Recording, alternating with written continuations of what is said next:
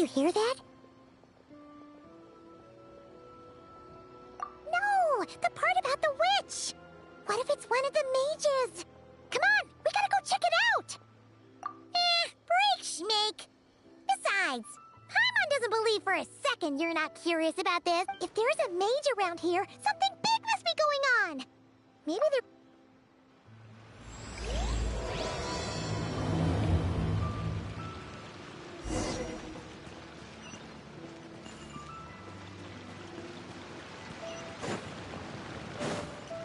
Hurry up, Brassa!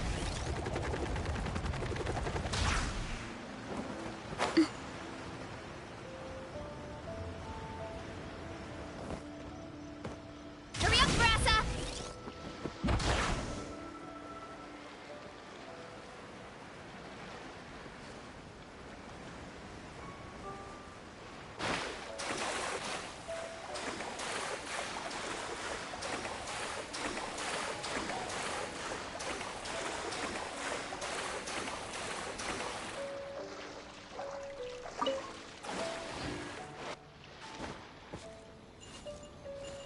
Running late again. What?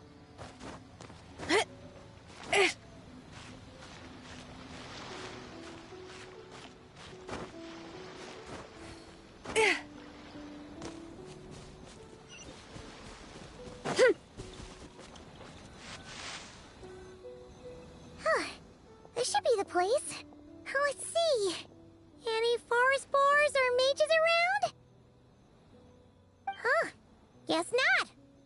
Looks like it was a false alarm. Makes sense. Paimon doesn't recall ever seeing a forest boar here before. And all that stuff about a witch? Why would they come all the way here, out into the middle of nowhere? They have way more important stuff to be doing. That's just a stereotype. A witch will do anything for her own amusement, even if it causes innocent people to suffer. That's why it's a hunter's duty to... Wait, you two. You're Alice's trusted confidants. The renowned duo of the Traveler and Paimon.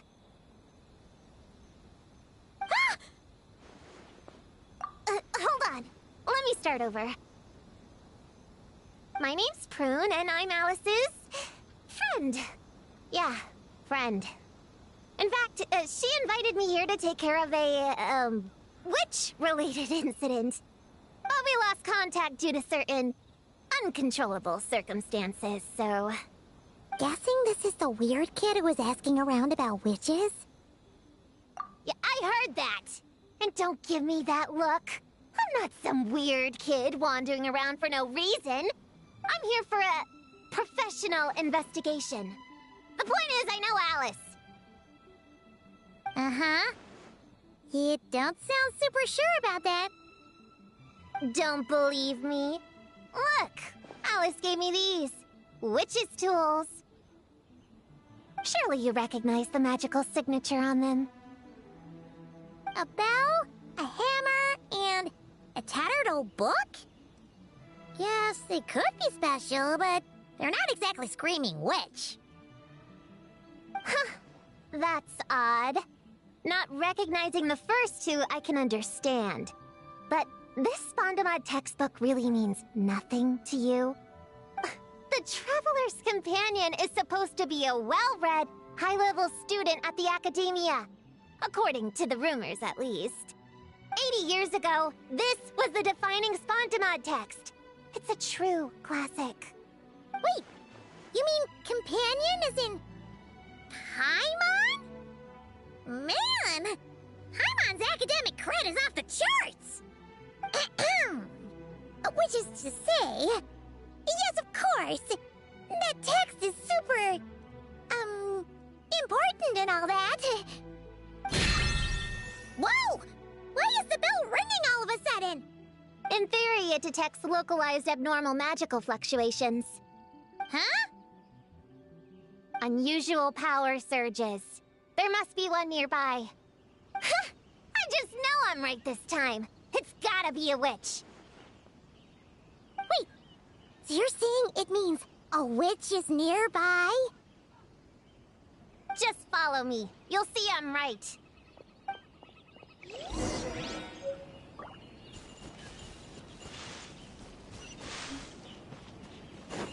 Hurry up, Brassa!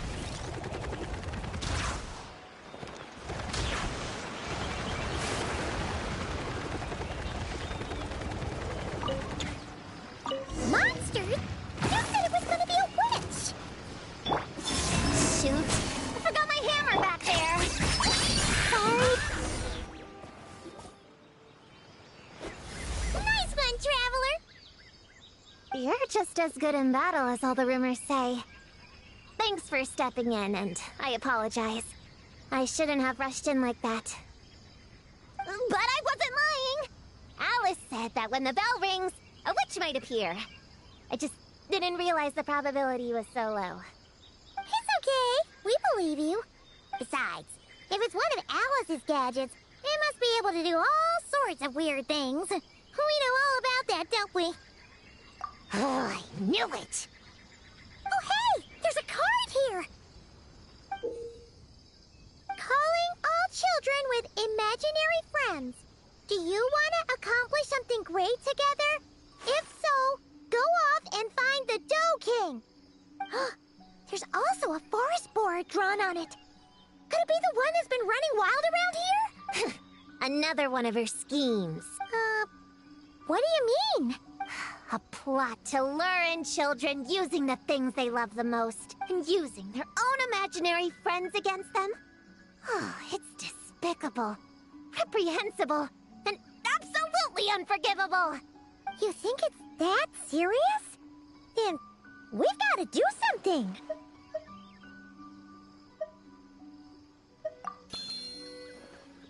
There it is again. Please don't let it be more monsters.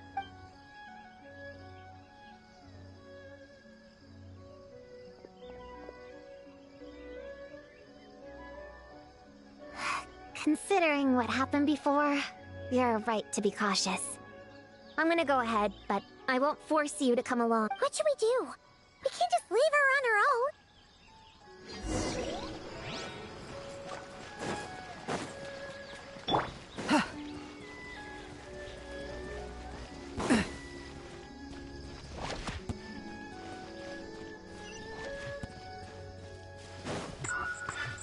Are you here to play with me?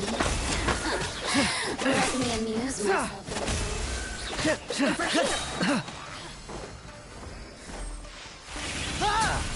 A new moon rises. Wayne. Say hi! Look at me. Just once.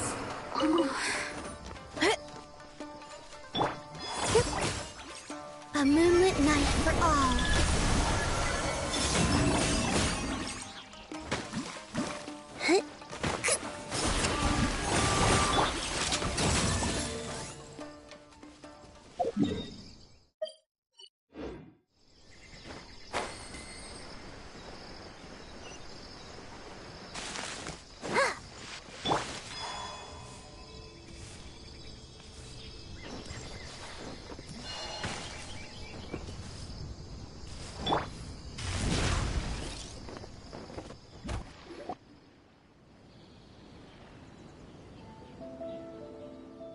There's no mistake this time.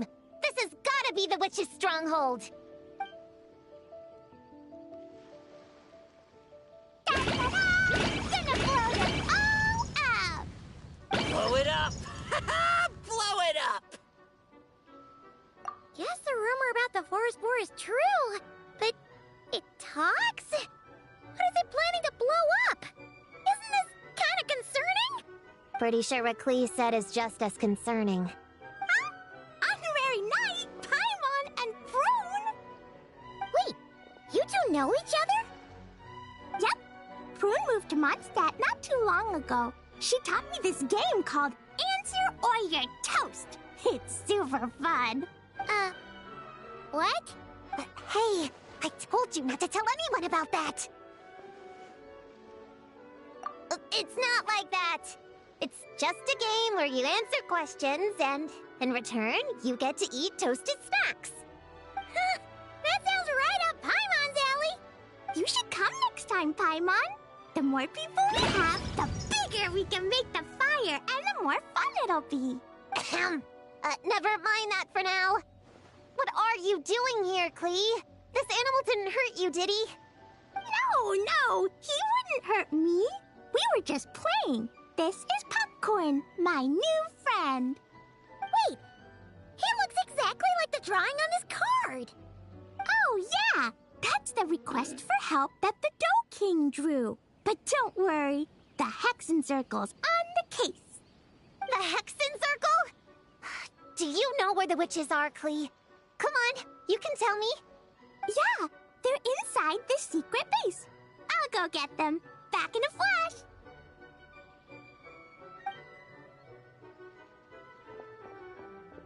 I was right. I knew they had to be close this time. Why do you look like you're gearing up to fight a monster? Trust me, these witches are... Ta-da! The little Hexen Circle reporting for duty. We just talked it over, and Yao Yao said we should put the little in front because we all still have growing to do. The little Hexen Circle? What in the world is that? She never mentioned it before.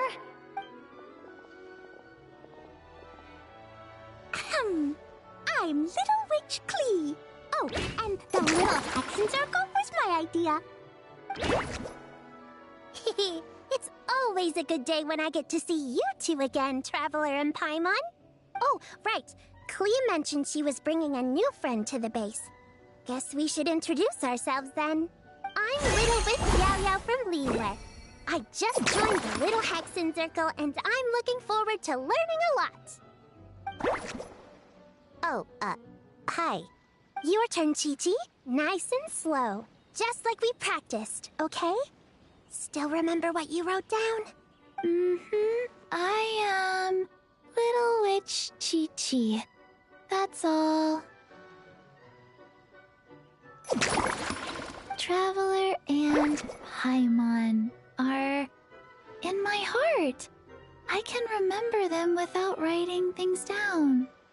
New friend is a new face.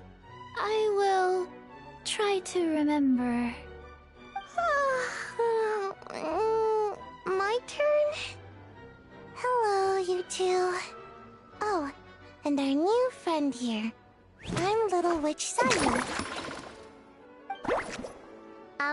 Hello, friend, or, witches. You can call me Prune. Sure looks like the real deal. You even have introduction magic, just like Alice and Nicole. Mom's a super impressive witch. Guess I just take after her. Wow, Prune. So, when you said there were witches around here, you were talking about Klee and the others? Yes, of course. A little witch is still a witch after all. Was this Alice's idea? Does this organization take orders from the main Hexen Circle? Prune is the best. She's my friend. Oh, and Mom said she's her friend, too. What? Your mom said we were friends. What's with the surprise? Didn't she just tell us herself she was Alice's friend? So, Paimon, Prune, wanna join the little Hexen Circle? Do it, do it! You can come into our secret hideout, and we can all share snacks and toys. Plus, you get to share Mom's cool introduction magic, too! She said I can use it on all the little witches. I'll pass.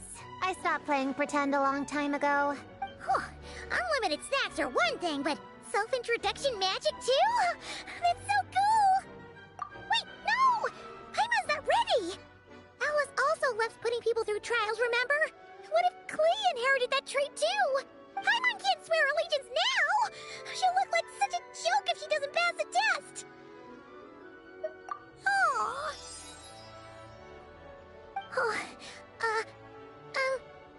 So, fellow little witches, does Paimon need to pass some sort of trial to join the little Hexen Circle?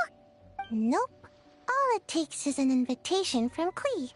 That's how we joined. Yep. Wow! That's a lot simpler than Paimon thought. That's to be expected. A child's world is simple. Adults are the ones who make things complicated. So, Paimon's a little witch now? Oh, what's her introduction magic gonna be? Mom says the content of the introduction is super important, cause it's kinda like a first impression. So the person who knows the little witch best should decide. Just picture it in your head, then hold my hand, and the magic will transfer. Yeah, you definitely know Paimon best. So, in your eyes, what kind of little witch would Paimon be? Okay, Paimon, hold out your hand. Done! Alright, little witch Paimon, go ahead and introduce yourself. Oh, that's it? Okay. Here goes nothing. Hello, everyone! Little Witch Paimon reporting for duty! Congratulations, but shouldn't we get down to business? Something doesn't seem right with this boar. Yeah! You said the little Hexen Circle is working on a quest, right, Klee? Now that Paimon's a member, she should get all caught up, huh? So, what's the situation? The whole popcorn thing is super complicated. It's gonna take ages to explain. Can we at least find somewhere to sit down first? Standing is so tiring. Ooh, let's have a tea party then! Tea parties are perfect for long conversations. Great idea! I'll be in charge of snacks and drinks. Oh, I'll get the chairs. And I'll get some toys for us to play with. You can come with me, Chi-Chi. Help me pick out some good snacks. You're more than welcome to explore our secret base in the meantime, Honorary Knight and Prune. All right. Guess I can do some reading while I wait.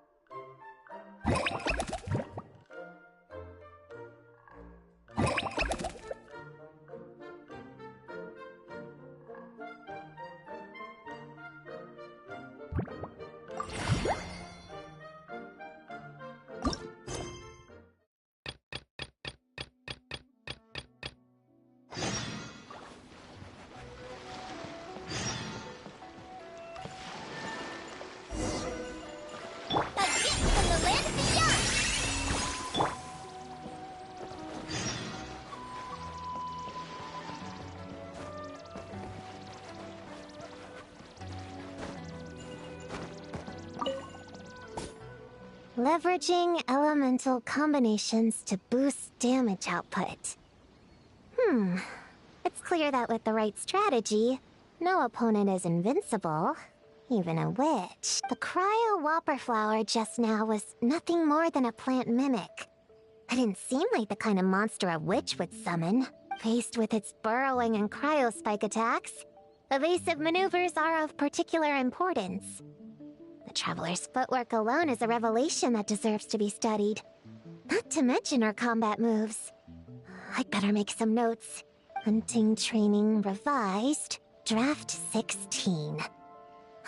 Done. What you writing there, Prue? Whoa! Oh, you scared me! You have to at least make a sound if you're gonna walk over here like that. Paimon doesn't walk. She flies. Well, whatever. Did you, hear all that just now? In that case, I need to tell you something. I know it's going to sound unbelievable, but just hear me out. See this book here? Alice gave it to me. But there were a few loose pages tucked inside. Magical pages that transform whatever's written on them into a real place. I know it's hard to imagine, but think of it like being able to go inside a fairy tale. Oh! So like Simulanka. We went there ages ago. What now? I've never heard of that place. Wait, does that mean there's actually a fairy tale book that people can go inside? So, what kind of fairy tale did you write, Prune? Can we go inside and take a look? I never waste them on something so childish and unrealistic. There are only a few sheets of this paper. The obvious choice is to use them for my own benefit. So, after teaching myself all the material in this textbook, I wrote up a full combat training plan. With a little time, I'll be able to take down Alice with my own 2 hands. Huh? Didn't you say you were friends? What's this about taking her down? Shoot! I got too excited and let it slip! Oh, wait a second. Oh no! Is the cat out of the bag? That just means you're super good friends, huh? Huh? We have a friend like that too. Always challenging the Traveler to a sparring match whenever there's a chance. The Traveler's got a pretty impressive reputation after all. You know, Prune, if you're looking to improve your combat skills, you could always just ask her.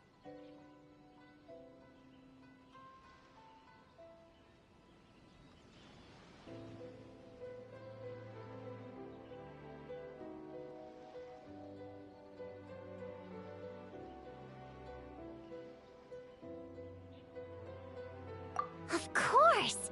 What am I doing copying down techniques in secret, when I could go straight to the source? Would you join my practice session, Traveler? Seeing you in action would be an invaluable resource.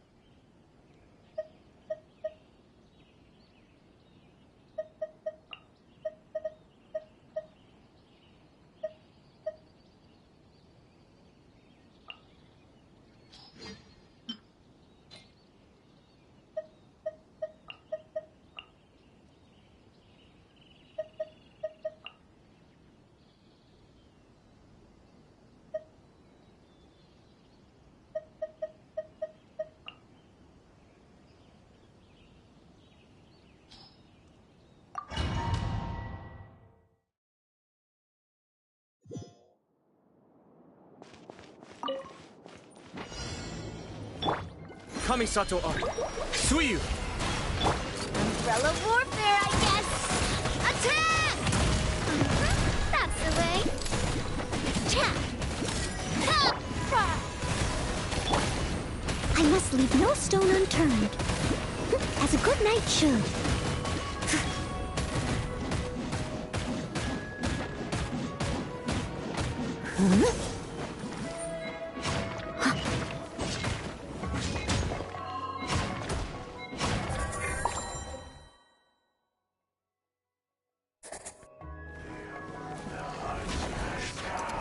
You're in my sights.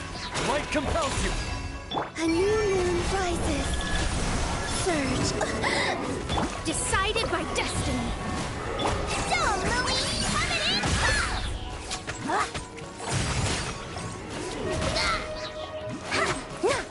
Behold the dawn. You got this.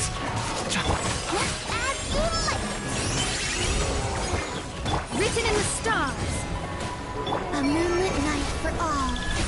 Whoa. Okay, that hurt.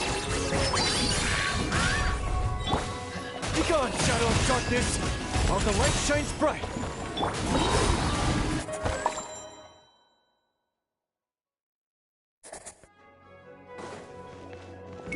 Mind the deluge. Coming at ya. A proper send-off. From the Spino. As a dutiful maid would.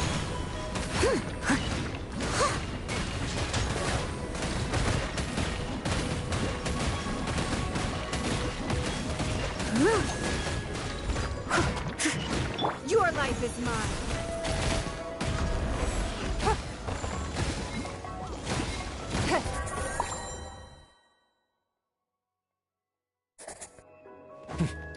Press the advantage. Behold the dawn. A gift from the land of the young. Three moons converge. Wane. Decided by destiny. Go, Louie!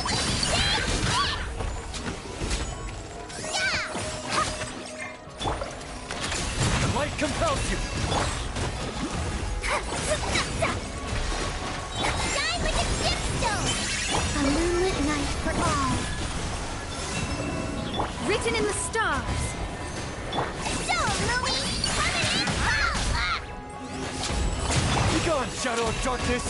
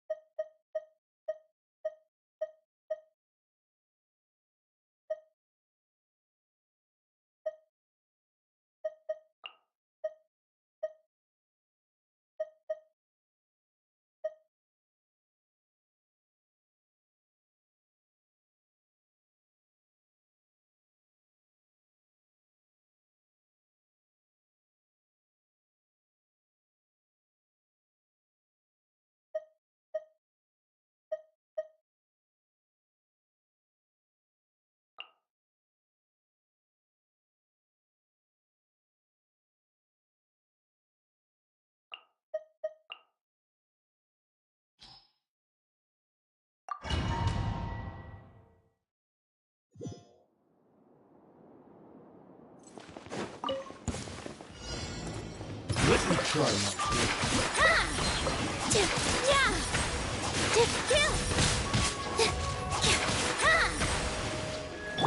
Rest and rebuild! Watch and learn! Terminate! All eyes on me!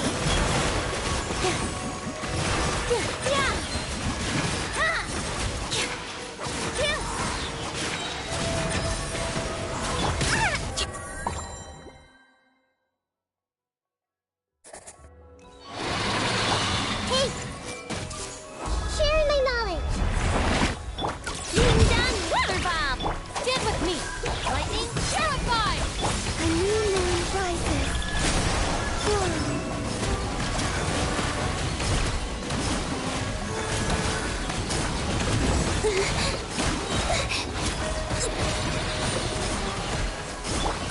Rash attack! Three moons converge. Our bond is strong! Everyone hold hands. Make yourselves a room. Yin down weather bomb! Again!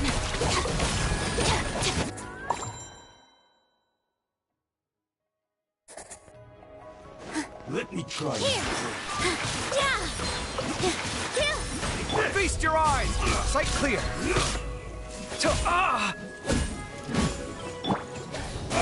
Spring force! Allow me! This dance is for you! Positions!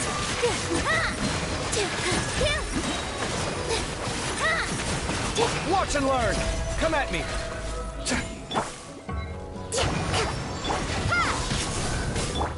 Dance with the waves!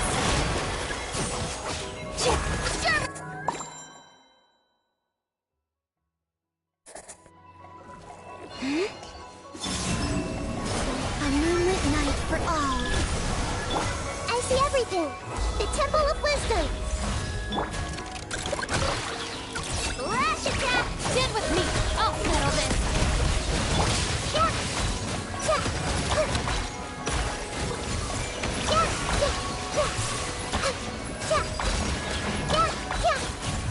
Three moons converge. Look! A rainbow! Make yourselves a home. Commit it to memory.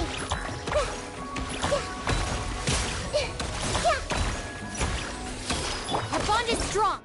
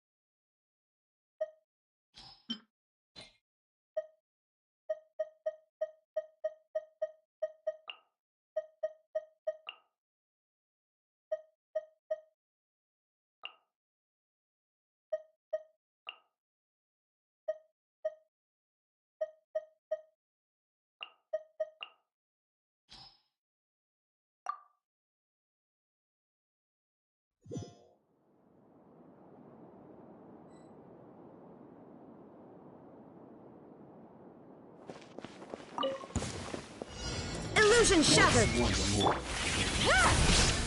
Spring forth! Rest and rebuild. A brush. Now you shall perish! Shine down!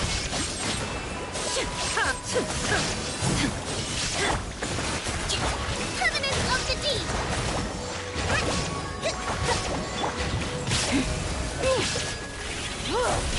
Exterminate! There is no escape! Inazuma!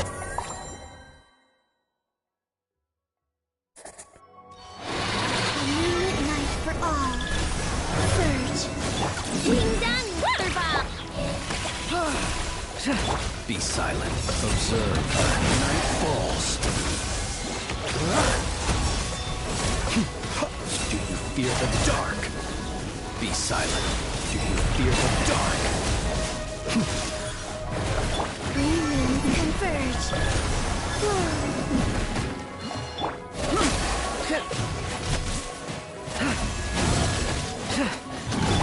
Flash attack!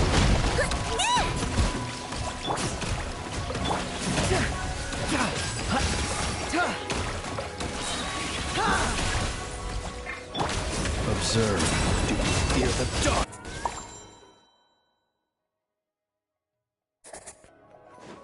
What's one more? Allow me! Illusion shattered! Now you shall perish!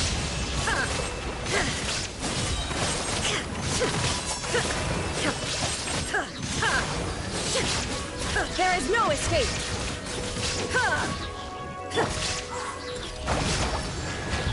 Rest, rebuild!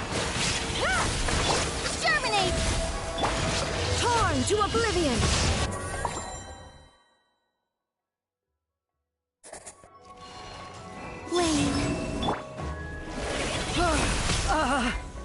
Ding dong, never bomb! A new moon rises.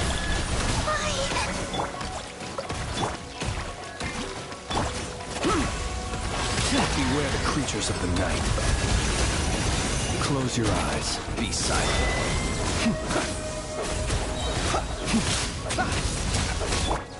Flash attack! Three moons converge.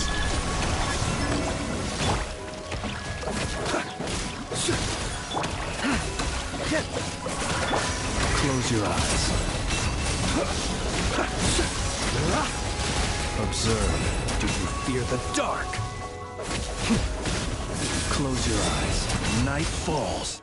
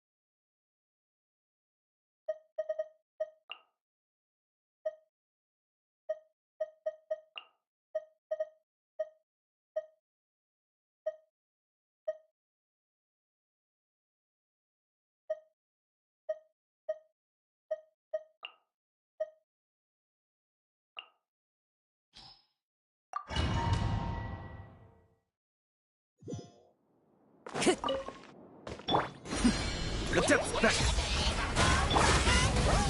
The story has only just begun! Calling you in. Adorn my night!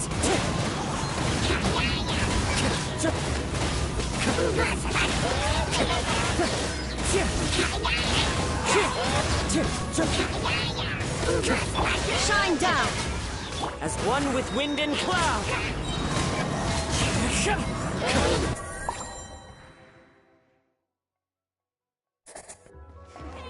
Change of plan. You're done! Ouch! A new moon rises. Think you can get away? Brace yourselves. Observe. Close your eyes. Observe. To dust. Three moons converge. Surge. Yahoo! Time for takeoff. Be silent. Observe. Night falls. Night falls. To dust. A moonlit night for all.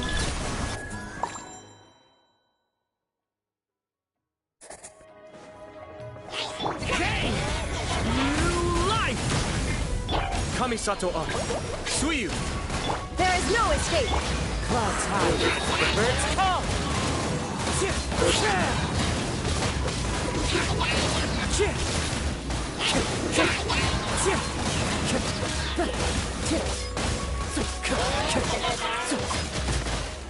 As one with wind and cloud! Wind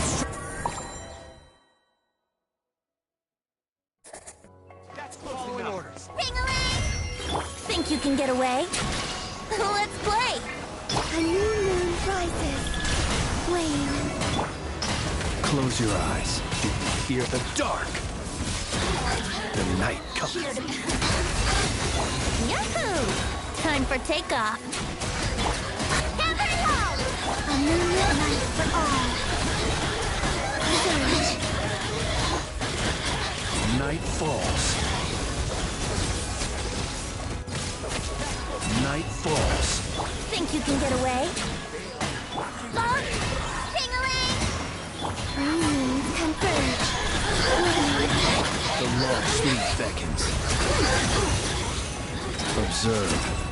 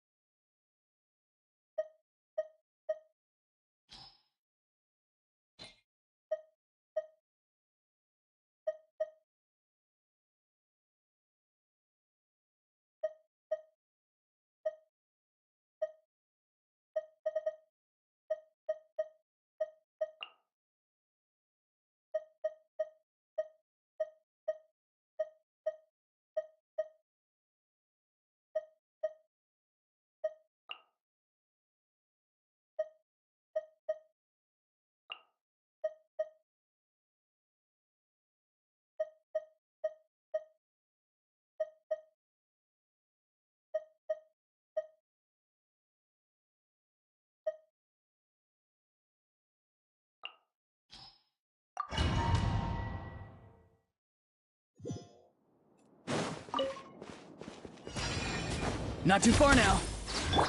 Watch out! A turning point in... The depths beckon.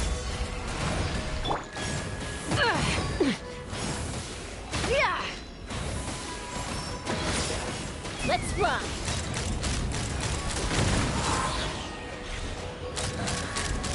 Open fire! Bullseye! Locked on! Hold on to your hats. Go! You're free now! Be free!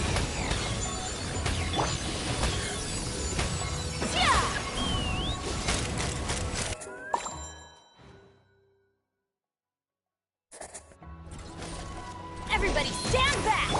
All hail. One fell swoop! A new moon rises. Flow. It's justice o'clock! Headbutt! Charge! Running late again. It's justice o'clock!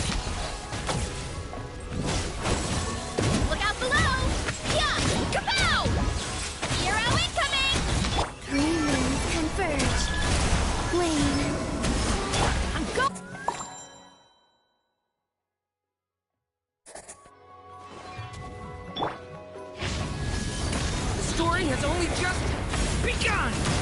Time to say hello. Farewell. Mind the deluge.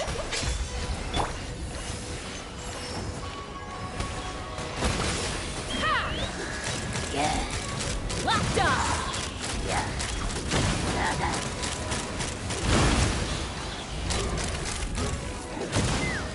Knock him down. Not too far now. Let's fly.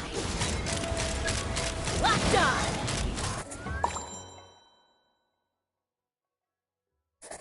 Yeah. Everybody stand back! Blaze over. A moonlit night for all. You ought to stand down! Hero incoming!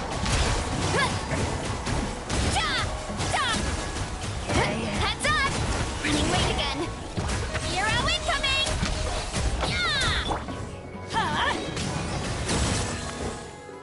Yeah! 3 moons converge.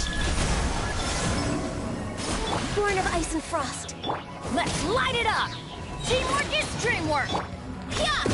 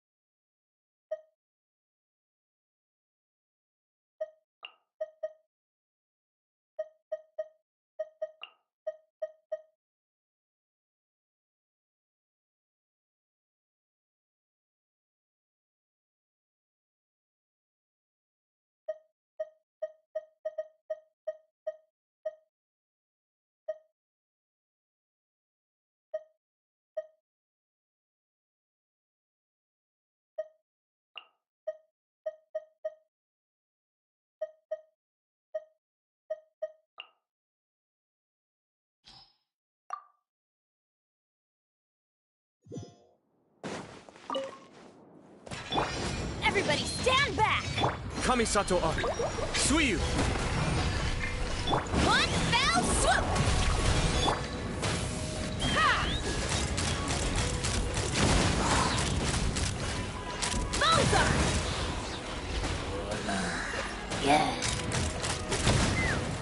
Fire in the hole! This is... Oof! Kapow! Charge! Yeah! Time to roll!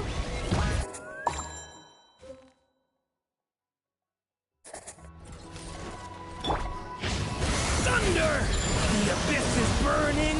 Shadow! I live within you. I think not. Surge. A new moon rises. A gift from the land beyond! Yeah.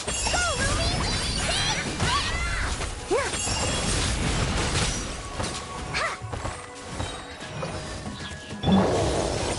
A moonlit night for all.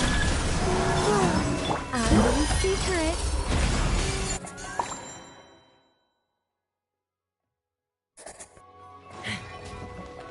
Teamwork is dreamwork!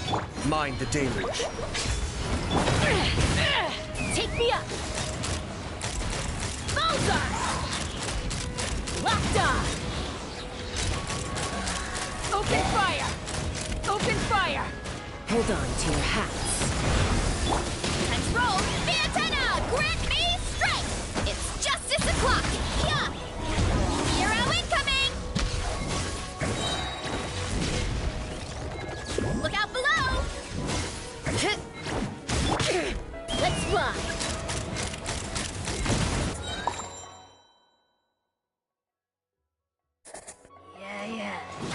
You can. A new moon rises. Wait. Kane! New life!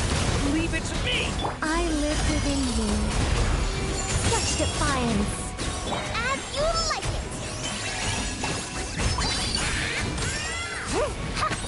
A moonlit night for all. Surge. Kane! New life! Heaven's will.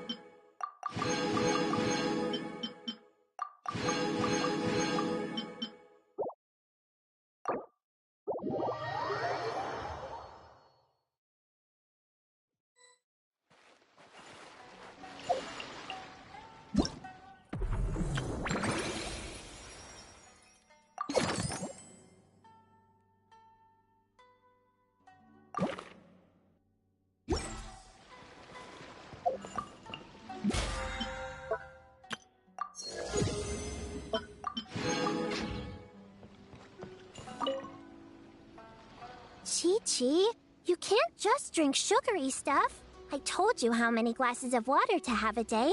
Still remember? 1, 2, 3, 4. 2, 2, 3, 4. No. It's okay. That's what I'm for. Your personal, hydration assistant. No better time than the present. Here, have some now. Aw, you really look out for Chi-Chi, huh, Yao Yao? Traveler, Paimon! Perfect timing. What kind of snacks do you like? Salty? Sweet? Oh, let's see what we have. Paimon's bag is full of snacks, too. Pick out whatever you like. Snacks and toys are meant for sharing. Here. Oh, this is the toy Auntie Cloud Retainer made for us. She built a lot of fun adeptal arts into it. After she heard from Master that we were coming to Inazuma, she lectured us all about being safe on her own. But she didn't think telling us would be enough, so she made us this mechanism to play with. She said the most effective lessons are the ones combined with fun. Be home before dark. Tuan Tuan and Yuegui go together. Chi-Chi and Yao Yao have to hold hands. Yep, that's what she said, huh? Nice remembering, Chi-Chi. Auntie Cloud Retainer's adeptal arts are amazing. She made a whole domain where our imaginary friends can play. I even got to meet Chi-Chi's imaginary friend for the first time, too. She's a cute little finch, just as adorable as Chi-Chi herself. Her name is Twen Twen. Chi-Chi's obsession with finches is suddenly starting to make a lot more sense. Yuegui is like the mechanical Yuegui, but different. Oh, right. Just in case you're confused, Uruguay is also my imaginary friend. It all started after Auntie Cloud Retainer gave me the mechanical Uruguay. We've grown up a lot together since then. Tuan Tuan's grown too. She got chubbier, but she can also fly higher. Aw, that's awesome! Real or imaginary, it's nice to grow up with friends by your side. Oh, shoot. I almost forgot I'm supposed to be in charge of drinks. I'll be done soon. You guys should try out this mechanism in the meantime.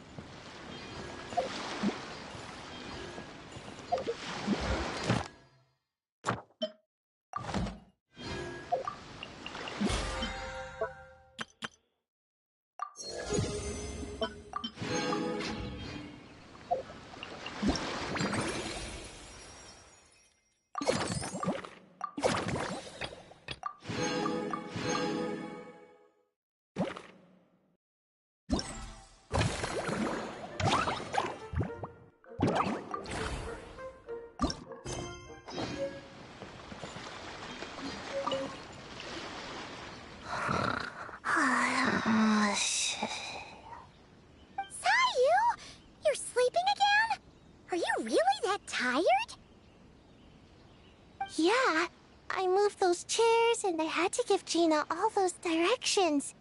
It was hard work, so I rewarded myself with a nap. Gina? Oh, like short for Mujina. Cute. I knew it! I knew people were gonna think that. No, it's a name. A regular name. It's not short for anything. Okay, not short for anything. Got it. Oh, Gina's my imaginary friend, by the way. She's invisible to people most of the time, so I never introduced you. Huh. Paimon never really thought about it before, but of course you all have imaginary friends. That's what kids do, right? Shh! Don't call me a kid, or you're gonna jinx my chances of getting taller. Soon, I'm gonna be a full-fledged ninja who can hold her own. I just know it. But before then, I guess it doesn't hurt to tackle things with a friend. Besides, even if Gina helps me, it's not like most people would see. So, it would still look like I could hold my own. You know, holding your own and being alone are two different things, right?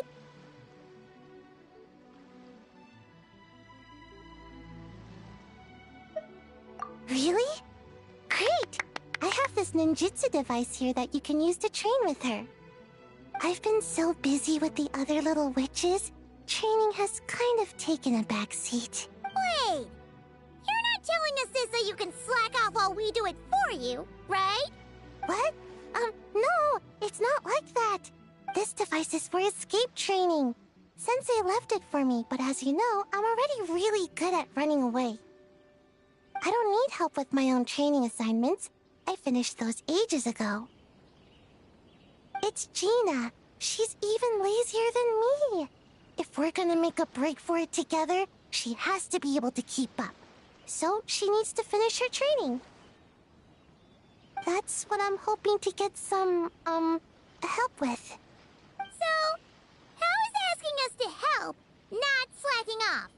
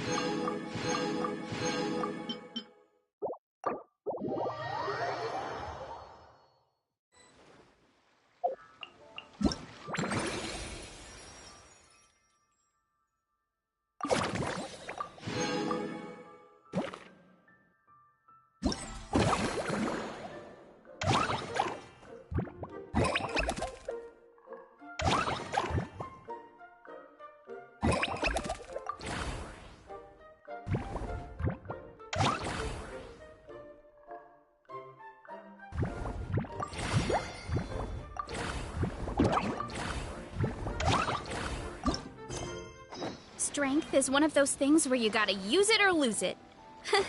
So, wanna train with me sometime?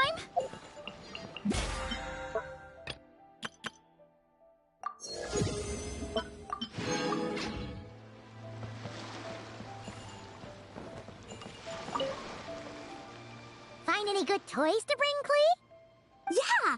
Mom made me this magic toy so that Dodoko and me can play with bombs together. I'm gonna bring it to the tea party so all the little witches can join in too.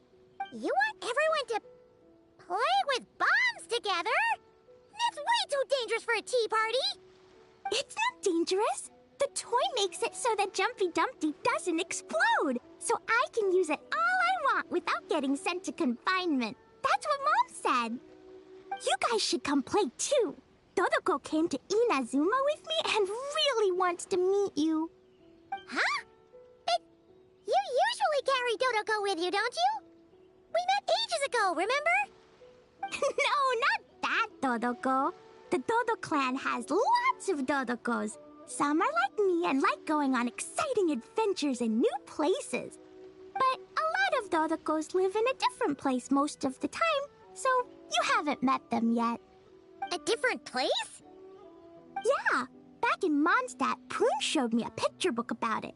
She said that place is a made-up world for kids, and Dodoko is my imaginary friend. But no matter where Dodokos come from, Mom always finds a way to bring them here to play. Like this time, she put Dodoko in a magic toy. Yeah, we've seen all kinds of Dodokos at this point, but it still feels amazing every time. So, you gonna play bombs with us? Please, please!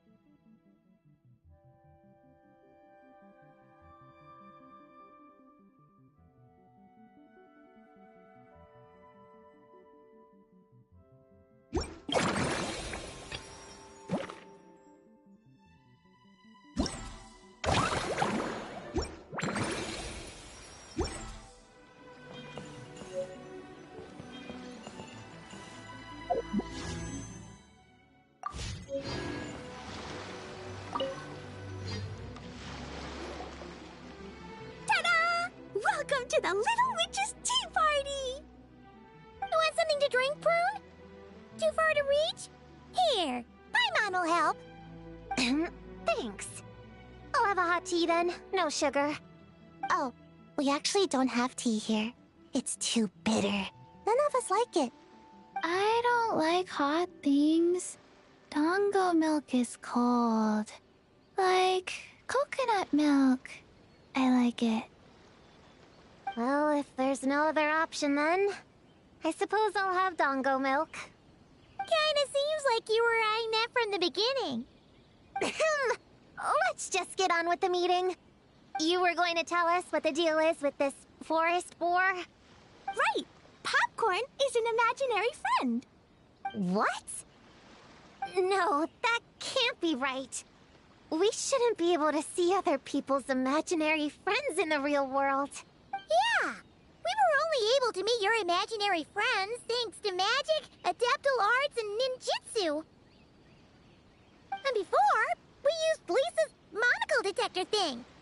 What sort of evidence do you have that Popcorn is an imaginary friend? Imaginary friend? Real friend! I don't know. But I believe him. Let's try a different question then. How did you find him? Oh, we were playing outside, and we found the Dough King's request for help. So, we followed the trail and found the Dough King and Popcorn. The Dough King's super nice. Popcorn was just wandering around. It was the Dough King who found him first. Nice! Nice! Is Popcorn always like this? Doesn't really seem like he can hold a conversation. Popcorn was in bad shape, wandering alone. Angry, running super fast. The Dough King looked worried. He's much better with us. Even talks and smiles sometimes. Well, most imaginary friends are dreamed up by kids, so it makes sense that he'd feel more comfortable around them. Yeah! So, to get this straight, the Dough King found Popcorn wandering around, lost. Then, teamed up with the little Hexen Circle to get to the bottom of it? Yep. We're in charge of looking after Popcorn while the Dough King does some investigating.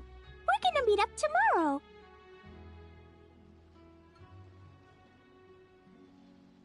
Well, I didn't say it 100% was. I was just hypothesizing.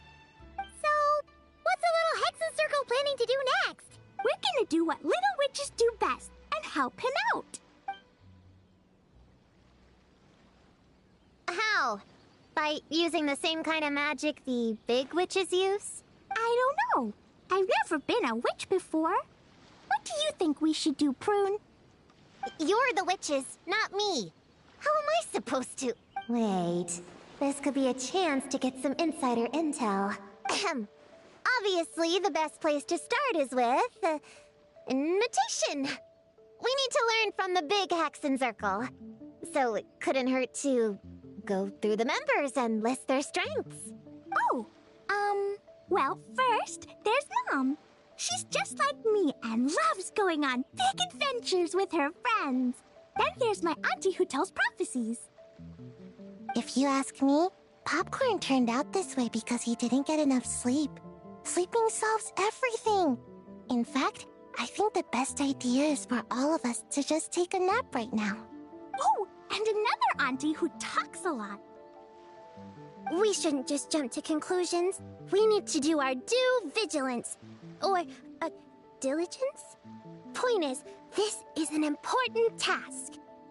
I'm not sure we can get to the bottom of it right now, but while we wait for news from the Dough King, we can at least play with Popcorn and keep him occupied. You know, so he doesn't go around scaring people. And another who loved writing stories. Crossing out sleep, but keeping adventures and playtime. Got it. Then there's a super smart one, and I forgot the rest. Oh, come on, brain, work! Wait, here's an idea. Imaginary friends don't exist without a kid thinking them up, right? So, why don't we try to ask about the kid he belongs to? Popcorn? Where's your human? How did you guys get split up? Oh! Ah, smash, smash, smash! Hamura is hurting! Gotta help her! You gotta help her! Amura must be his human then. What happened to her? How can we help? The Doking said Popcorn probably has amnesia and can't remember much. Like Chi-Chi. But Chi-Chi and Popcorn are also different because Popcorn can't write. Hamura can write! Bring on the tear bugs! Bring on the booger beasts! Mean or nasty or in your face, one punch sends them to outer space! Yeah, Popcorn's been repeating that a lot. Give them one great monstrous whack, then stuff them in a big old sack! Did Homura write that? Huh, it's definitely got personality. Away! Woohoo! Huh. Maybe she's destined to be some kind of new age poet when she gets older. Famous painter, famous chef, world famous filmmaker.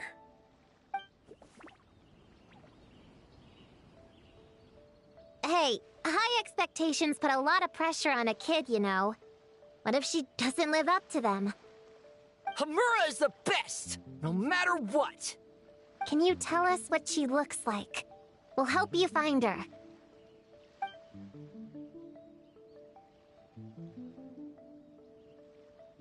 Loves pigtails, floral tresses, smiling, and also... Yeah, this is getting us nowhere. Guess that's all we can get for now. What's her next move?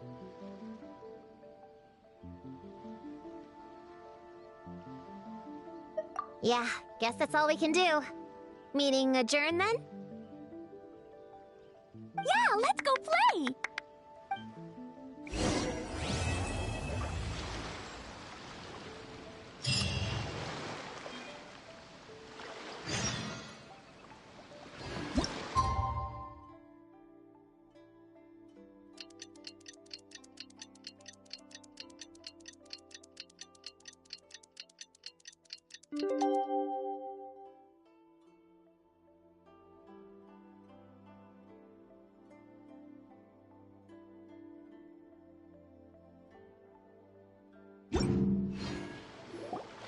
The Doking is here! Oh, and someone new!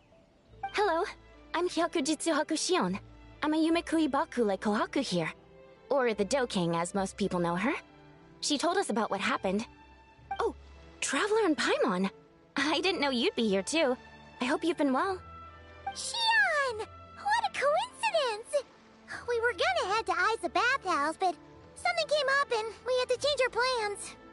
Ah, well, you're welcome anytime. Mizuki is away on business, so I'm in charge in the meantime. It's, quite the task, but I'm trying my best. Sounds like you're here for the same incident as us then.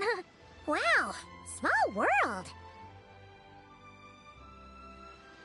So, the Doking is a Yumekui Baku. I read about them in Little Known Creatures of Teyvat, Inazuma edition. Cute in appearance with soft dough-like bodies. Some can even take human form. A friendly and approachable type of yokai. Yumekui Baku help humans regulate their emotions by devouring nightmares. That's all on page 136, if you were wondering. That was quite the knowledgeable introduction. We appreciate all the help so far, little ones. Little witches! We're the Little Hexenzirkel! Oh, noted. Thank you, little Hexenzirkel. As for our friend Popcorn, we discussed the situation with the Baku that patrol the wilderness last night. And, well, the situation is a bit complicated. Klee, why don't you and the other little witches go play with Popcorn for a bit? Okay, follow me, everyone!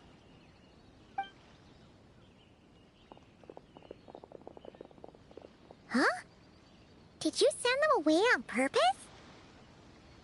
Well, our Baku friend here did make it sound kind of serious. It It's not good for kids to be exposed to the dark side of the world too early, so I thought it was better to be safe. You could stand to take your own advice. I heard that. You just have to blurt out whatever pops in your head. Well, they would have got impatient and run off to play sooner or later. I just hurried things along. I'm not sure it's quite as serious as that, but allow me to explain. After Kohaku sent Popcorn off with the kid... the little witches, she found this in the area. Okay, this is giving Paimon the creeps. What is it? It's a nightmare fragment, formed from an accumulation of negative emotions. You can think of it as emotions materialized in physical form. Popcorn happens to bear an identical signature to this fragment. We think he must have come into contact with it and undergone a similar process of materialization. Wait, so that must be why we can see him in the real world. Exactly. Imaginary friends are, at their essence, a harmless collection of positive emotions originating from the subconscious. But under the influence of the nightmare fragment, Popcorn is much less stable. Yeah, he's definitely been pretty hot and cold, and his memories are all messed up. Yeah, we tried to ask him about his human during the Little Witch's tea party. He said Homura is hurt and needs help. Based on what we know so far, it's possible Homura had a nightmare, which in turn affected Popcorn, and that's how things turned out like this. The Yumikui Baku have a way to fix this, though, right? You deal with dreams all the time! We have to help Popcorn! His human must be worried sick! Of course. In our experience, once a Baku consumes these negative emotions, the affected party should return to normal. That includes Popcorn and the human suffering from the nightmares. We were going to do just that. But then, we received word that there are 3 other locations with a similar signature. Here, take a look. That means there are 3 more of these nightmare fragments? Yes. The emotions contained within are highly volatile. Devouring this one right now could make the others even more unstable. It would be safe to retrieve them and devour all of them at once. That's not quite where our talents as Baku lie, though. With our round bodies, short legs, and stubby hands, we can't run fast or hold tools.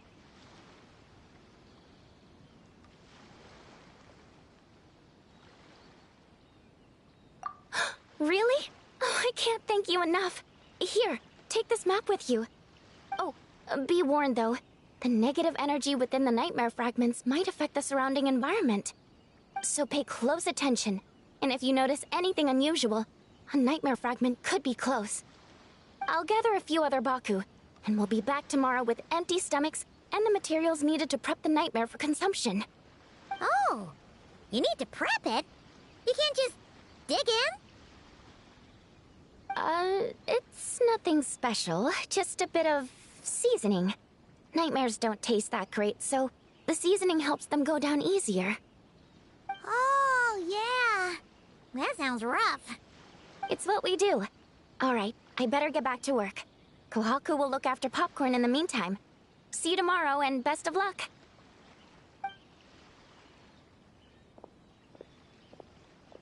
So, when are we doing this thing?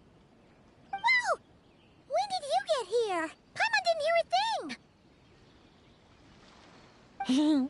I wouldn't be a very good ninja if I didn't know how to move around without making noise. How else would I sneak off to go take a nap? I even learned a new ninjutsu to help. Hidden Muchino no Jutsu!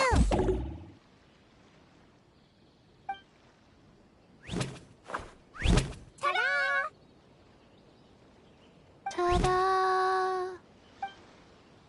So, we heard all of that. So what's the plan? When are we heading out? Yeah, Popcorn is our friend. We want to do our part to help him. Come on, we can't be bringing this many kids along. There's just too much to worry about. I'm not a kid. Whatever. You can learn a lot about someone by traveling together. Might be my chance to find out about the witch's weaknesses. All right then! Let's gather our things and get a move on!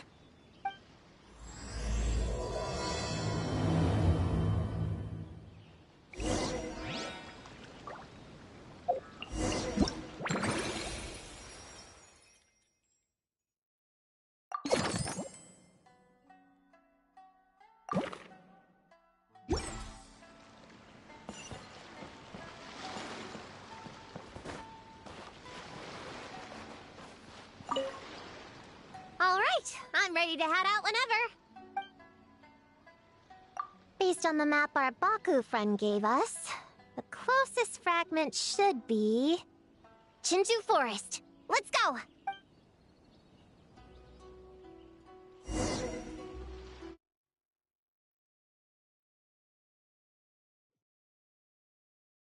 little grove is the place marked on their map, right? Yeah, I know this place. I've slept in every single tree here. It used to be number 5 on my list of best napping spots. Used to be. It dropped to 7th after one of the Shrine Maidens found me. All right, let's split up and look around. It'll be more efficient. I'm a pretty good climber, so I can search one of the trees. Sayu can take another, and the rest... Come on, Prune, let's race! We'll start from here and see who can find the clues the fastest. Wait! I wasn't done talking! Come on, come on! It'll be good to stretch those muscles!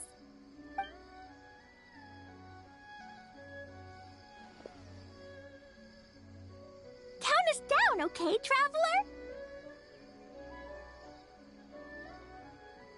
Stick close to me, Chi-Chi. Paimon, carry me! I'm not so sure about that. Whew.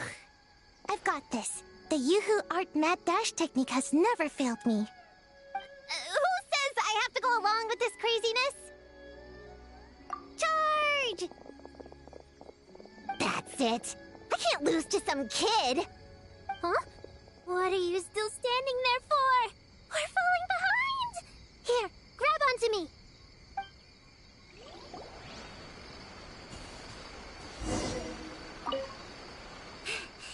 Oh, that running was pretty tiring, huh, Chi-Chi?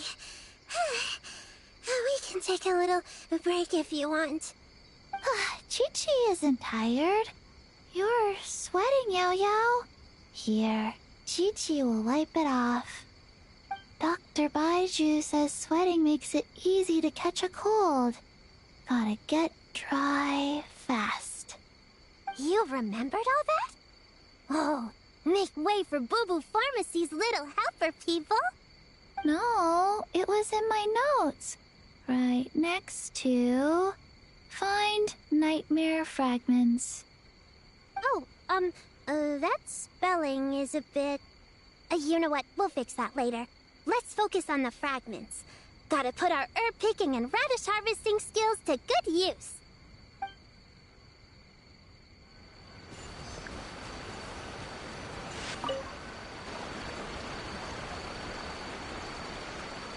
Man, this tree is kinda tough to climb. Good thing I got plenty of experience climbing roofs and not cry. Never thought that'd come in handy here. The Baku said to look for things that seem off or out of place. Let's see.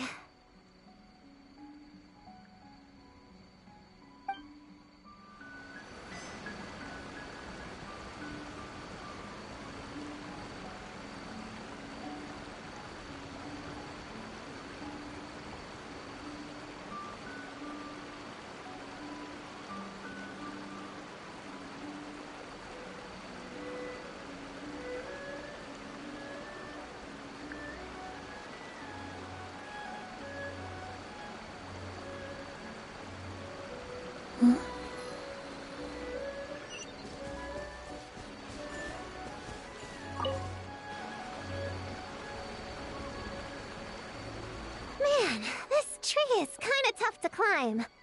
Good thing I got plenty of experience climbing roofs and not cry. Never thought that'd come in handy here. The Baku said to look for things that seem off or out of place. Let's see.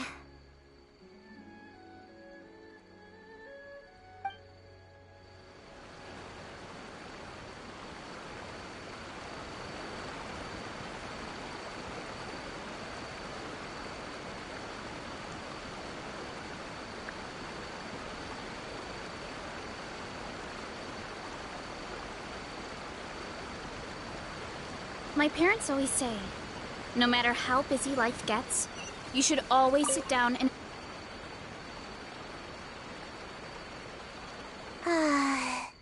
This spot is as comfortable as ever. Makes me super... sleepy.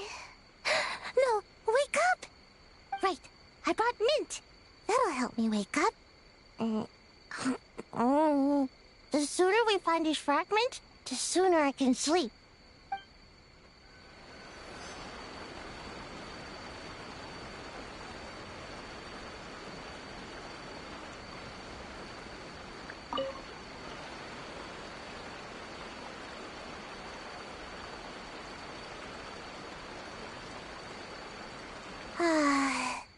This spot is as comfortable. Right, I brought mint. That'll help me wake up. The sooner we find these fragments, the sooner I can sleep.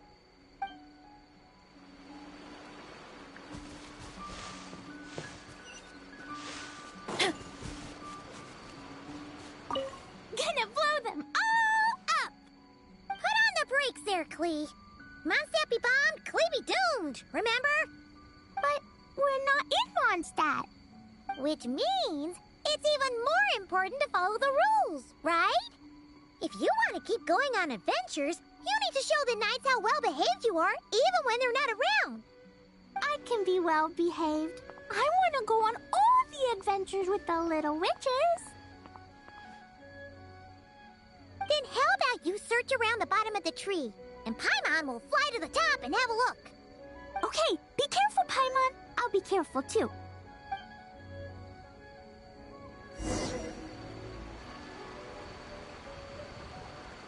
Huh? A giant tail? That can't be right.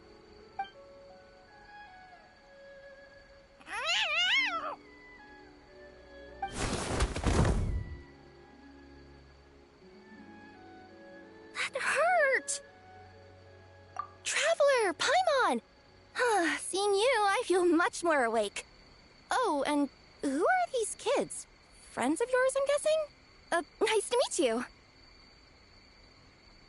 Hello, Miss Cat Lady. We're little witches. What brings you here, Kirara? Oh, it was a pretty light day delivery-wise, so I came here to sharpen my claws. Must have dozed off at some point, and then someone yanked my tail. Sorry about that. It kinda seemed like something we were searching for. You're a Nekomata, right? That was in the little-known creatures of Inazuma, too. On page, Whoa! You remember the page number for this one, too? Shoot, I forgot. Don't look at me like that. Anyway, I could give you a ball of yarn to make it up to you. Oh, yarn? No need. You just startled me, that's all. It's not a big deal. But you sure know a lot, huh, kid? I'm not a... Never mind. Have you noticed anything strange around here, Kirara? Well...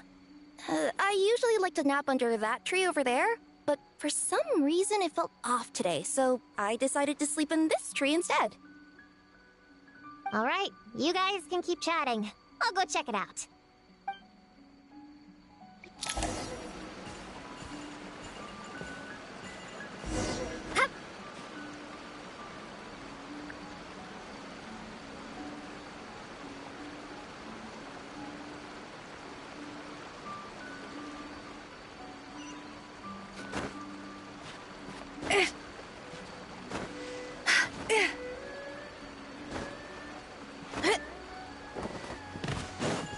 Hurry up, Grassa! Yep, looks like there is a nightmare fragment here. Let's store it for now. We should press on to the next location.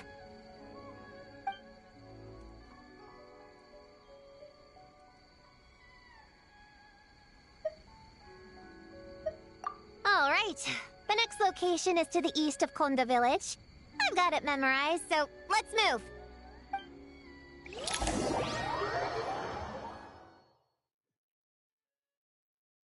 Alright, After last time, we're all clear on what we need to do, right? Let's split up and investigate the area. If you find something, just give a shout, okay? All clear? Yes, ma'am! Yes, ma'am. I didn't mean to make it sound like I was bossing you around, Traveler. Well, dismissed.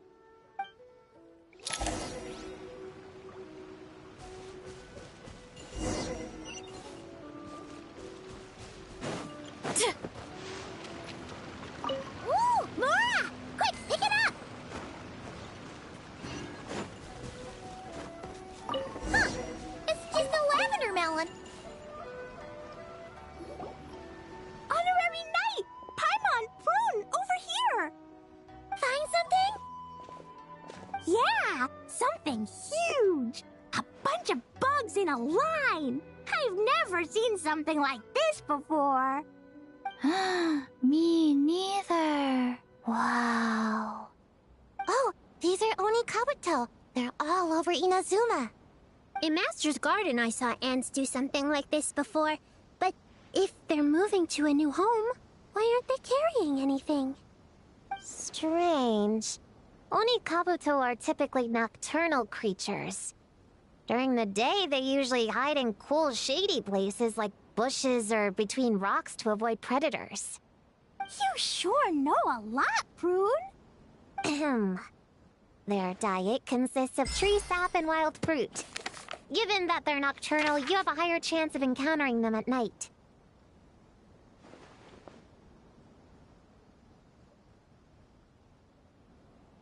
You can say that again. Bullchecker, what are you doing here?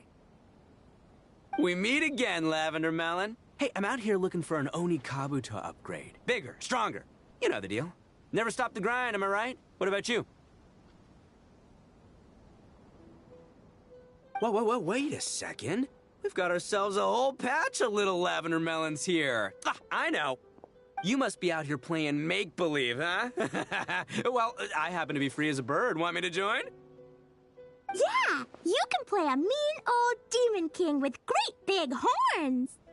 Old, huh? You sure about that? Quick, everyone hide! Cover your heads! If he gives you a noogie, you'll never get taller! You guys run! Paimon will hold him off! Listen here, bullchecker! You wanna get to them? You have to go through Paimon first! Flying Lavender Melon's got a feisty side, huh? Well, guess you'll just have to be the first victim. Uh-oh, noogie incoming! Then, Little Witch Paimon curses you to lose 10,000 Mora every time you give a noogie! Oh, well, good thing I'm sitting pretty with nothing but a cool 500 Mora in my pocket. Shoot! Wrong strategy! Run! Whoa, slow down there, little Lavender Melons, or you're gonna trip. You know what? Because I'm cool like that, I'll give you a 10-second head start. 1, 2, 3, 4, 5, 6, 7, 8, 9, 10.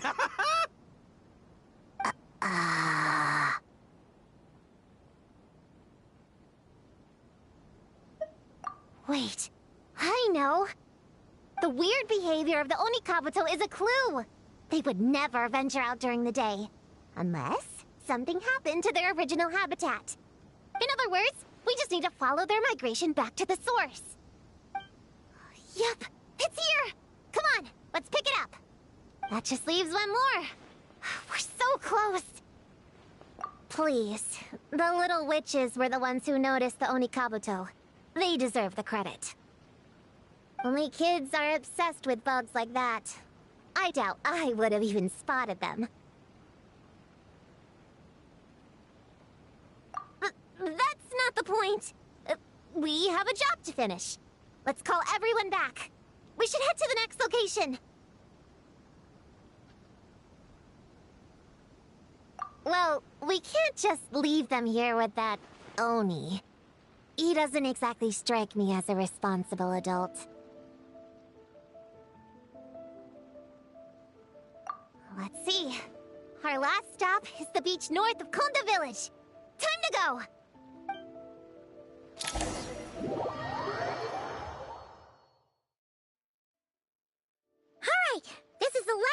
location. Where should we start looking? Huh? A group of monsters? Well, that seems a bit obvious. It's just a few slimes. I'll deal with them. Come on, little witches! Let's give Prune a hand! Good luck! Paimon will cheer you on from the sidelines! And don't think that's Paimon being unhelpful! We've been through tons of tough battles, and cheering people on is always super important. You could even say it's the key to victory. Right, Traveler?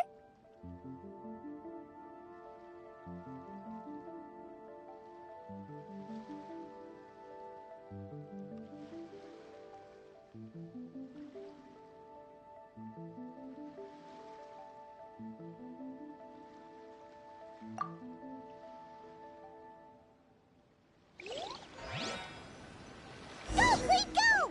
Use Jumpy Dumpty! Go, Boon beside you! Get him, you Cleat! Nice one, Chi-Chi! Everyone's back in fighting form! Didn't expect them to be so strong. Gotta figure out the right counter strategy.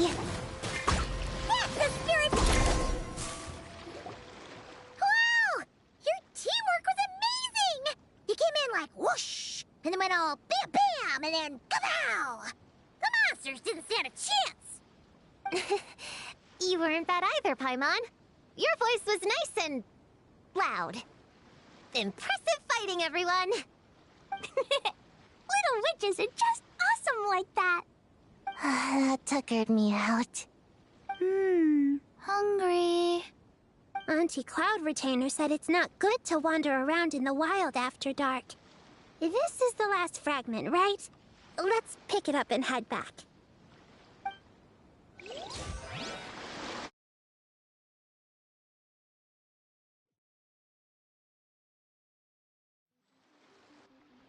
Popcorn! Dough King! We're back!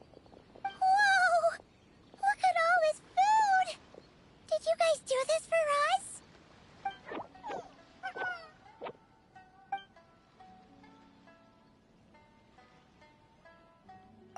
Popcorn, we spoke to the Dough King, and we're gonna get you back to normal tomorrow. Yeah, and once Homura's nightmare gets eaten, she'll get better too. Then we'll help Popcorn find Homura, and we can all play together. Wish all our imaginary friends could come out and play too. Ooh, Mom's magic can do that. Have you learned that one yet, Klee? No. All I know is the introduction magic for the little witches. Huh. I bet Master, Auntie Cloud Retainer, and Uncle Mountain Shaper could do it. They all have those super impressive Adepti abilities. My sensei definitely could too. A great ninja can do anything. Oh! What about you, Traveler? Could you do something like that?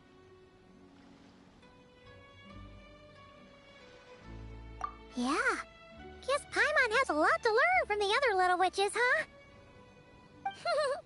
All the imaginary friends hanging out together. Just thinking about it is interesting. Does Paimon have one too?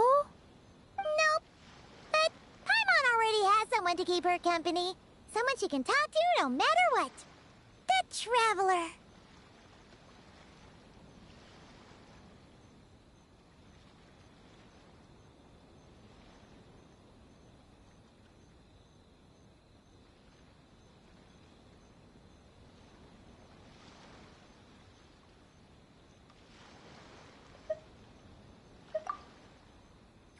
You, Prune? Do you have an imaginary friend? Of course! He's my best friend. His name is Descartes. He's a puppy and he's super adorable. Just like you. I guess if you think I'm cute, then sure. Well, we're just about done here, right? We should all get some rest. I'll walk you back. You should stay with us, Prune. The Shrine Maiden Lady got us a huge room. We've been staying there together these past few days, and there's more than enough space. Yeah! We even had a pillow fight last night. Well, I already have my own accommodation, so... Come on, Prune! Play with us! Pretty please? Fine. Let's go.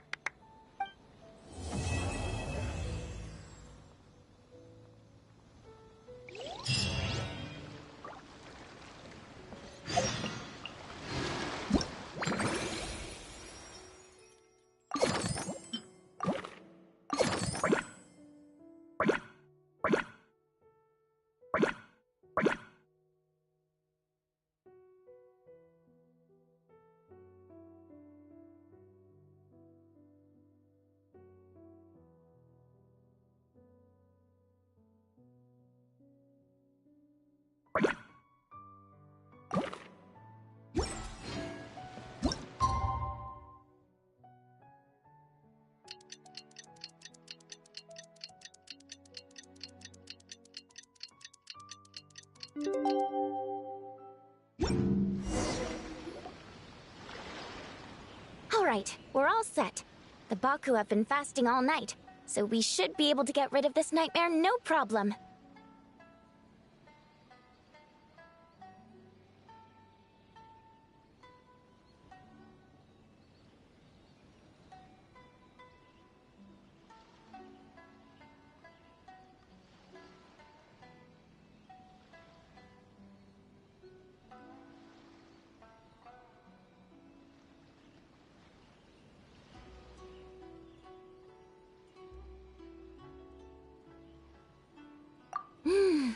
The scent matches what we found earlier. Yep, these are the ones. Here goes nothing.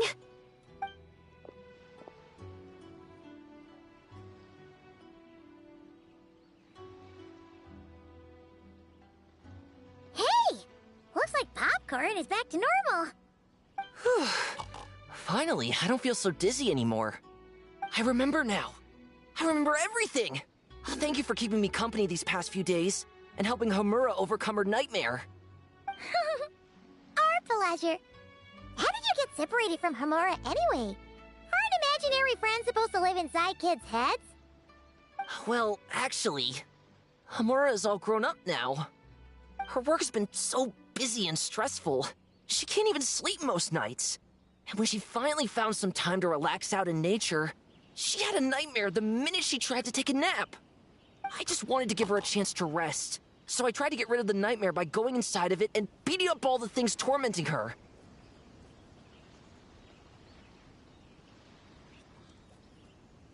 But then, I got swept up in a massive storm, and when Homura woke up, an ominous-looking shard was left behind right where she was sleeping. The nightmare fragment. Yeah, so I tried to smash it to pieces. Guess Popcorn's temper wasn't just the nightmare talking. No, but it definitely made it more extreme. But I failed again. Then I got super dizzy and, well, you know the rest. Well, we got rid of all the nightmare fragments, right? So is the problem solved? Homura is free from the nightmare, but her psychological state is still abnormal. In fact, the problem could be quite serious. While digesting the fragments just now, the Baku sensed that there was no attempt from Homura to overcome the emotions contained within them, which is a sign of emotional numbness. She hasn't given a sincere smile in ages. She doesn't let her imagination run wild like she did as a kid, or think up crazy scenes in her head. I can't encourage her through her imagination like I used to. All I can do is watch her lose her spark. When someone gives up on seeking and relishing in their own happiness, negative emotions can become all-consuming. And if that happens... What? If that happens, then what? We see patients like this a lot at the clinic. On the outside, it might seem like nothing is wrong. But on the inside, a sense of emptiness begins to take over, until the person loses the capacity to recognize beauty in the world. As one of our patients put it, it's not that I'm gone, it's the knowledge that my inner child is never coming back. No! I have to help her. Where did she go? Will she be back for dinner? No, Chi-Chi. That was just a metaphor. Or, personification? One of the two. Who says she can't come back? Sometimes, after I get let out of confinement, I dash off so fast even Master Jean can't catch me. But then, Dodoko reminds me that that's a surefire way to get sent back to confinement, so I turn around and go back. Well, there's a more literal take, but Paimon thinks the logic still applies. Yeah, I think so too. If anyone has a chance of getting through to her, it'd be Popcorn, right? He is her imaginary friend after all. She has to listen to him. True. I'd hate for her to get to the point of needing professional help. If she can work through these problems on her own, even better. But Popcorn said Hamura hasn't thought about him in ages. She's not gonna be able to hear him or talk to him. Which is why our first priority is to get her to remember him. I have to find Hamura. I have to help her. Wait, don't just run off! The little Hexen Circle wants to help too.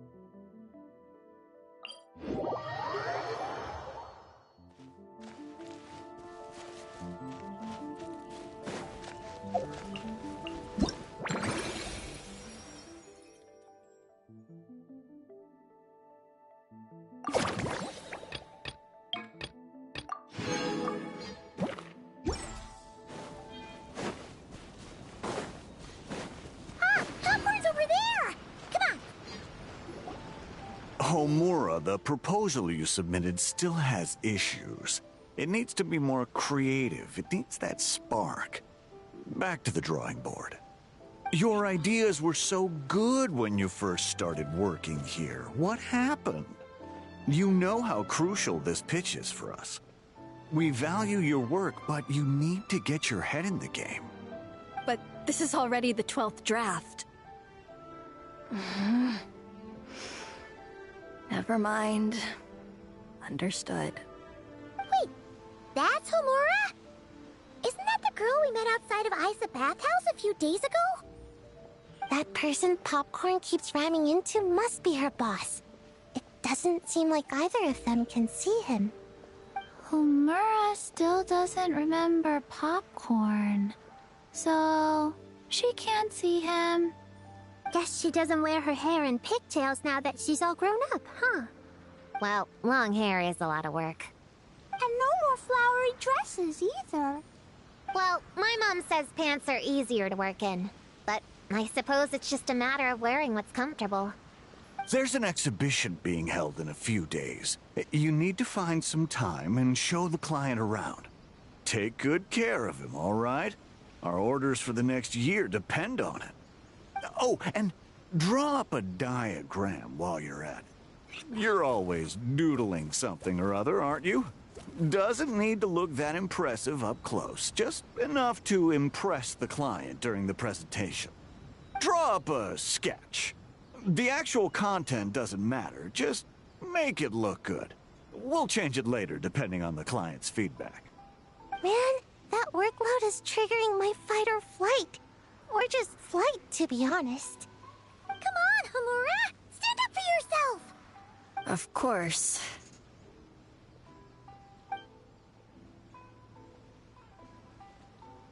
Oh, come on! Where's that explosive temper you had as a kid? Like in that poem you wrote. Wait, that's it. The poem! We can use that to remind her of her childhood and get her to remember Popcorn. Bring on the tear bugs! Bring on the booger beasts! Mean or nasty or in your face, one punch sends them to outer space. Give them great monstrous whack! Wait, what comes next? Sayu? Shoot. I think I dozed off during that part. Give him one great monstrous whack. Then... Stuff him in a big old sack! Yeah! I've got a sack with your name on it! Hey! Wait! What is it? Confused about something?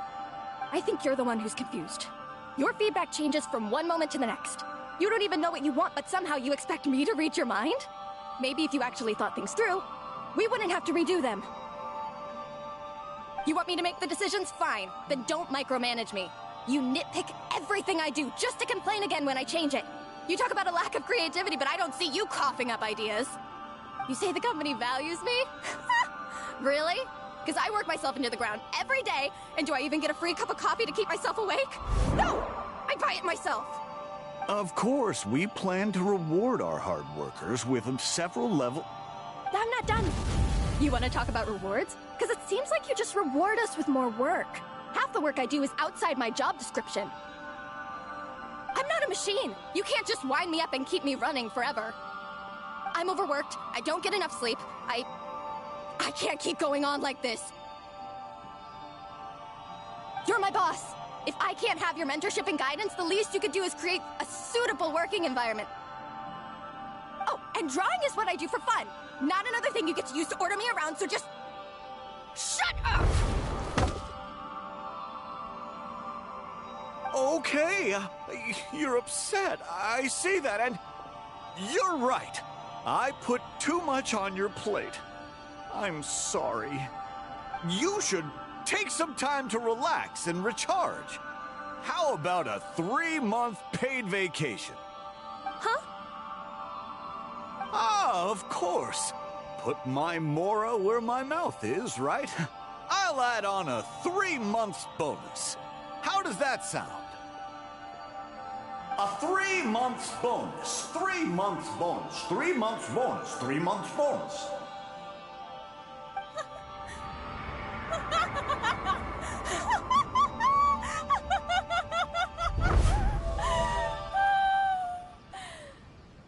Everything okay?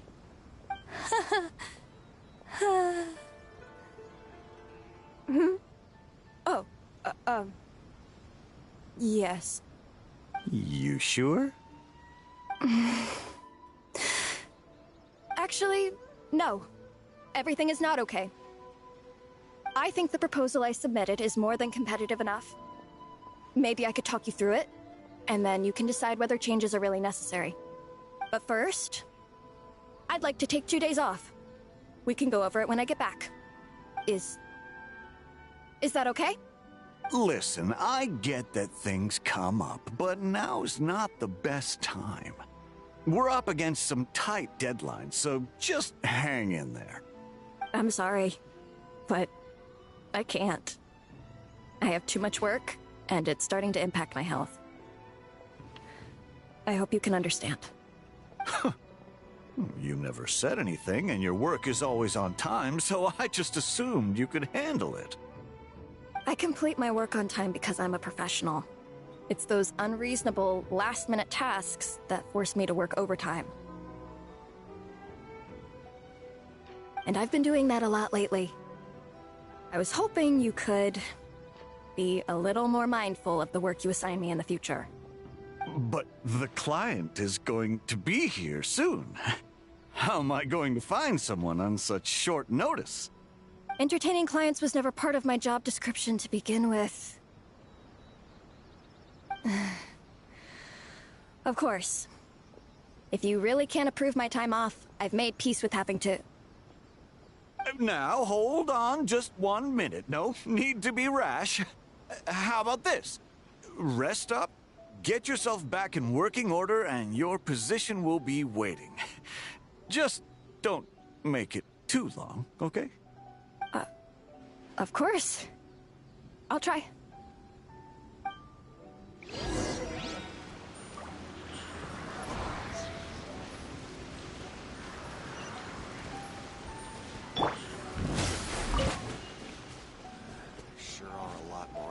educators now that the Sakoku decree has been abolished.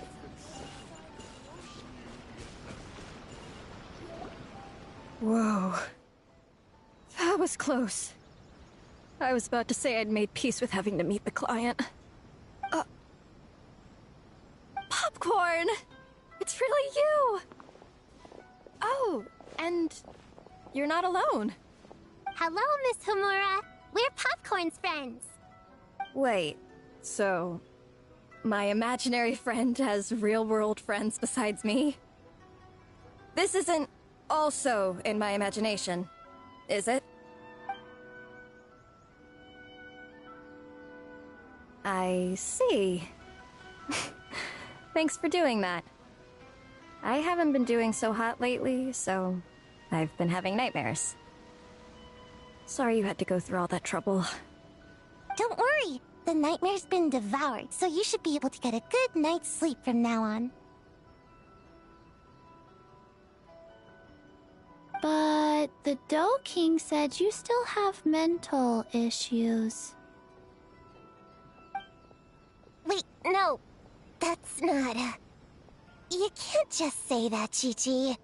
Adults can't handle being that direct. So, anyway, Popcorn said you've been really busy at work? Yeah. This is my first job. I was so excited at the start, thinking this was my chance to make a name for myself. But reality turned out to be pretty harsh. Endless work, difficult relationships, and plans that fall through. I couldn't even solve one problem before even bigger ones would pop up. It was suffocating. Even after getting off work, I was too tired to do the things I used to enjoy. All I wanted to do was lie down.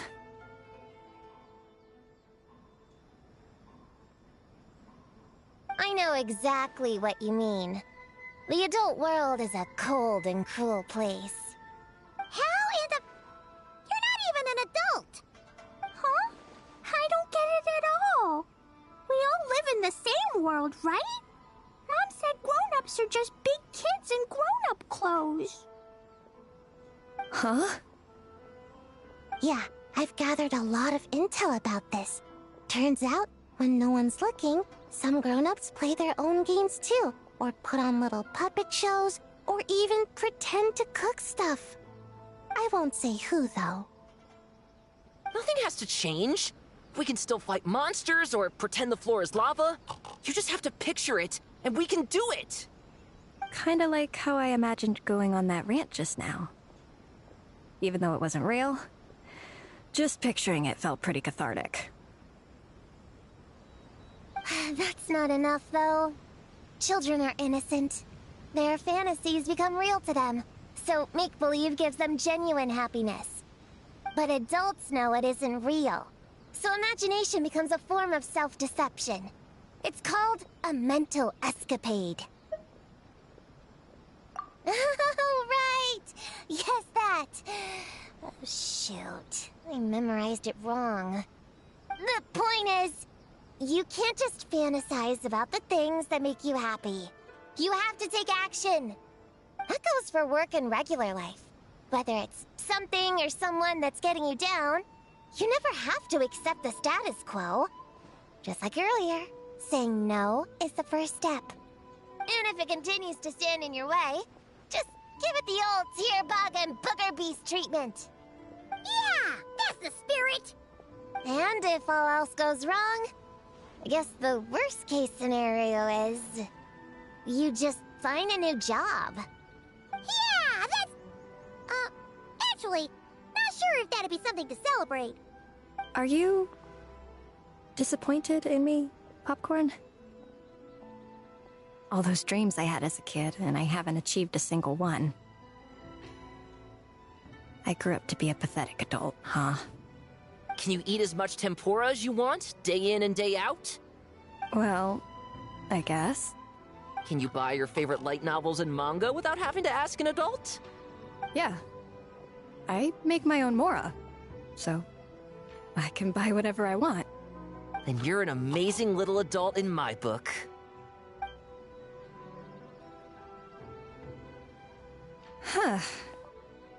I never thought kids would be the ones to give me a much-needed pep talk. But you make some great points. I'll try to take a different approach. Oh, and thanks for everything. You too, Popcorn.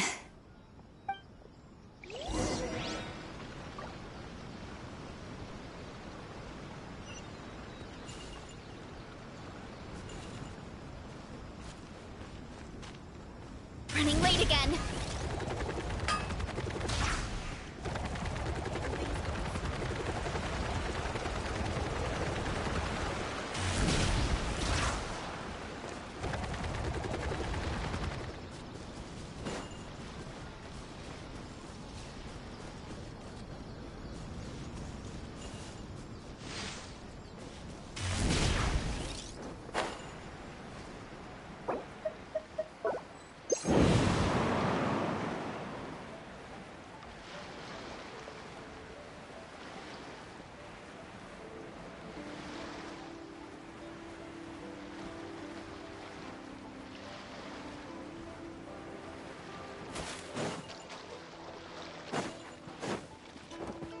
Hurry up, Brassa!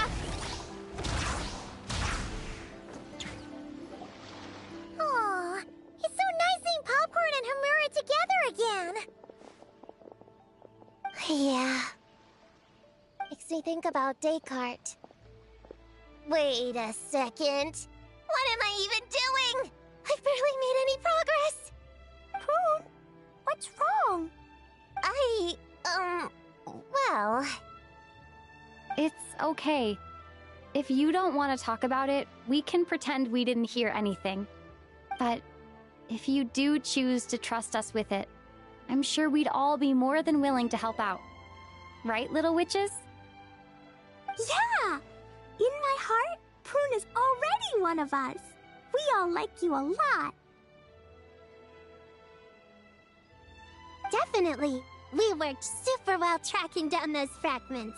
It's like we were made for each other. Plus, our heights all match too. You even taught me how to use a hammer like the pair of stilts so I could feel what it'd be like to be taller. Prune knows a lot and likes sharing. She gave me a book on finches. Paimon seconds all that. Besides, she's so used to you being a part of the little Hexen Circle now, she can barely imagine divvying up snacks without counting your share. You guys... I'm not that great. I've been lying from the start. I'm not Alice's friend. I'm a witch hunter. Witches are my enemies. I never be friends with someone like her. She challenged me to a debate. And when she lost, she took my imaginary friend away. Like it was nothing. Descartes is my best friend. She said the only way to save him was to defeat all the witches. I went to Mondstadt to find them, only for the trail to lead me to Inazuma. So I took a boat overnight to get here, and then I met you guys instead. It wasn't supposed to be like this. You're not evil witches at all. Just a group of innocent kids. And you've been so nice to me. I can't treat you like my enemies. I can't. It's okay, it's okay. Just let it out.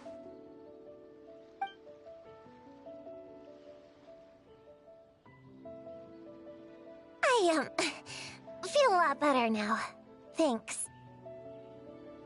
But, crying like that in front of everyone was super embarrassing. Maybe it could be our little secret? You got it. Prune, could Paimon ask, did you actually see Alice take Descartes away? Well, no.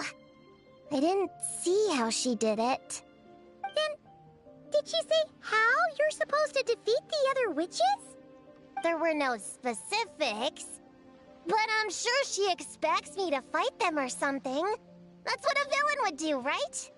Well, in our experience, Alice's trials are usually a bit more unconventional. Besides, she wouldn't be that mean. I don't care what kind of trick she has in store.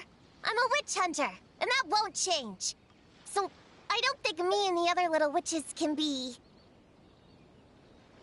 What? Yeah! The little Hexen Circle didn't exist when Alice issued that challenge. You can join for sure. The little Hexen Circle can band together to defeat the big witches and save your imaginary friend. But... Klee is Alice's daughter. I'm kinda confused about the details, but I bet it's supposed to be a big fun game. 'Cause Mom always says I'm gonna beat her one day and become the bestest witch in the whole wide world. Catching the big witches sounds like a fun game to me. I want to play for sure. Sounds like a chance to get in some good training. Count me in.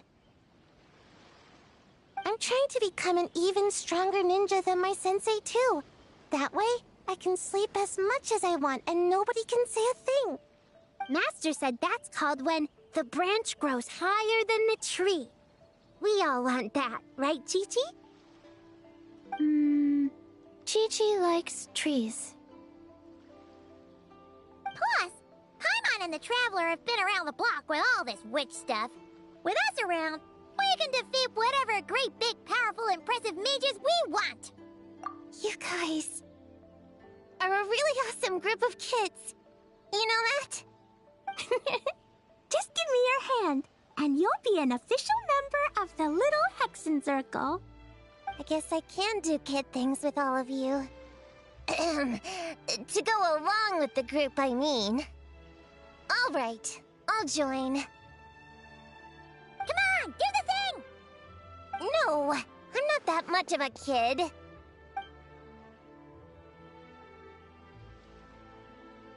Fine, fine. You don't have to give me that look. I'll say it. Little Witch Prune reporting for duty. Ugh, so embarrassing. Wait, is this for real? But I haven't defeated the witches. Did you escape on your own? Are you hurt?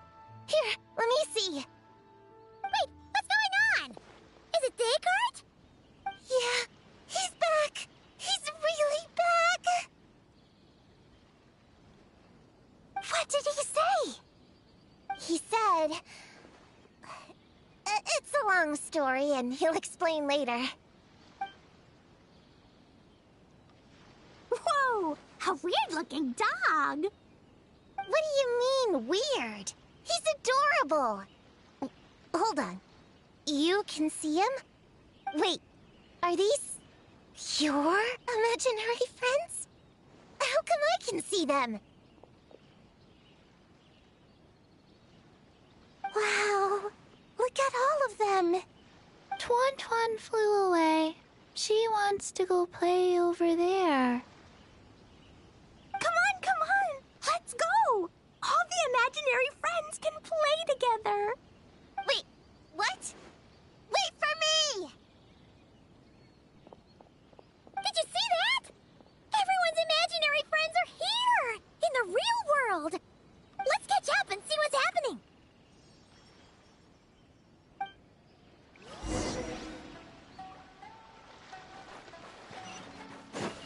Hurry up, Grassa! Real or imaginary, seeing all these friends together like this is a wonderful sight. Astute as ever, Traveler. Consider it a well-earned gift for the Little Hexen Circle for completing their grand quest. I just thought I'd give all our lovely imaginary friends a chance to come out and say hello. What a lively gathering this turned out to be. Oh, right! After fixing the whole nightmare situation, Popcorn should have gone back to being a normal imaginary friend. We shouldn't be able to see him. Unless... You think I would deny my little witches the chance to witness their touching reunion? Klee would have been devastated if she'd missed it, and I certainly can't have that. So, You didn't take Prune's imaginary friend, did you? You don't go around bullying little kids. No, I did not take her imaginary friend. Paimon knew she was right to defend you earlier. In fact, when I met little Prune, her imaginary friend was on the verge of disappearing. What? You've spent quite a bit of time with her now. What's your impression? Well, even though she looks like a small, cute kid, she seems more like a grown-up. She's smart, mature, and super reliable. Precisely. Prune has always been a precocious child, ever so curious about the world. She studied things beyond her years and began to grow up rather quickly. I'm sure that all sounds well and good, but it's unfair to expect a child to step into the adult world so soon. With all that weight placed on such small shoulders, something is bound to break. In this case, her childlike innocence. You've witnessed how devastating the effects of that can be for yourselves not too long ago. Right, like what happened to Hamura. She'll stop dreaming and eventually, she won't even be able to remember her imaginary friend. That's why I made up the whole thing about capturing Descartes and sent her to Mondstadt to defeat all the witches. You tricked her! The mages don't even live in Mondstadt! Ugh, that's a mean thing to do to a kid, Alice! Paimon shouldn't have spoken up for you earlier! Why, thank you for the compliment, dear Paimon. I am the great, big, mean Dodo King, after all. Ah, well, the seeds of spirit and imagination are best nurtured by the soil of freedom, of course. It was to give Klee someone else to play with, wasn't it? Sharp as a tack, Paimon. The witches of the Little Hexen Circle do not disappoint. In any case, all's well that ends well, right? After spending time with the little witches, she regained her childlike innocence and was able to reunite with her imaginary friend. Ah, quite the amazing feat the little witches pulled off, huh? The most amazing one of all is my cute little Klee, of course. Founding the Little Hexen Circle at such a young age, making her own decisions, accomplishing things all by herself. Don't be shy on the compliments now, okay? How to reunite? Paimon, come here, quick! Rigway's teaching Descartes how to do somersaults! No matter how precious the moment, it can never last forever. You should head over before the materialization spell wears off, or you might miss the chance to meet everyone's imaginary friends. Huh? Why didn't you say so sooner? Come on, let's go play! It's through embracing our inner child that all of us can wield the magic known as happiness and find our childlike spark and wonder once more. So whether you're a little kid or a kid at heart, set your worries aside for a moment, forget about what's coming next, and allow yourself to have fun, if only just for the here and now.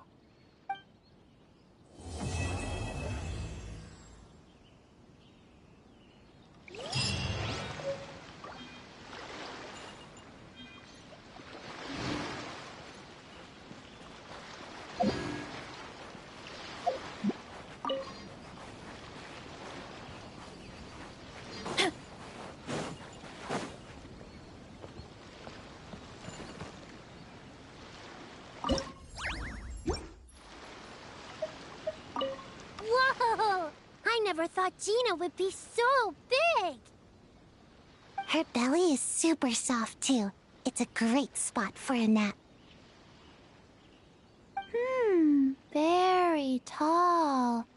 Taller than Sayu. Wow, Chi-Chi, that was cold. Oh, I can warm us all up! Sparks and splash!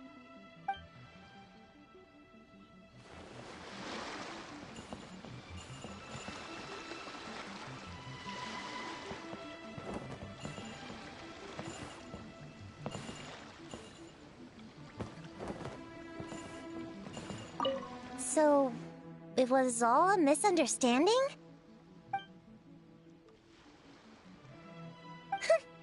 That makes it even worse. She tricked me! Hold on. I never said I regretted coming here. And no, I don't regret joining the little Hexen Circle either.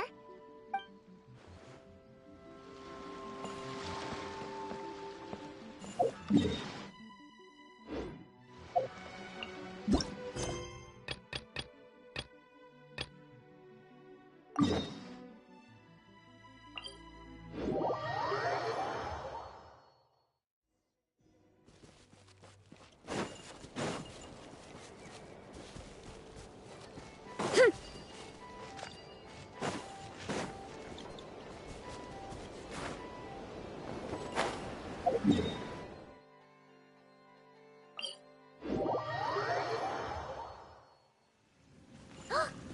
It's that ball of light again! Let's follow it!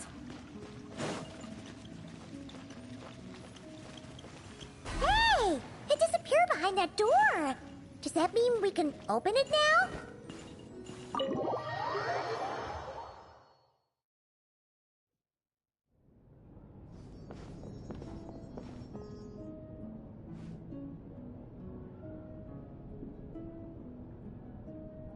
Welcome. Wow! Your home's so pretty! Paimon loves what you've done with it.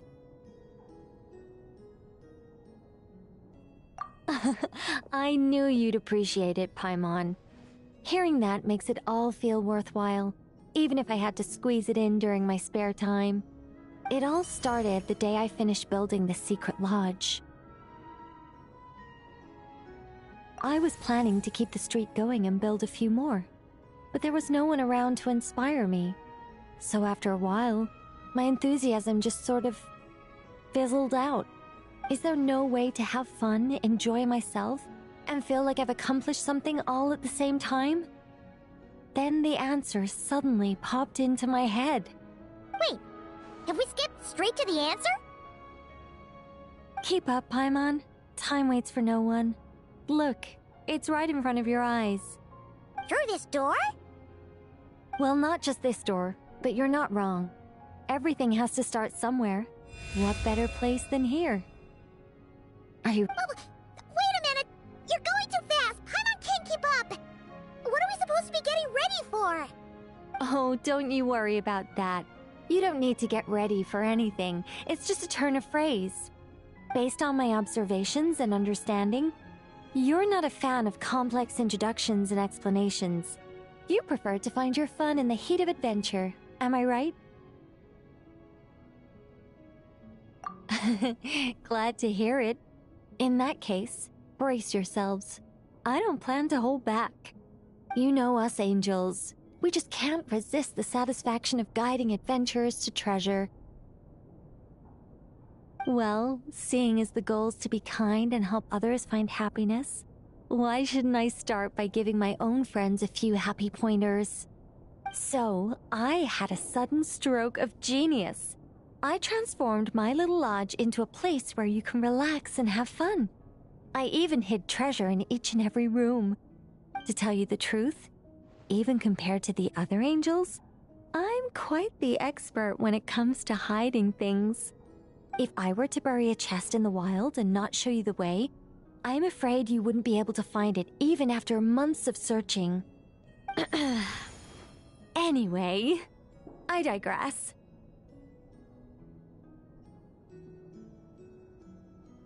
I don't want to make things deliberately difficult. Nor do I need you to run around the wild just to keep me entertained. All you have to do is find 3 feathers right here in this room. And once you're done, let me know so I can watch you open your reward. A nice, big treasure chest. Ah! So we're going on a treasure hunt! Huh! Paimon can't wait! Exactly! A treasure hunt. It's going to be so fun.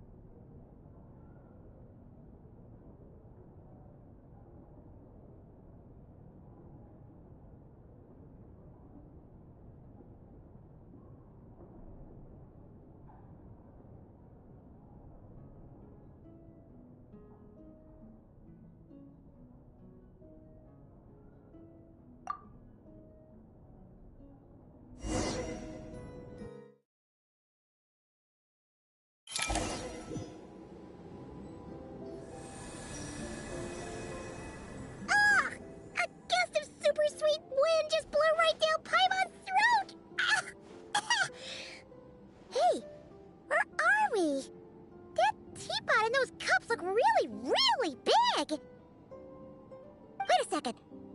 Did we shrink?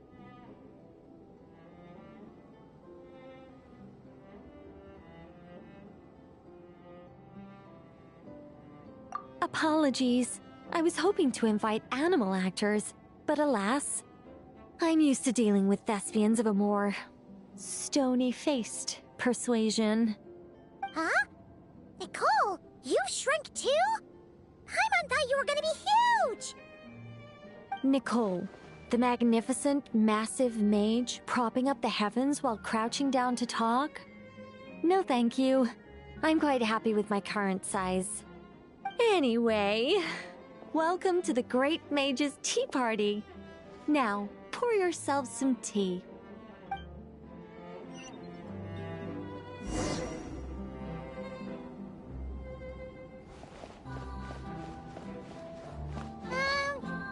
Does the Great Mage's Tea Party involve us boiling the water ourselves? It's called participation, Paimon.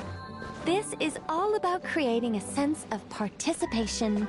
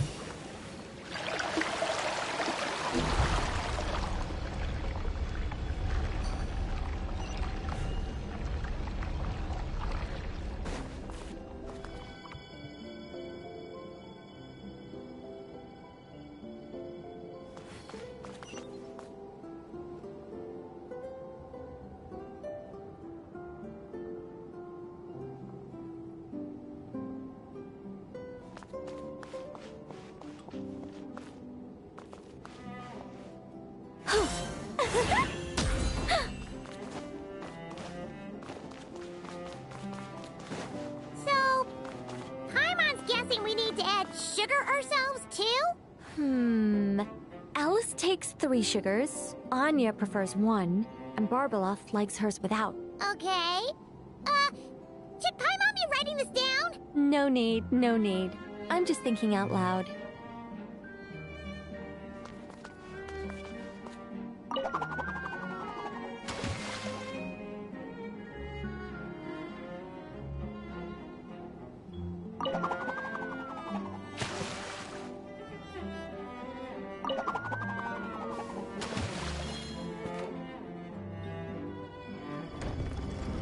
A path's opened up! Looks like we can go this way!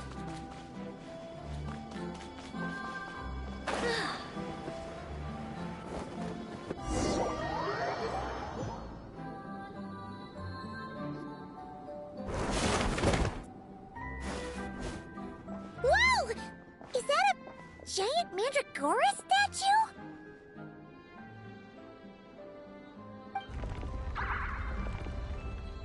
Hold on a moment. Sorry, just a minor technical difficulty. Let me see.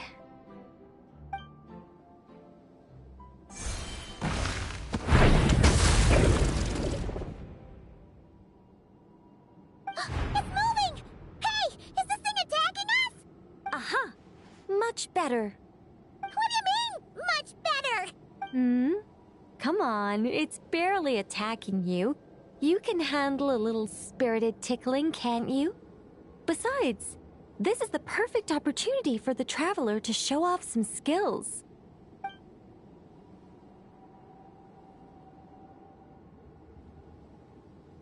Hey, Nicole! Help us out here, will ya? All right. Heaven's will, made mine. Begone!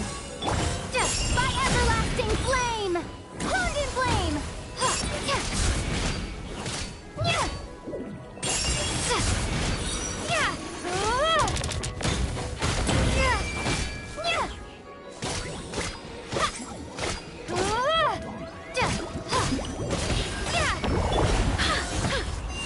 I think not. Heaven's will, made mine.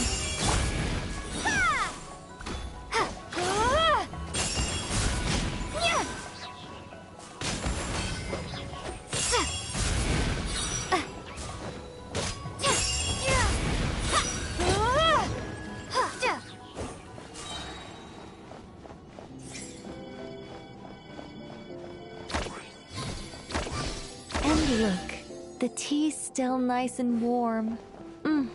Just right, in fact. Did you just plan this whole...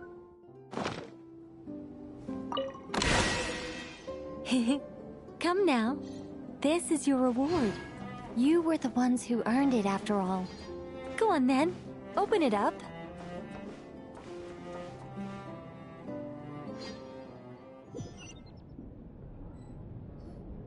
Paimon can't help but wonder why you're so excited about these rewards, Nicole. Sure, Paimon looks forward to the traveler's reaction when she gets her a gift, but this feels kind of different.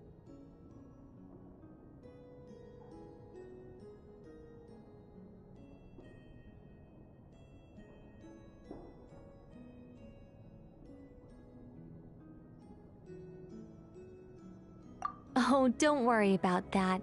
I don't mind. At worst, my answer might shatter a few illusions you have about the angelic race. If you thought we were all selfless, benevolent beings, the truth may make you think again.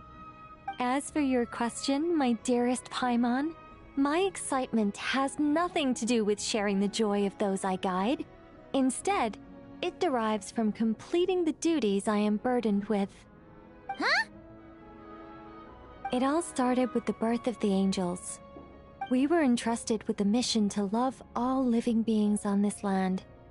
But unlike the gods who came after, our ability to perceive emotion was crude and undeveloped. Most of the time, we simply executed our orders from above, like automatons following commands. Aside from enlightenment, guidance was our primary mission. It was one of the few instincts retained by my former peers after they were stripped of their wisdom. Upon completing our missions, we gained a certain sense of joyous relief.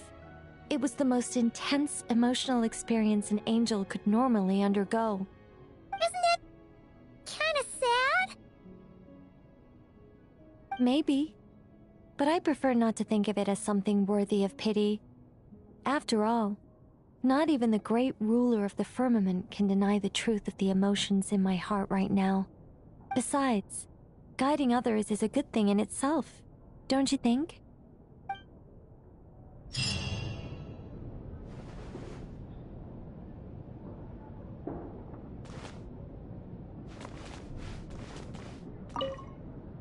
If you don't mind, could you come back a little while later?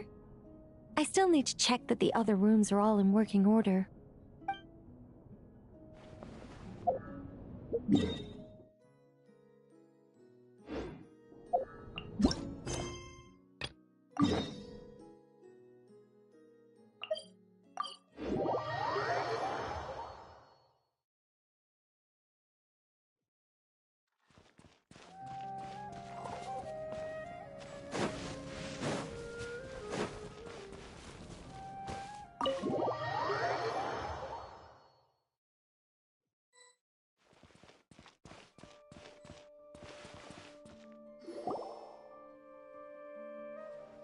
Who goes there? No unauthorized access to this place. By order of Mahamatra Sino. Are you blind? It's the Traveler and Paimon. Surely you've seen them before. Huh? Oh, so it is. I'm sorry, I haven't been sleeping well lately. My nerves are a little frayed.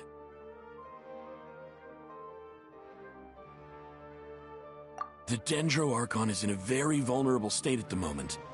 Mahamatra Sino is concerned that our enemies might choose this moment to strike, so he's ordered us to strengthen our defenses. Just seeing you two again already puts our minds at ease. Please, enter. I'm sure everyone's expecting you.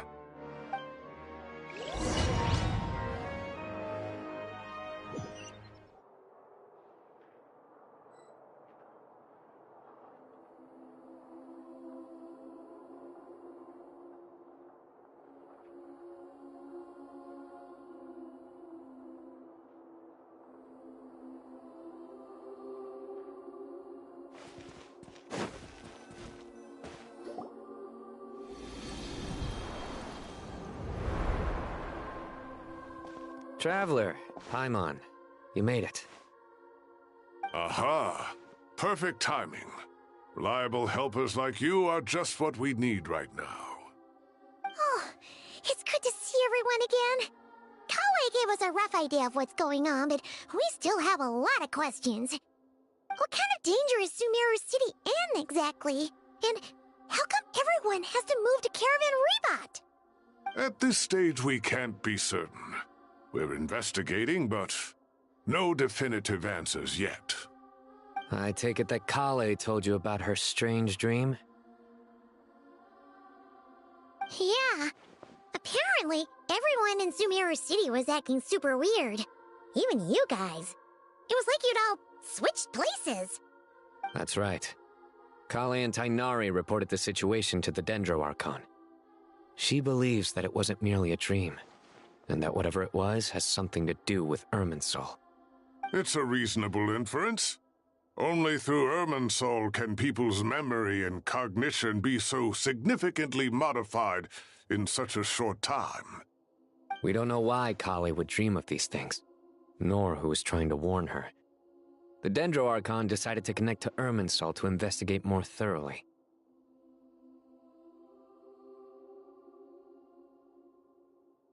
Irminsul is connected directly to the ley lines.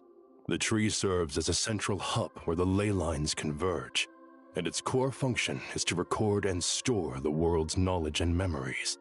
But something has gone awry, severely compromising the performance of this core function. Information is bottlenecking inside Irminsul, hampering the ley lines' flow. If this continues, new information will languish unrecorded, with existing records thrown into disarray. In short, the souls of the dead will be stranded, while the living have their sense of reality warped. In the long run, Kale's dream could well become a reality. And that's just the beginning. There's no telling what other nightmares could end up coming true.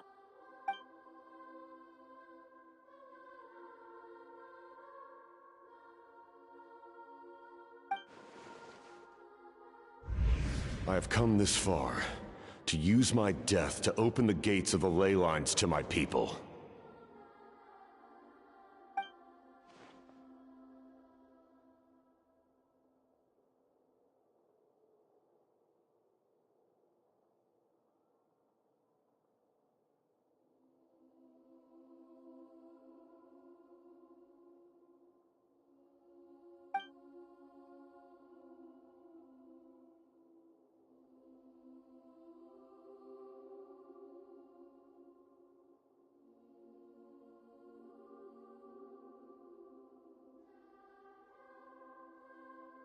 Faced with a growing backlog of information, the Dendro Archon decided to connect herself directly to Irminsul and take over the recording and processing function herself.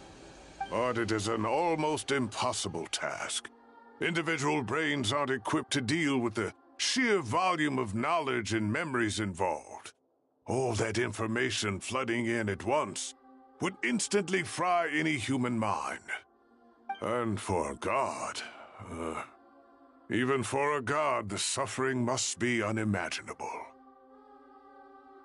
The Dendro Archon's power originates from Irminsul. Any issue with the tree itself takes a toll on her to begin with.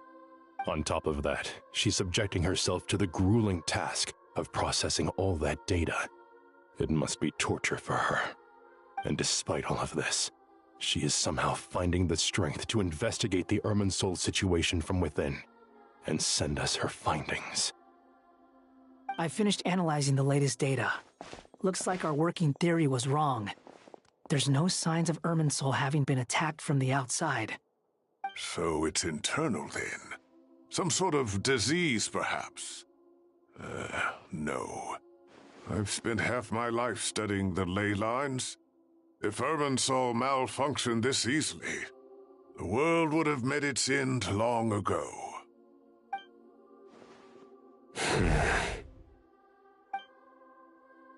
Sino?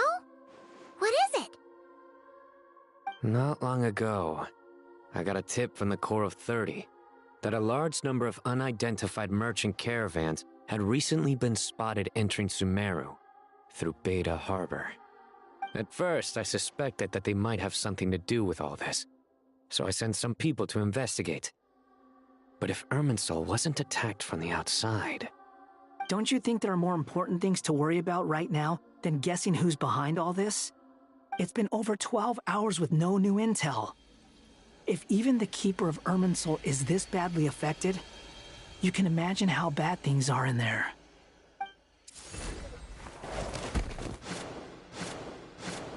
Dendro Archon.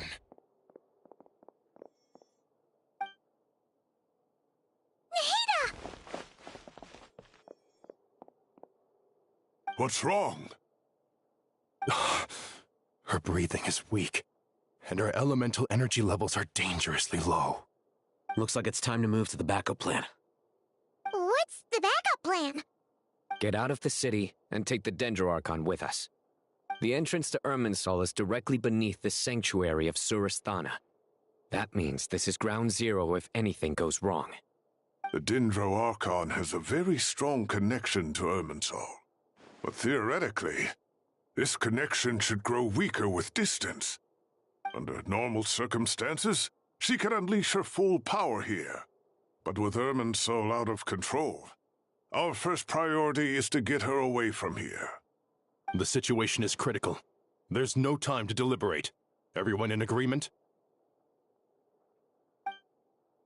I'll deal with it. I'll also let the Matra and the Corps of 30 know to start evacuating.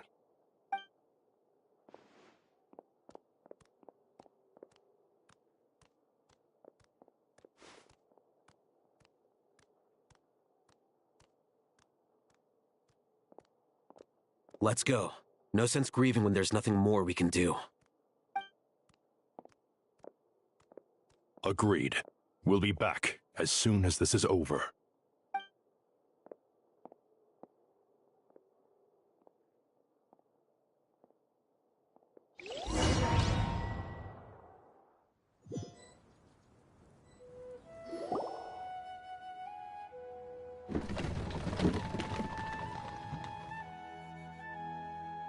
The last group of civilians has been safely evacuated. Dendro Archon's carriage will travel with them. Sino and Hat Guy will protect the convoy.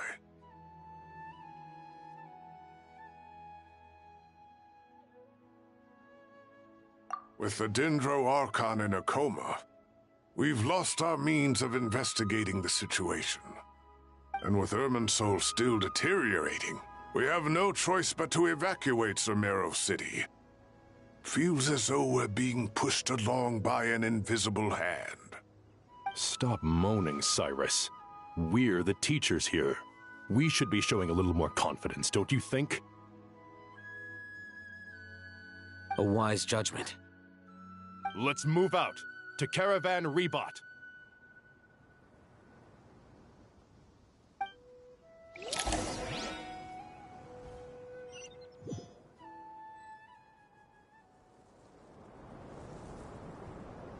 Sir, all units are in position. Good. Everything is going to plan. Interfering with Sumeru City is a necessary step, so do not hesitate. The Irminsul situation will not harm you. We need to speed things up here, too. We don't want to keep our client waiting, do we? No, sir. You have my word. Everything will be completed on schedule.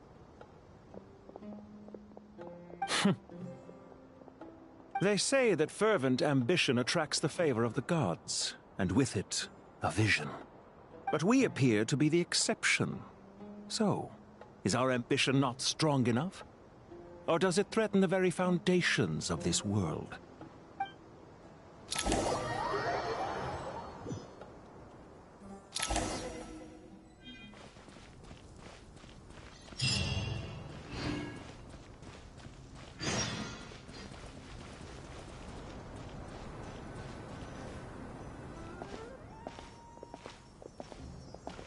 How is the Dendro Archon? Her breathing is steady. I prepared some therapeutic incense for her, but it hasn't had much effect. Her vitals are still very weak. Based on the information you've provided, I have a working hypothesis. Her condition is partly due to Irminsul's influence, and partly due to a physiological imbalance caused by the rapid depletion of her power. Elemental energy usually flows through the body at a relatively constant rate. The body grows accustomed to this rhythm, so when it's thrown out of balance, physical symptoms will appear. Is this similar to the ley lines? Overloading and withering both directly affect their vitality, potentially causing irreversible damage. Correct. From a biological perspective, if you overexert yourself, you pay the price with your life. The Dendro Archon is not only drained of power, but her life force is at a critically low level. Is there any way to restore her health? I know the ley lines have strong self-healing abilities. As long as any blockages or pollutions are dealt with, they can quickly regain their vitality. But what about people? Well, gods. What's their capacity for self-healing? Before we think about that, there's a bigger predicament to resolve. Restoring the Dendro Archon's power requires us to heal Irminsul first. But that will be extremely difficult without the Dendro Archon's power. Paimon's already getting lost here.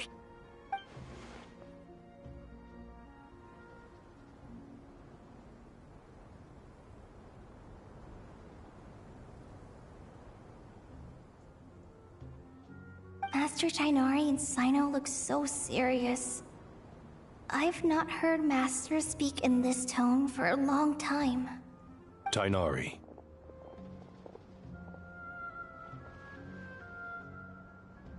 Master Nephis, sages.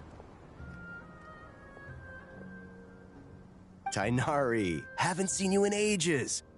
Have you gotten taller? Or did your ears get longer? Hopefully the former, Uncle Baladuri. Sino, where's Professor Cyrus? I thought he'd be with you. He went out into the wild to investigate the situation. He said that the Irminsul anomaly will likely start to affect the real world soon. He shouldn't be trotting around alone at his age. Which way did he go? I'll look for him later. Would someone mind introducing us? Ah, yes, of course. Allow me to do the honors. I'm sure we're all familiar with the Traveler and Paimon. They're the heroes who helped foil Azar's conspiracy and save Sumeru. These gentlemen and I are the 6 current sages of the Academia. Balduri and I are part of the Old Guard, while the other 4 took office after Azar and his clique fell from power. We have Sage Alkindi of the Spontamad Darshan, Sage Farnas of Kasharawar, Rataoist Sage Shakir, and finally Harabatot Sage Rusht.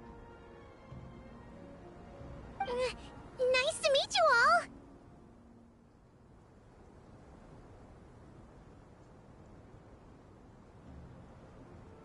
I've heard much about you. Delighted to finally meet you in person. You're younger than I imagined for someone with the power to stand up to fate itself. Thank you for lending your aid to Sumeru once more.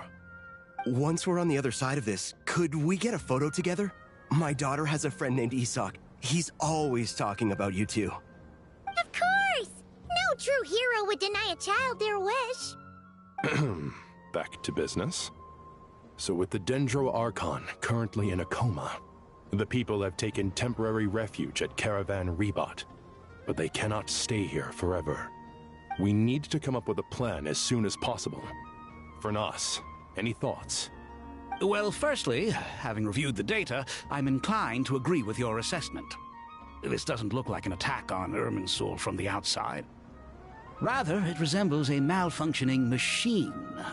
Calculations going haywire and sparks flying. That being said, before we consider how to fix it, we need to understand precisely what has gone wrong.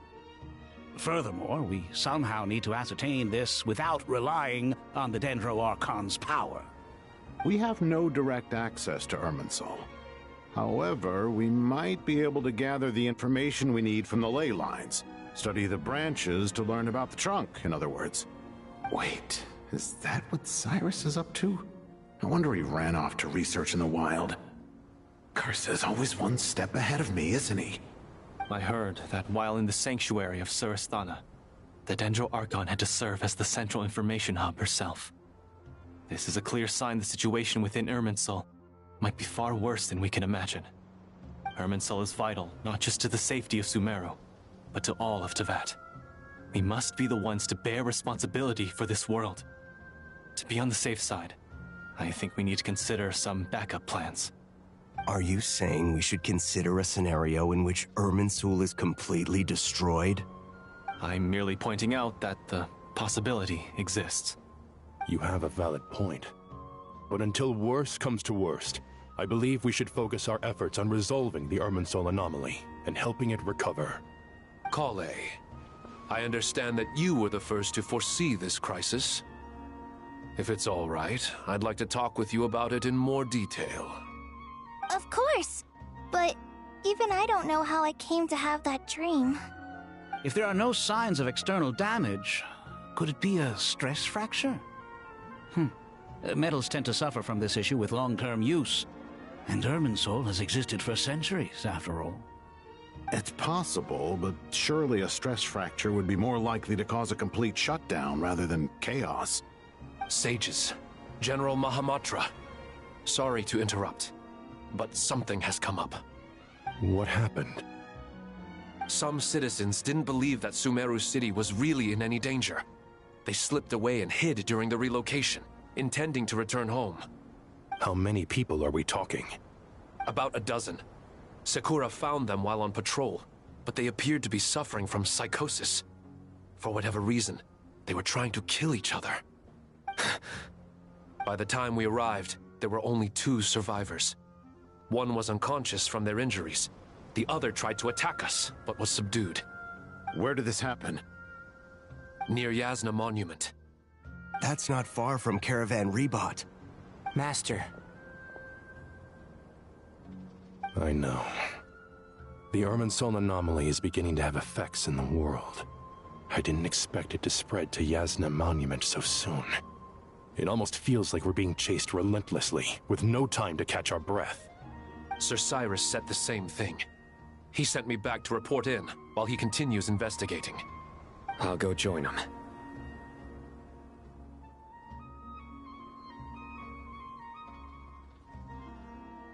Count me in too. Don't let my age fool you, I can still fend for myself. Very well. Meanwhile, the rest of us will continue discussing our next steps. Get back soon. Take care of yourselves.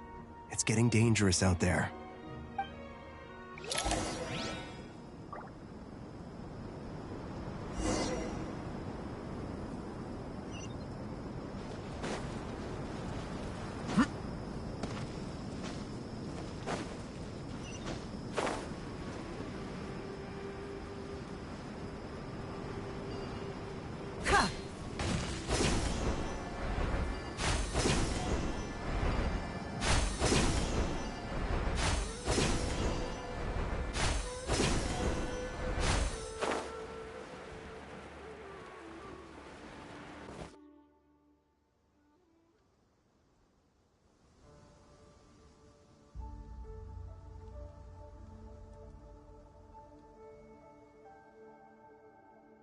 Please, don't go any further.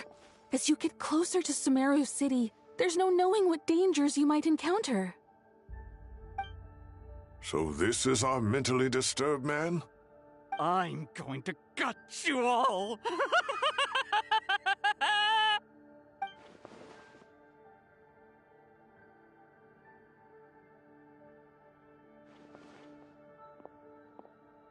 Cyrus, you didn't even bring a single guard?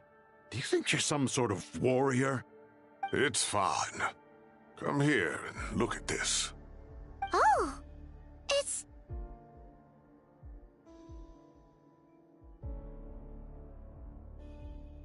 That's right. Flowers that bloom from openings in the ley lines, indicating some sort of anomaly. I don't believe I've ever seen a color like this before. Did you discover it nearby? Not just here. Way over there, too. They're everywhere. There's even more in that direction. How did you ascertain the situation further ahead? Didn't you just say that we can't go beyond this point? Yes. This area is relatively safe so far, but if you continue forward, delusions will start afflicting your mind. However, some vision-bearing mercenaries were able to maintain their sanity a little better. They're the ones who brought back news from further afield. Sino, do you remember the class I taught on dissecting ley line blossoms? I do, Professor. I received full marks in that course. Good. After all these years, it's time to put that knowledge into practice. There must be anomalous information hidden within these blossoms. Alkindi, I'll need your help as well. Been a while since we worked on a project together, hasn't it? Sure has.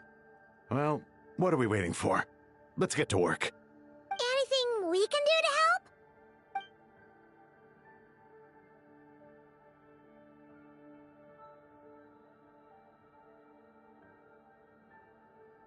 Will you need my help?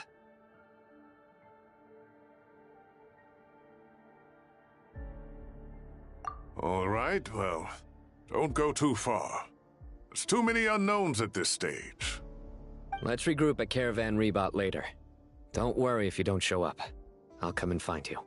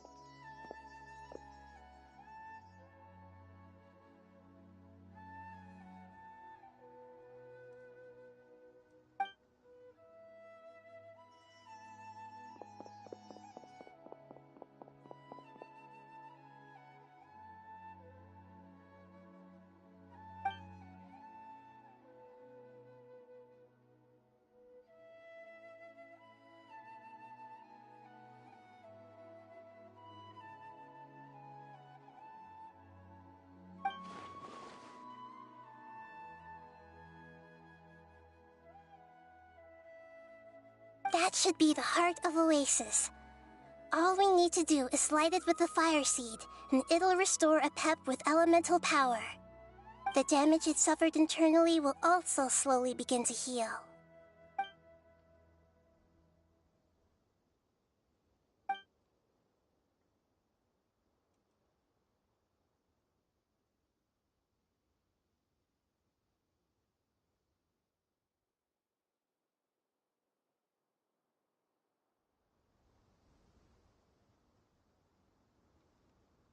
What is it? You thought of something?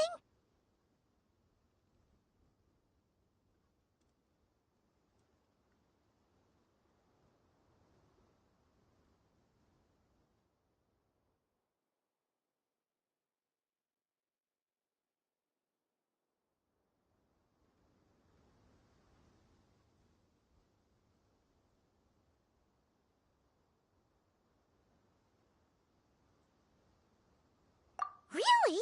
Then let's get back and tell the others!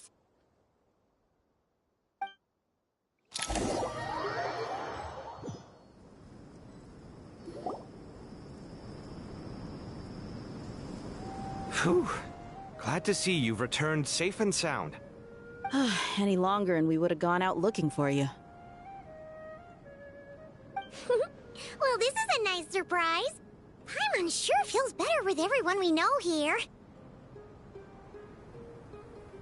We've made some progress, so let's start by giving you and Paimon a quick update. By dissecting the ley line's blossoms, we've been able to deduce that although Irminsul is experiencing an anomaly, it has not completely rejected access from the outside. The Dendro Archon has the power to connect to Irminsul, but there's also another way.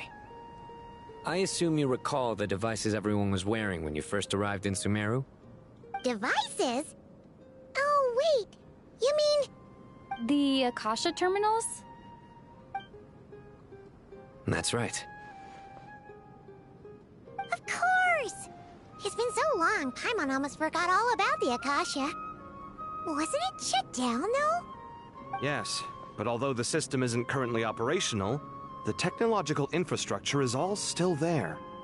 And it turns out that a certain someone gets so bored at work that he's actually read through every single one of the instruction manuals. No prizes for guessing who that was. If praising others is that embarrassing for you, you can simply spare yourself the ordeal. As much as it pains me to say anything nice about him, there's no denying his intelligence. He rarely forgets anything he's read. The Akasha is exactly what Sumeru needs at this moment. Between us, we should have all the knowledge and expertise we need to get it up and running again. But if I recall correctly, doesn't the Akasha need a Gnosis to function? That's exactly right. The Akasha relies on the Gnosis as a power source, and in its absence, we'll need to find an alternative. To tackle this problem, it looks like we'll be relocating once again. Mainly to the Temple of Silence. Ring any bells? It's the only major institution in Sumeru dedicated to preserving the knowledge of King Deshret's civilization. You might find the answers you're looking for hiding there. I agree. There's a good chance. Master Nephis and the other sages have discussed it. As the chaos from Irminsul continues to spread, Caravan Rebot won't be a safe haven for much longer. We have to move into the desert next. The scholars and sages will head to the Temple of Silence, while the civilian population seeks refuge in Aru Village. The Eremites will keep everyone safe during the journey, and Candace will be there to receive us at the village. This leaves us just one thing to worry about. That Dendro Archon. She's very weak. We can't afford to wait until Irminsul is fixed. There has to be another way to help her. Huh. Wow. Luckily, the Traveler had a eureka moment while we were out investigating. Really? Wow. Nice one, Traveler. Let's hear it. What say our Amorta experts? Theoretically, it's feasible. From what you're saying, although elemental life and elemental energy have their differences, the Dendro Archon has explicitly stated that she can imitate the power of the former. In which case, as long as Apep is willing, she should be able to convert her own power into a form that the Archon can use. It wouldn't be difficult for her at all. The only problem is convincing her to help.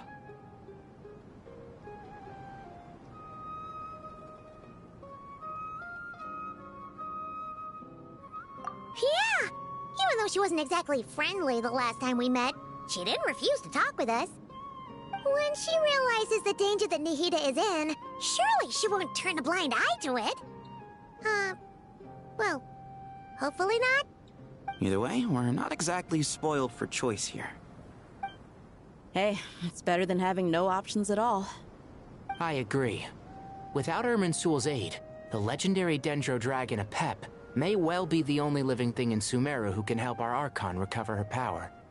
There's no time to lose. I'll bring this proposal to Master right away. If he and the other sages agree, we'll split into 3 teams. The academics will go to the Temple of Silence to look for a solution to the Akasha problem. The Eremites will escort the civilians safely to Aru Village, and the Traveler and Paimon will take the Dendro Archon to see Apep. There's still a long road ahead, and no knowing if we'll make it. But at least we have a direction now.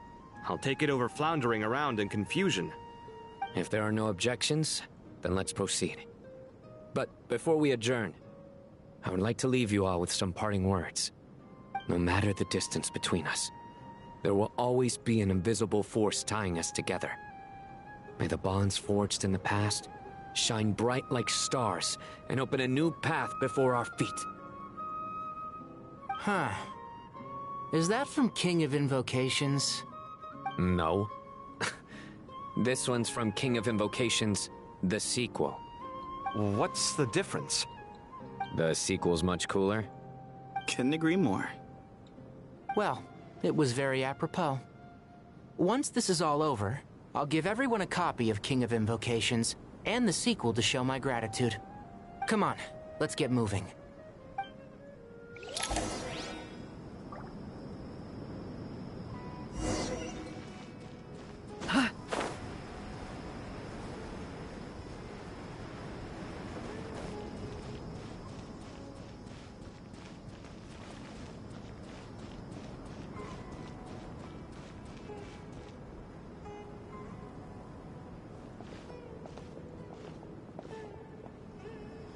Tighnari has brought me up to speed. I approve of your plan of action. But we can't proceed with everything right away. The people need to rest. For many of them, this will be their first time in the desert, so we'll need to find additional personnel to help escort them. You two, please go on ahead with the Dendro Archon. Let's rendezvous at the Temple of Silence later. No problem. We got this. Words can't express my gratitude. So let me just say, I hope everything goes smoothly for all of us. Goodbye for now. All right, let's get going. If Paimon remembers correctly, the last time we saw a Pep was in... Traveler, Paimon. Could I borrow you guys for a moment? It'll only take a second. Kale, what's the matter? Well, the thing is, Master Tighnari once told me, after you raise a problem, you should think about how to resolve it. But ever since I had that dream, I feel like I haven't been of any help at all. I tried my best to keep up with the conversation, but there was so much new information, I couldn't take it all in. So, I just wanted to ask, do you have any tips for me there? Huh, Paimon knows exactly how you feel. But fear not, everything you need to know is right here in Paimon's notes. Sumeru chapter. It's got tons of info about all the things we've seen and heard on our adventures. Some parts are a little simplified, but hopefully it all makes sense.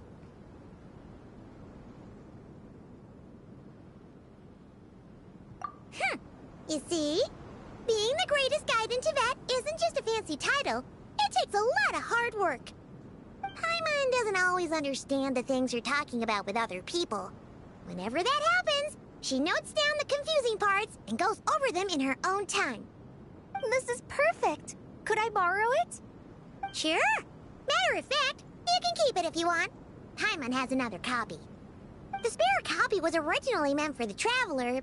Paimon used to worry that one day she might not need a guide anymore, so she wanted to have a gift for her, in case we ever parted ways. But it doesn't seem so necessary nowadays. We have so many more places to see together. One copy will be enough for both of us. Thank you so much. But still, these are your treasured memories. I think I'll make my own copy and then return the original to you. Anyway, that was all. I won't keep you any longer. Have a safe trip. See you again soon. See ya! Alright, time to bring the Hida to see a Pep. Let's hope that old grouch is in a negotiating mood.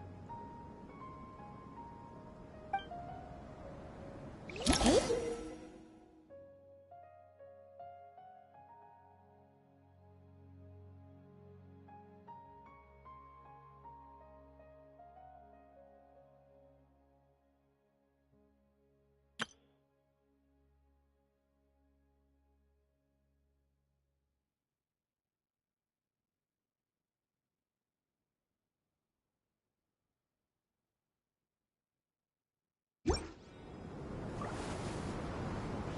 Actually, never mind.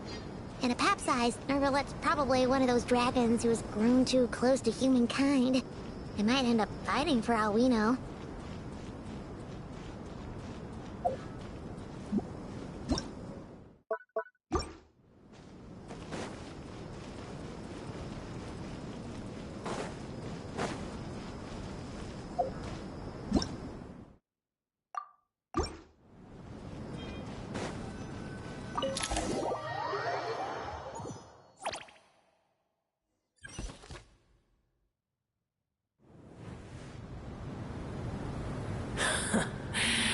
I had a feeling your kind might come calling. The ley lines are in disarray. Something has gone wrong with Irminsul, yes.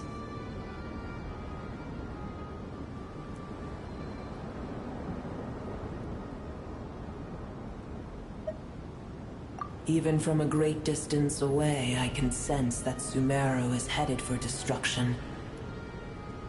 You who took our home from us, prepare to watch as your own world is plunged into oblivion. Oh, how the cycle of history comes to a poetic conclusion. This isn't a joke, Apep! Nahida's in grave danger! Can you please help her? Is she now? Then do explain. For what reason should I lend Boer my assistance?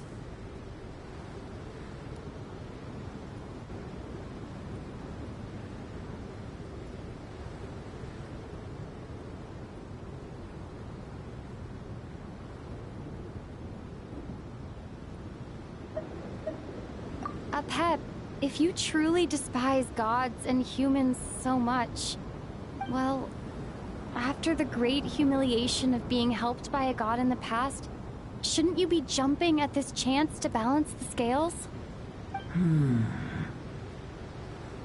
Now that is a compelling reason. When El Ahmar plotted against me and I was tortured by forbidden knowledge, it was Boer who saved me from agony. And though I regard with shame the pity of my enemies, to receive aid without repaying it would likewise tarnish a dragon's dignity. Oh, tiny Boer, puny humans. Just this once I shall deign to show you the true power of dragonkind. Whoa! It's happening again! We're gonna get sucked in!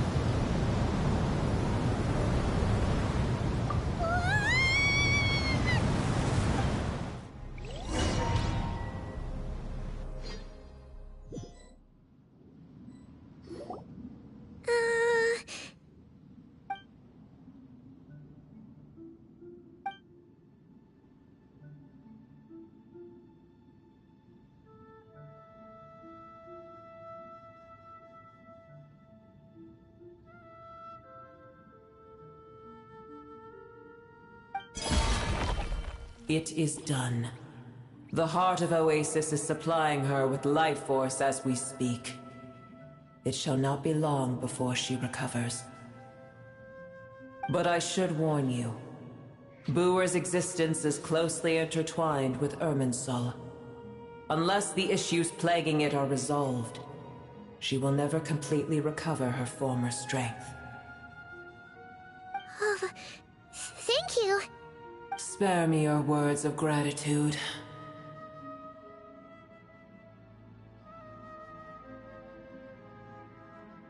You may also spare me your feigned concern.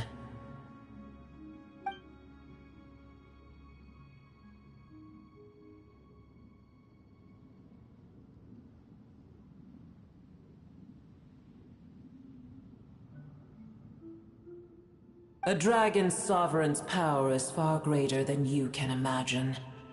While I was indeed weakened when the heart of Oasis ran dry, providing tiny Boer with a morsel of my life force shall have little consequence for me. Oh, good to hear.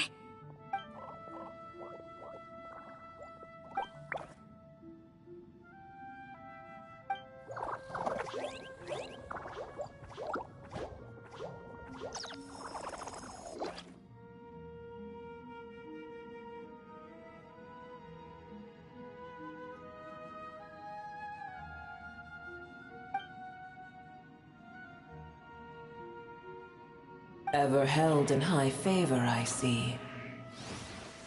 Oh, well, you know. The compliment was sincere. Simply accept it.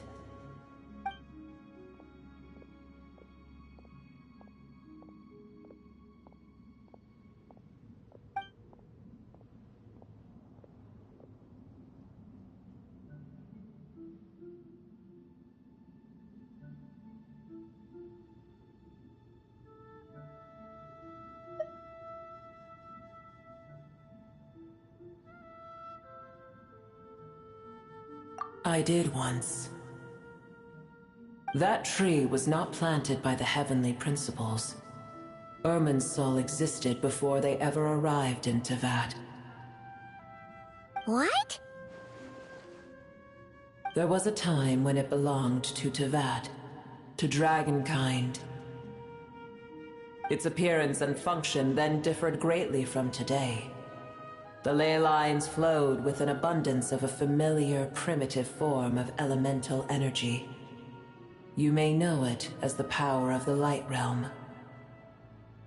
The heavenly principles usurped and refashioned Irminsul, made it serve humanity, and used it to anchor the fate of the world. Yet in the end, humanity has failed to protect it. Heavenly principles, God of gods. It makes me sick. The enmity between your kind and mine can never be bridged.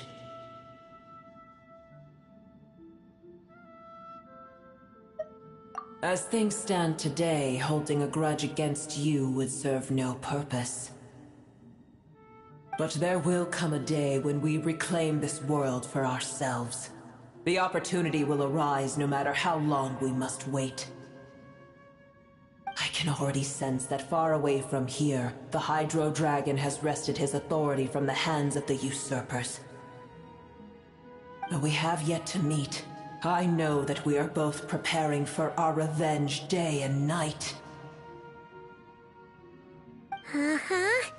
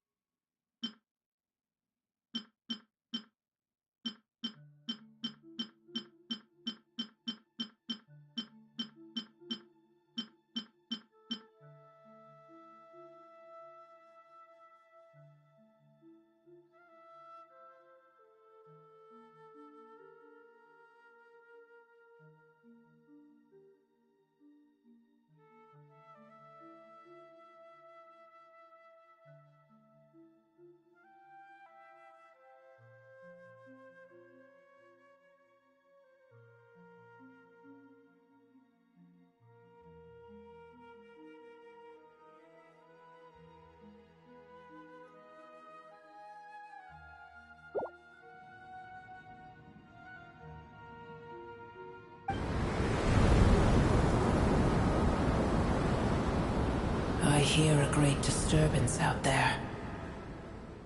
Huh? What is it? Sandstorms come. The Jinn. I see.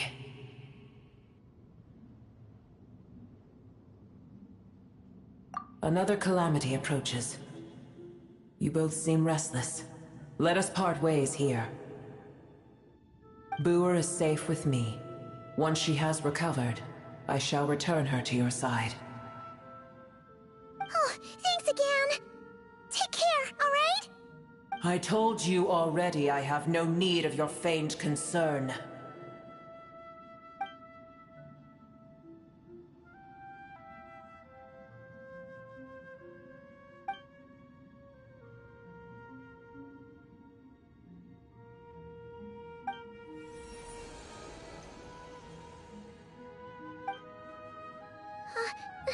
Nahida? You're awake! Are you okay? Cease your interrogation.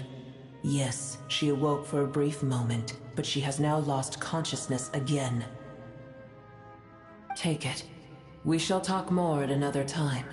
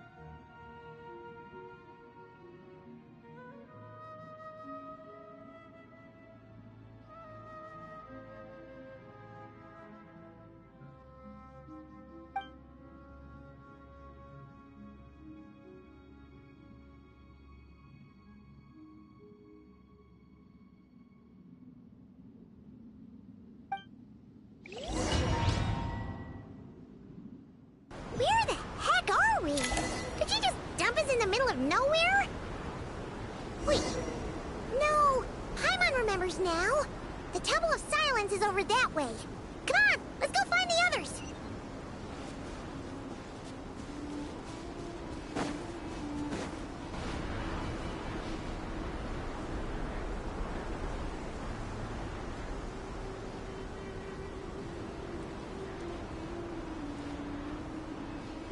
There's no need for everyone to stay here. I'll protect the sages. The rest of you, return to Aru Village.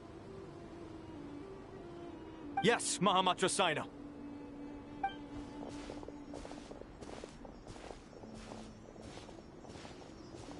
Sino! What's going on? You're back. How is the Dendro Archon?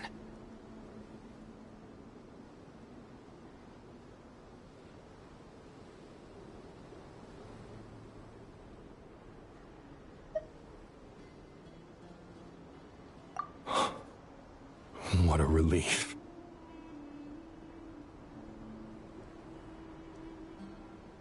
It's the Jinn. Countless Jinn have stirred up violent sandstorms across the desert, blocking our path to the Temple of Silence. Tighnari and Kale have returned to Aru Village to help.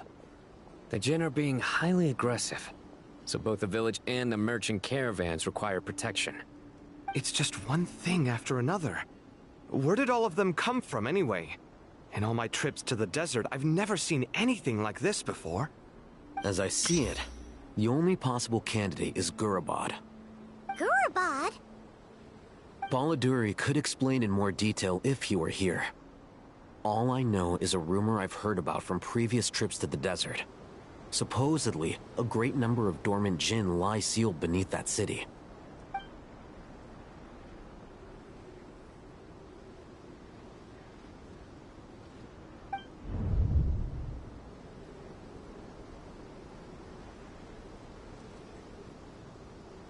Gurabad is, for me, a fated land. I must therefore return back to this city, where my destiny awaits me still. My master, I am sorry that I couldn't stay by your side for long, and that I could not have more time to get familiar with you. Lilipar.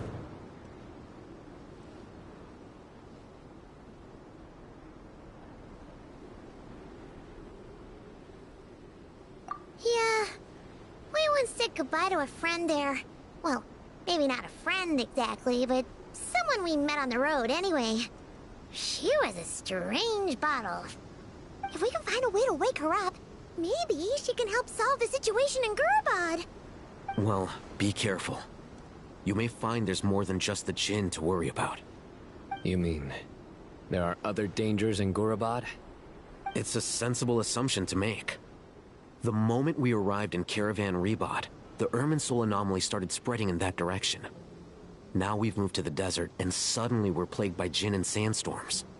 To call it a coincidence would be a stretch. Don't worry, gotten a lot stronger since our last stint in Sumeru.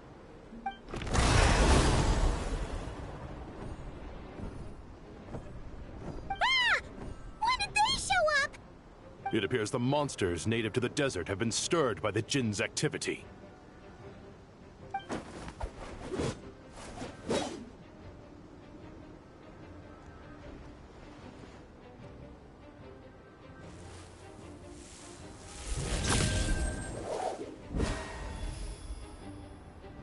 You should get going. We'll take care of things here.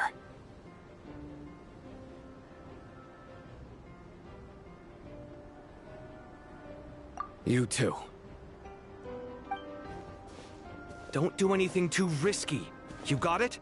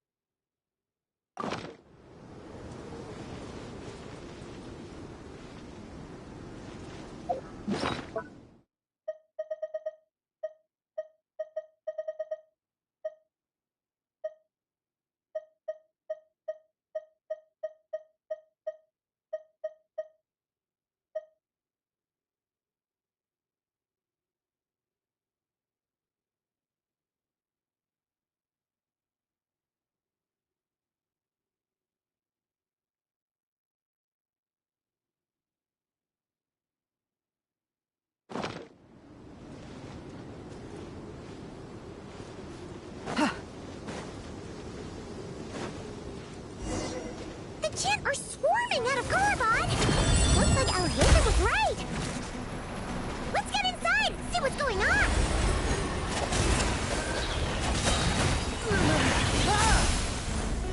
One fell swoop! Charge! Time to roll! Ah! Charge! It's justice o'clock!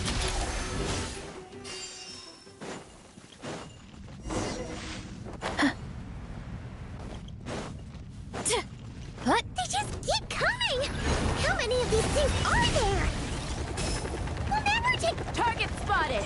All units at the ready. The Patui? They must be using this place as a stronghold!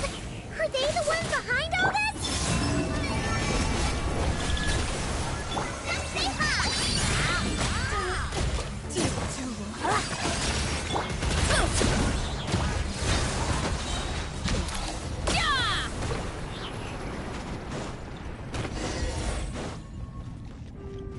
Time to roll! Look out below! Charge!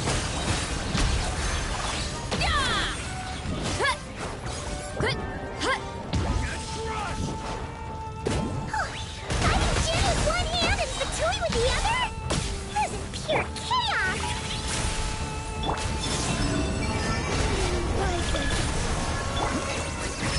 Coming in! Kapow! Listen, I'll make short work of you.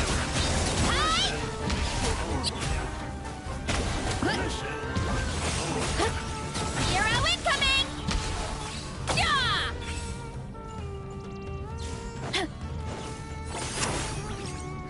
Headbutt! Charge!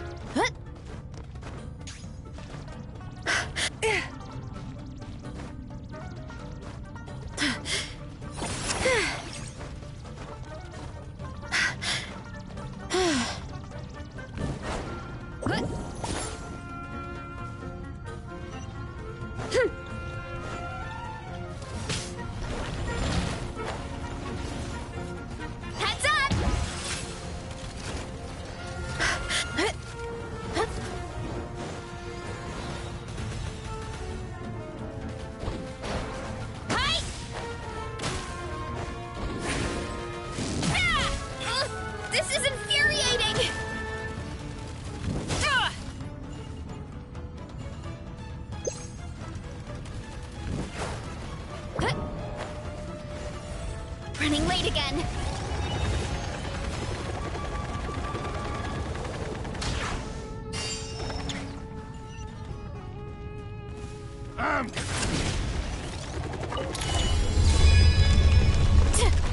Do you see that strange machine?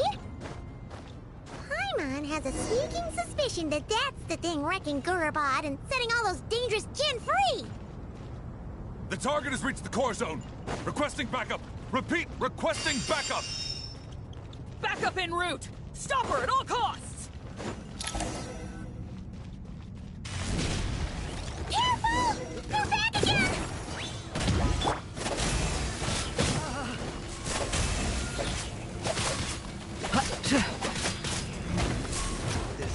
Do it.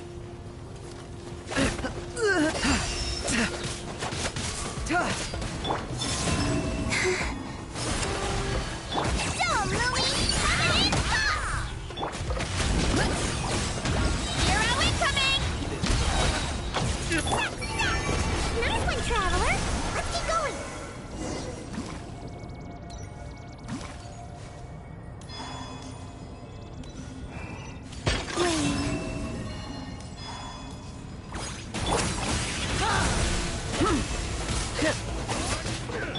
Shine like a gemstone! That's nothing! Look out below! Charge! Yeah! Hi! Running late again. It's justice o'clock! Yeah! Green moons converge.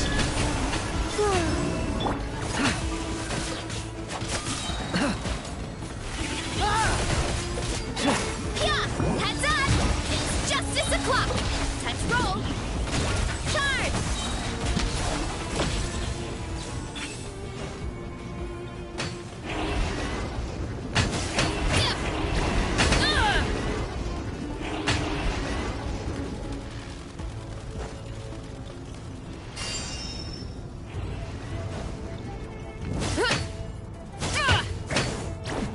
This hunk of gem's gone kaput! Now we can finally... It seems my subordinates failed to stop you in your tracks. Apologies, sir. There is no need to apologize. You did well to hold your ground against such a powerful adversary for as long as you did. I must commend your courage and perseverance. So, you're in charge here, huh?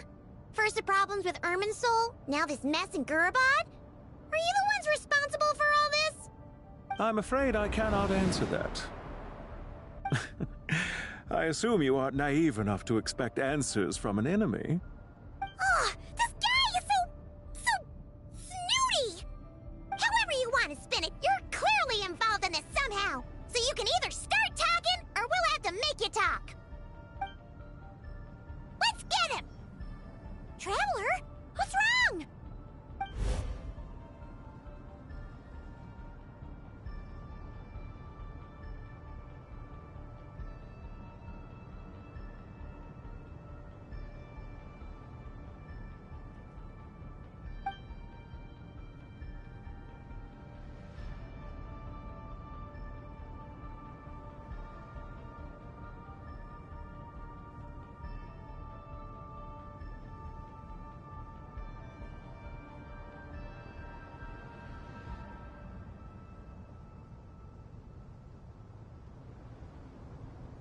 You're remarkably calm.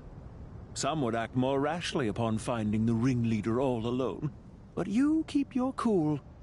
Even as your enemy, I must applaud you.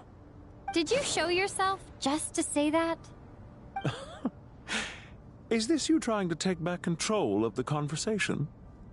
Unfortunately, I really don't have anything to say to you. I am here merely to indulge my own curiosity. Your names are well known among the Fatui. Naturally, I wanted to observe you up close while I had the chance. Hey! Don't treat us like we're some kind of exotic animals in a zoo! Oh, I wouldn't dream of it. You seem rather predisposed to misunderstand me. I'm quite aware that you are both heroes of great renown. You have resolved crises in many nations and won countless allies along the way. I've been following your adventures with great admiration. My only regret is that the trajectory of your journey conflicts with our goals. What do you mean, admiration? Sorry, but that sounds pretty weird coming from you. I don't see why. We may happen to occupy opposing sides, but there is no cause for deep-seated enmity between us. To respect one's enemy is to respect oneself. Well, now that you're observing us up close, what do you see? I've observed as keenly as I can. Yet, while I endeavor to understand, your true strength remains a mystery to me. Violence is not my area of expertise either, so, you see, I would much rather converse with you like this than determine a victor with the edge of a blade. Besides, I've heard that even 3 moons in the sky fail to eclipse your brilliance. I know better than to bite off more than I can chew. 3 moons? So, you have a connection with the Harbinger, the Doctor. Well deduced. Our commander, Dottore, died in Nodcry, but there are things that do not end with his departure. We must... Look at me. I almost divulged more than I should have. What are you after? Revenge for Dottore? Or are you plotting something else? I've said quite enough, I believe. There's no point in continuing this conversation, except to say, I've noticed that you seem to know your way around here quite well. A repeated visitor to Gurabad, are we? Ugh. I'll take that as a yes. Then I'm sure you'll have heard the story of this place. The mother of the Jinn, Lilupar, and the tragic tale of her vengeance that spanned 3 generations. It was right here that Lilupar once helped the wise to ascend to the throne. But from that moment on, every king who sat upon it was corrupted by power. These degenerate rulers lost control over their nation, and with it, the right to occupy that exalted seat. What are you trying to say? I once admired you for your adventures. That is the earnest truth. But it appears to me that your journey serves ultimately to uphold the rules of this world. Are these rules truly just? Does the heavenly principles rule with wisdom or folly? And how can we be sure that the 7 who wield authority over the world will not be corrupted? Do you seriously think you're gonna convince us of anything? Convince you? I'm sure my commander already tried that. Why would I waste my breath doing the same? If a few words from a stranger were enough to make someone completely change their stance, it would only prove that they never had a firm will to begin with. I am merely stating my position, so that we might understand each other better. One's enemy in the present may not necessarily be an enemy for life. As for what game I'm playing here, I'm simply buying some time. But now I must bid you farewell. It was a wise decision not to attack me immediately. Since you did not fall for my ambush, I will now have to ask those in hiding to reveal themselves. Leave this to us, sir. Very well. I trust you to do what is necessary. Stall her while I execute the next step of the plan. Sumeru City, Irminsul. Hey! Stop right there! Don't you dare leave without explaining yourself! All units, stop them! Protect the commander! Did you hear that? He mentioned Sumeru City and Irminsul! He definitely knows something! We can't let him get away! Get rid of these pesky soldiers, quick! Well, now, ultimate flying kick! Rear guard to the front! Don't let them through!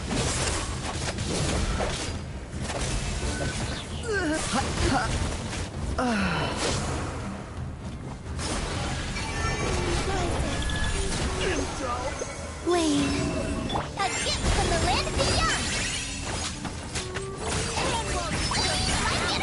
Get that thing in position! Hold on! Just a little longer! Time!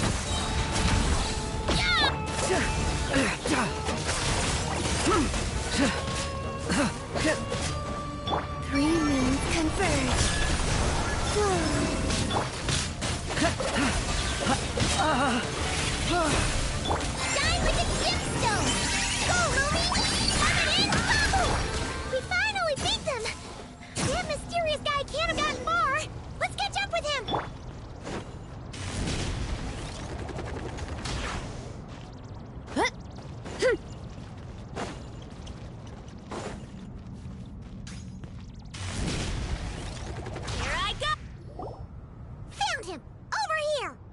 You're very persistent.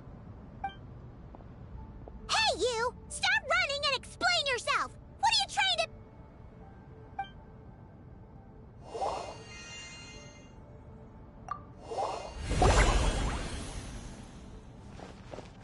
What's this? Relax. A small trap like this won't be enough to hold you. The sandstorms from Gurabad will die down soon enough, but this small window of time was all we needed to launch the next phase of our plan.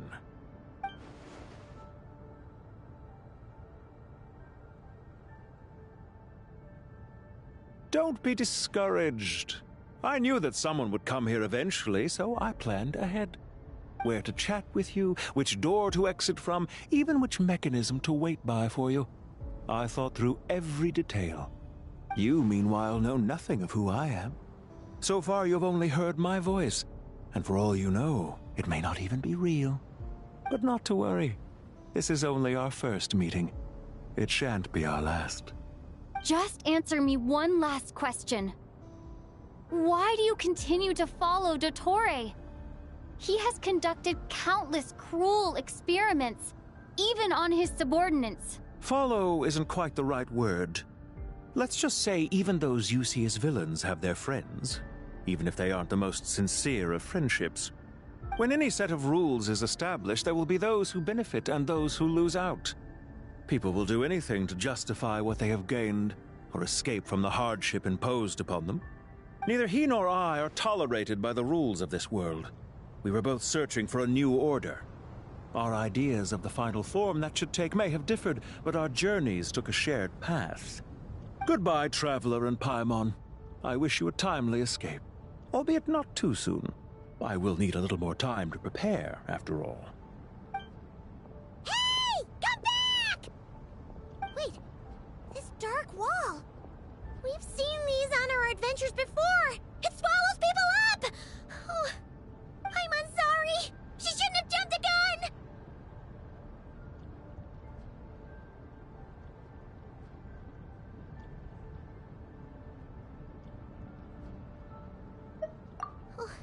Okay. He may have fooled us this time, but we'll get it back!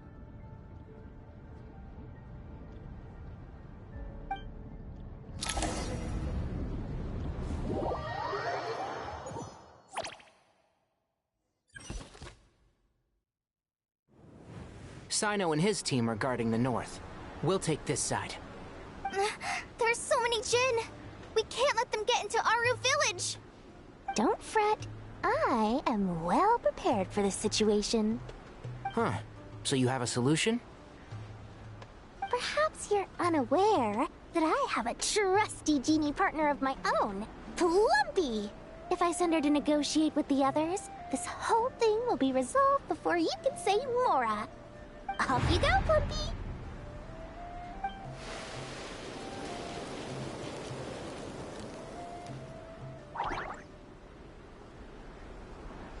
Come on, what's the holdup? 5,000 Mora. 20,000 Mora.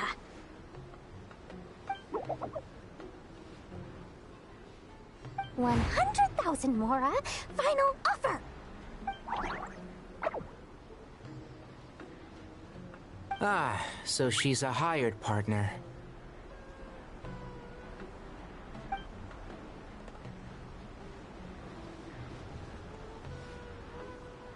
Hired partners are reliable too. Plumpy here is a highly skilled negotiator. You'll see. Just a few words from her and...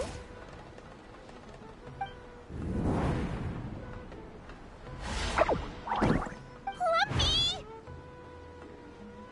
Don't you Jin have any respect for the rules? This was supposed to be a negotiation! How dare you treat my messenger like this? You wanna play rough? Two can play at that game!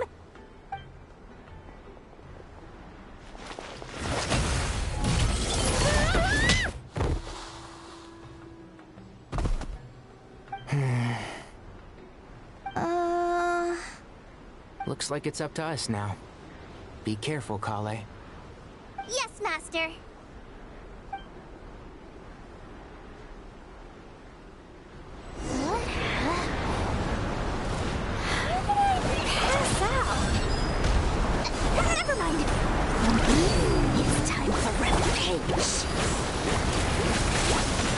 You know, this reminds me of when you first arrived in Avidia Forest. You were trying to help a child retrieve a lost toy when you stumbled upon Spino Crocodile territory by mistake. Yeah, I remember. Our first time fighting side by side. Fighting side by side? I seem to recall swooping in to rescue you with a team of forest rangers. Please stop. I hear everything! What? That's a deal prepared! The gun! Call it Emma! Help! One with the forest.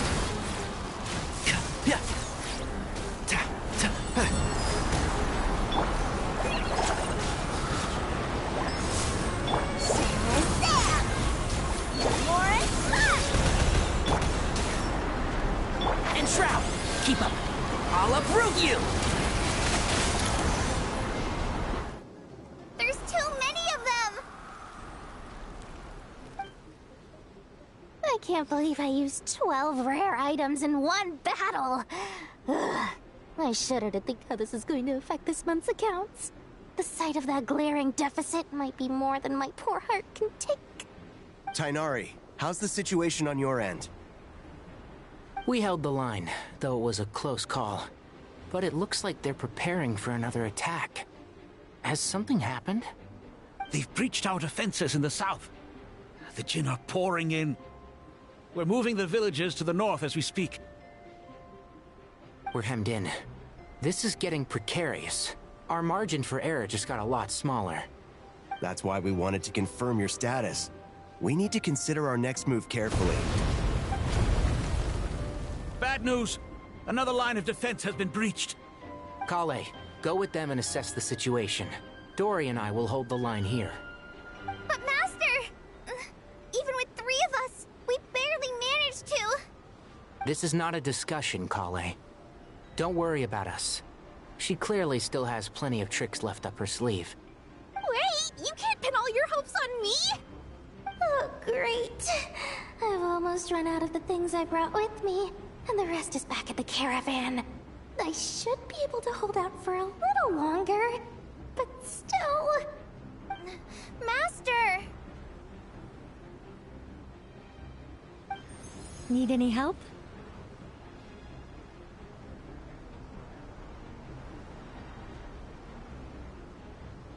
Huh? What is it, Kale? If things continue like this, it won't be long before Aru village is overrun by Jinn, and the sandstorms are sure to follow in their wake. I do have a plan, but I can't guarantee it will work. I don't care! Whoever you are! Please just help us! The only one who can help is you. I am merely here to guide you along the correct path. I am a spirit created at the beginning. I am a flickering illusion. I am the shimmering light that flows from the eyes of the Creator. What do you mean? It doesn't matter. You don't need to understand it. Just repeat after me, one line at a time. Watch out! Jinn incoming! I am a spirit created at the beginning. Here goes nothing! I am a spirit created at the beginning.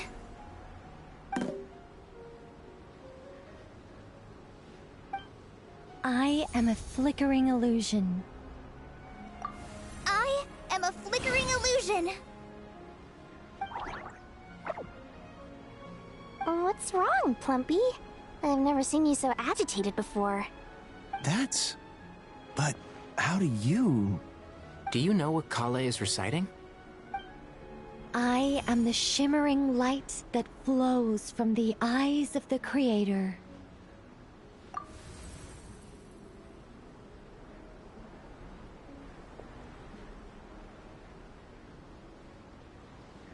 I am the shimmering light that flows from the eyes of the Creator!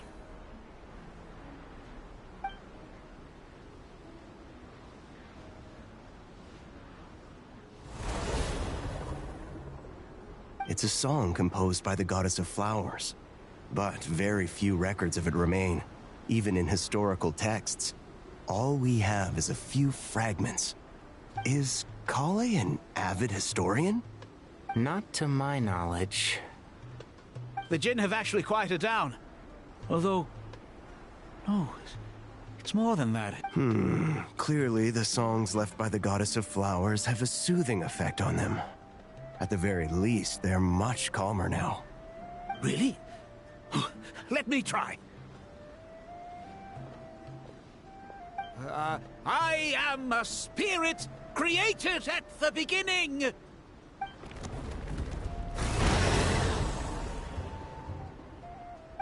Don't stay away! I'll stop! I'll stop! It seems like the song only works when Kale recites it. But why? Kale.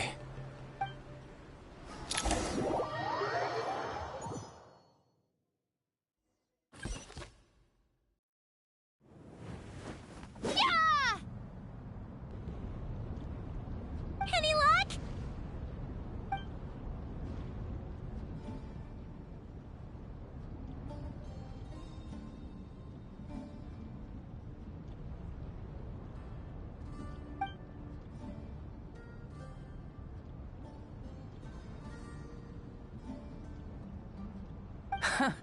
When I heard that loud rumbling in the distance, I thought the shifting sands had bust open the gates to some ancient treasure vault. Turns out it was just you guys. Huh? Wait! That sounds like... It's been a long while. Did you miss me? Jet! Ben! Let's save the catching up for later. First, I gotta get you guys out of there. This should be the right mechanism. Ben, can you handle it?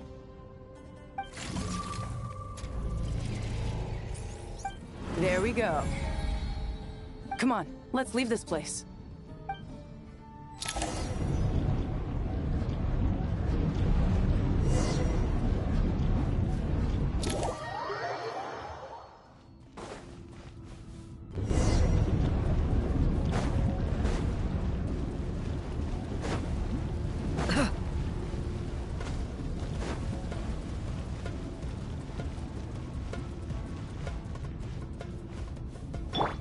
Running late again.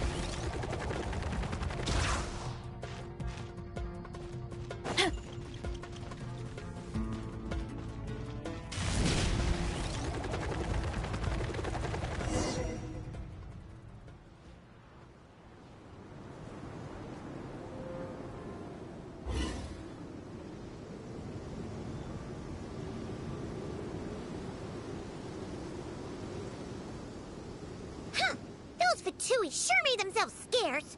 It's like they were never here. The Fatui? They came to the desert again? Yep. No idea what they're planning this time. They were being very coy about it. How have you been, Jet?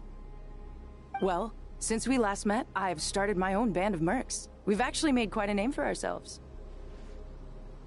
Oh, yeah. On a slightly different note, I have some good news. I finally took care of Masaira.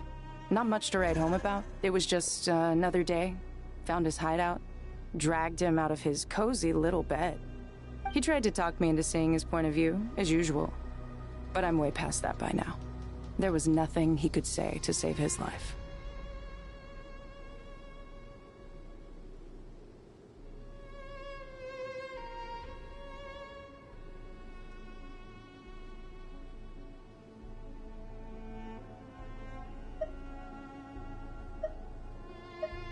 What about you guys? Bet you'd forgotten all about me and Ben, huh? Of course not! We're super duper best friends! Wow. Sounds like I should make time to visit some other nations too. Anyway, what brings you to Gurabat? Oh, right. I almost forgot. We're here to look for Lilupar. That bottle? Seriously? Yeah! We need her hoping we actually managed to find her, after all the trouble we've been through. Surely, with everything's been going on in Gurabad, she must have woken up, right? Only one way to find out.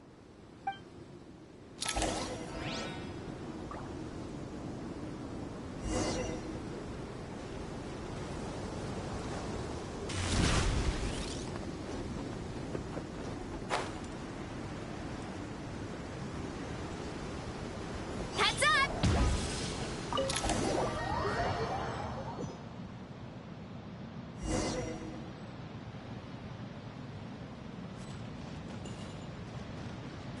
Let's see. She should be around here somewhere. Aha! Found her!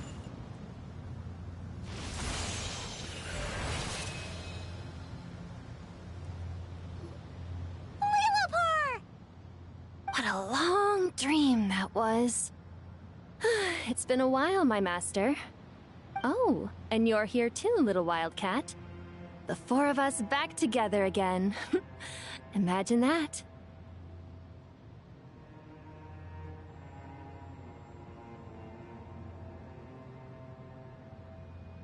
After we last parted ways, I merged with the land beneath Gurabad to suppress the dark calamity stirring in the depths. It rekindled the flame of vengeance within the Jinn, depriving Gurabad of any hope of peace. I fought against it for a long, long time. Until one day, I sensed a change in a foreign land to the west. Suddenly, the pitch-black abyss fell silent.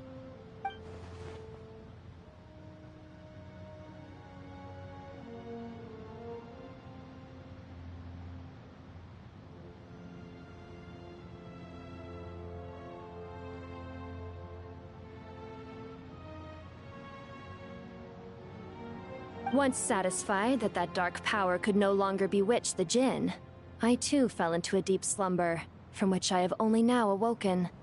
Why have you returned to Gurabad, my master? And why is my sand-swept homeland in disarray once more? Well, basically, Sumeru's in danger and a lot of our friends are affected. Some bad guys messed around with Irminsul and now they've released the Jinn in here.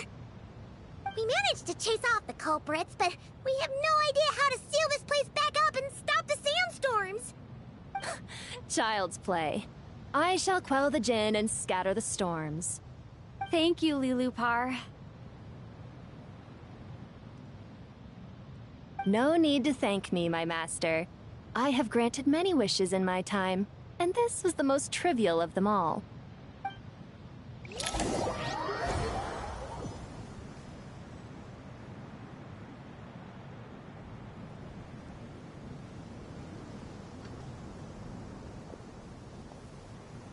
The sandstorm's gone. The sun shines bright again. When I said that we'd meet again under a lovelier sun, this was exactly how I imagined it. Yay! Although, honestly, Paimon would love to hang out with you more, even if the weather sucked.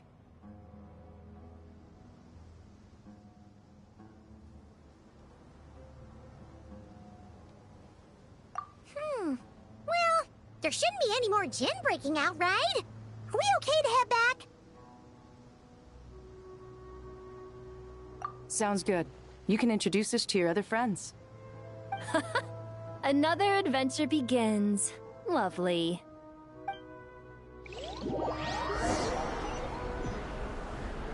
The storms have stopped! We should be able to get to the Temple of Silence without any problems now. Time to regroup!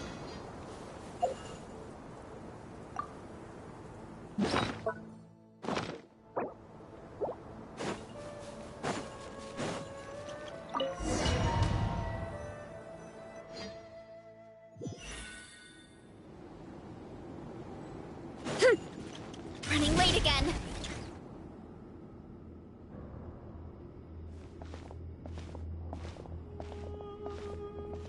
So, this is the Temple of Silence.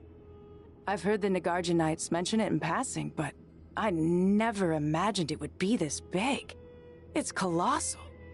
I thought the temple moved to the rainforest ages ago. When did they scamper back into the desert? I don't know. This plan sounds a little too risky for my liking.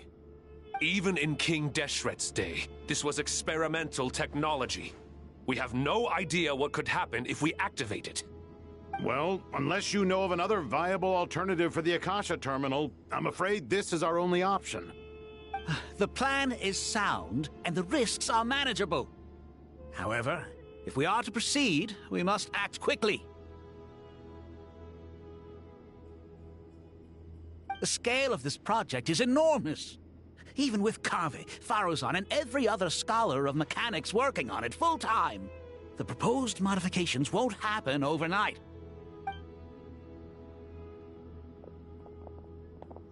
You're back. Everything all right? And who are they? Friends of yours? Pretty much everyone in the Temple of Silence is. This guy's Kave, and the one next to him is Alhaitham. Hello, I'm Jet, and this is Lilupar. Oh, a famous name from the history books. Pleased to meet you. A friend of a friend is a friend of mine, as they say. Who's they? Huh? Do people not say that? Not in the desert. Friends you can trust, but friends of friends? Gotta keep an eye on them. Still, I do trust the Traveler's judgment. I'm sure you're good people. The sandstorms have calmed down. I take it the Gurabad problem is resolved? What did you find?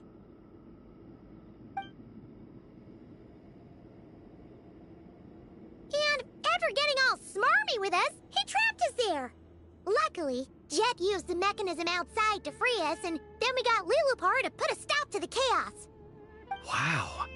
Thanks for being there to help them.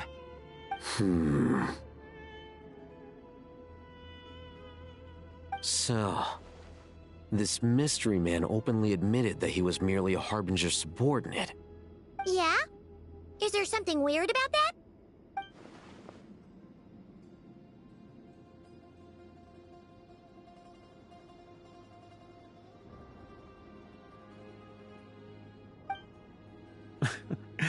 I assume you aren't naive enough to expect answers from an enemy. Well deduced.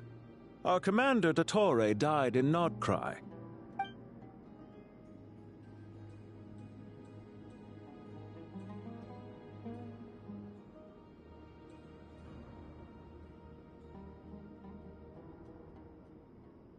Are you wondering about his true identity? Or do you think there's a big conspiracy behind all this? I wouldn't go as far as to call it a conspiracy. Just the simple fact that having someone to shift the blame on tends to prove useful should trouble come knocking later.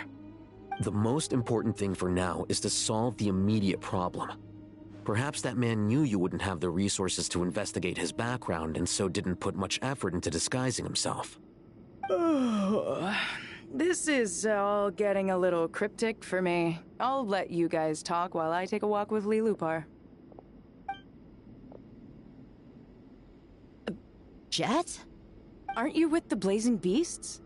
What a coincidence. Didn't expect to run into you here. We're mercs. You can run into us anywhere. Who's this with you? So, did you find the solution you were looking for in the Temple of Silence? You bet we did. This place is incredible. It has everything. So far, we've discussed a plan and verified its feasibility. Building a new system from scratch is out of the question. So our only option is to modify the Akasha using certain resources we hope to find in the mausoleum of King Deshret. According to certain sources in the Temple of Silence, there is a core device in King Deshret's mausoleum known as Aru. Little is known about this device in academic circles, which suggests it was hidden quite effectively. If these sources prove correct, the energy contained within Aru may be sufficient to power our Akasha renovation plan. However, this raises difficult questions regarding technological integration. The sages are still debating it.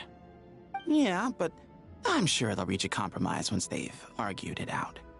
The people of the rainforest are always cautious when it comes to desert technology. But times of crisis like this leave us with little choice. Wait, Paimon has a question. Is this the same Aru we've heard of before? It's sealed off, right? Some sort of prison where the Goat King, Ibis King, and Crocodile King are locked up. Well remembered. Yes, that's exactly right. According to our records, Aru was the most brilliant creation King Deshret ever conceived of. Built by divine and mortal artisans working together. It was a miraculous accomplishment, and it lies hidden deep within the king's mausoleum to this day. That being said, what Aru actually does and why it was built, those are deep secrets we are not privy to. Until recently, I wouldn't have been optimistic that the place even exists. The only reason I'm inclined to believe it now is because we heard it from the Ibis King Thoth himself at his temple. The tale of how the 3 retainers of Al-Akhmar were imprisoned in Aru. Paimon totally gets that. When Paimon first heard about it, she thought it sounded pretty unbelievable too. Do you guys still remember that? The Ibis King told us they were trapped in Aru and that they had to answer 3 questions to get out. I think I remember. What causes our rise and fall? What obliterates love and hate? And what determines truth and falsehood? Those were the 3 questions, right? Yeah. If only Nefer were here. She's dealt with the Ibis King before, so she might know more. Oh, Nefer's a friend we met in Notcry.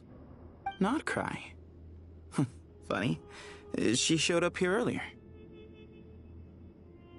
Huh? Yeah. Had another lady with her too. Both said they knew you. They contacted the sages, claiming they might be able to offer some assistance. Really? They came here to help out? Yes, really. It was just before you got back.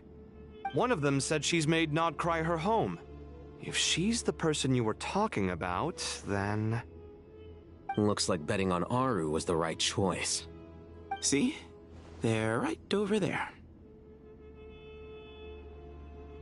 Nicole! Nefer! Why, hello! We're here to help.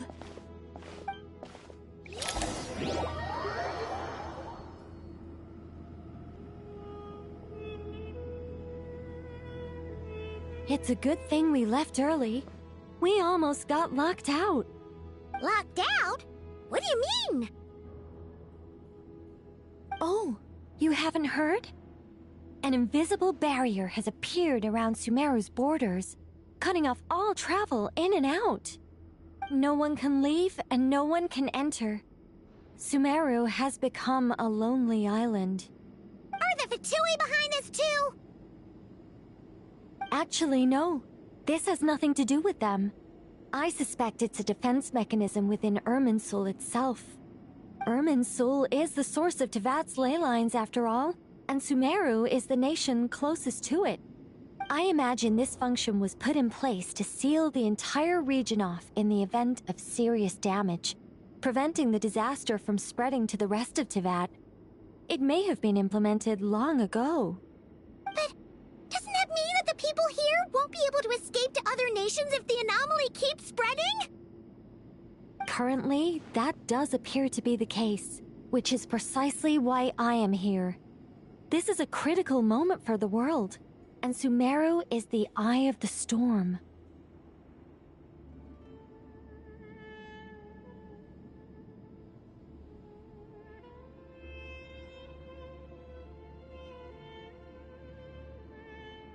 Paimon's surprised you managed to convince her to come back to Sumeru. Indeed. Even for someone of my wisdom and eloquence, this tested my skills to the limit. And why should it concern me that Sumeru's in trouble? Surely you don't think I still have feelings for that place? Judging by your tone, I suppose you don't. Sounds like you don't know much about my past. And here I thought you knew everything. All I know is that the Ibis King is the source of your power. He was quite a prominent moon envoy once upon a time. so I do know a thing or two about him. As for your past, I have ways to learn the full story if I wish to. But everyone has secrets they'd rather keep to themselves. Wouldn't you say? I'm glad you see it that way, Miss Nicole. I've chosen to call Nodcry home, which is why I did my part in its hour of need. That doesn't mean world savings become a habit with me. I have no particular desire to play hero in Sumeru, thank you. I understand. Human emotions do not appear and disappear without cause.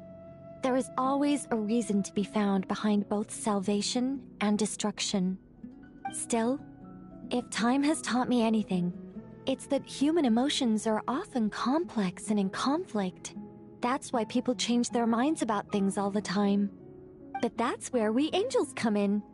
Our duty, ultimately, is to guide people towards their deepest, truest desires and help bring them to fruition. So I wish to hear about your past, because I do not believe you are motivated by hatred alone. And if we still arrive at different conclusions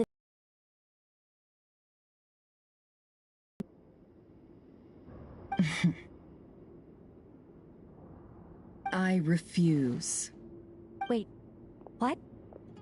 But I set the atmosphere and everything. Isn't this supposed to be the moment when we finally open up to one another? Is it? Maybe I'm not so good at reading the atmosphere. You're right, Nicole. There's more to me than just hatred. Had it consumed me, I'd be left stuck in the past forever, never living in the present. But I don't think that your guidance can change my mind. The all-consuming sands, the bloodshed, both deserved and undeserved. Those old emotions cling to me like a shadow. Do you wish to shake them off? No. I hope to remember them forever. Those emotions and memories shaped me into the person I am today. They'll always be a part of me.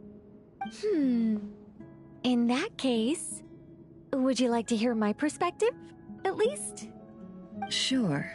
It's not every day you get to hear an angel's opinion. A long, long time ago, when the angels still walked freely upon the earth, I found life tedious. Monotonous work, lukewarm relationships. Things weren't nearly as interesting as they are now. And yet, since the angels' demise, I have found myself missing those days on more than one occasion. Human emotions are often attached to a person, a place, or an object. When those things are gone, the memories quickly fade, and the emotions slip away along with them. If Sumeru were destroyed, both rainforest and desert would be no more. With the object of your hatred wiped from existence, it would not take long for the memories buried deep in your heart to slowly fade. Both love and hate are intense emotions, but they are nothing compared to the void left behind when they disappear. Most sophisticated, Miss Nicole. But anyone focused on the future could only ever applaud the destruction of the things they hate. Still, I'm a special case. Someone once told me that human memory is more selective than a Mora-hungry merchant choosing between custom. A reality check once in a while, so we don't forget the truth. As much as I dislike Sumeru, this is no way for it to perish. All right, you win. I'll help you out a little, but I won't work for free. How much will you need?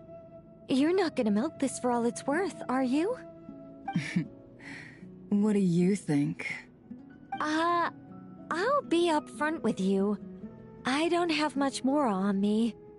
If that's what you need, I could borrow some from Alice. Or perhaps I could pay in sculptures. The ones I carve are actually worth quite a lot. Just cover my travel expenses. Huh?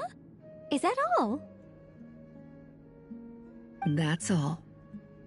Given all the people I owe favors to, I can just about justify a trip to Sumeru. Yehoda! Here, boss! What do you need? I'm going back to Sumeru for a while. While I'm away, you'll be in charge of the curatorium. Me? I'm in charge? Whoa! Don't worry, boss. You can count on me! And that was how the ingenious Angel Nicole brought you the perfect person for the job in your hour of need. Hip hip hooray! That was far more detailed than necessary. Not lacking in embellishment either. I never thought I'd return. Especially not the desert. But life doesn't always go as planned, I suppose. What's Candace up to? I don't think I've seen her yet. She is still taking care of things in our village. Should be joining us before too long.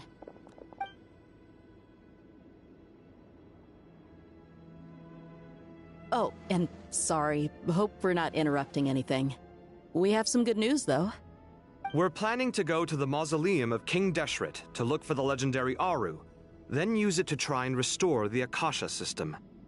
According to records in the Temple of Silence, the mausoleum houses something called Aru's Chute, which can be used to establish connection with Aru. We still have some time before we leave, so there's no rush. By the way, who are these two new faces? Just call me Nefer.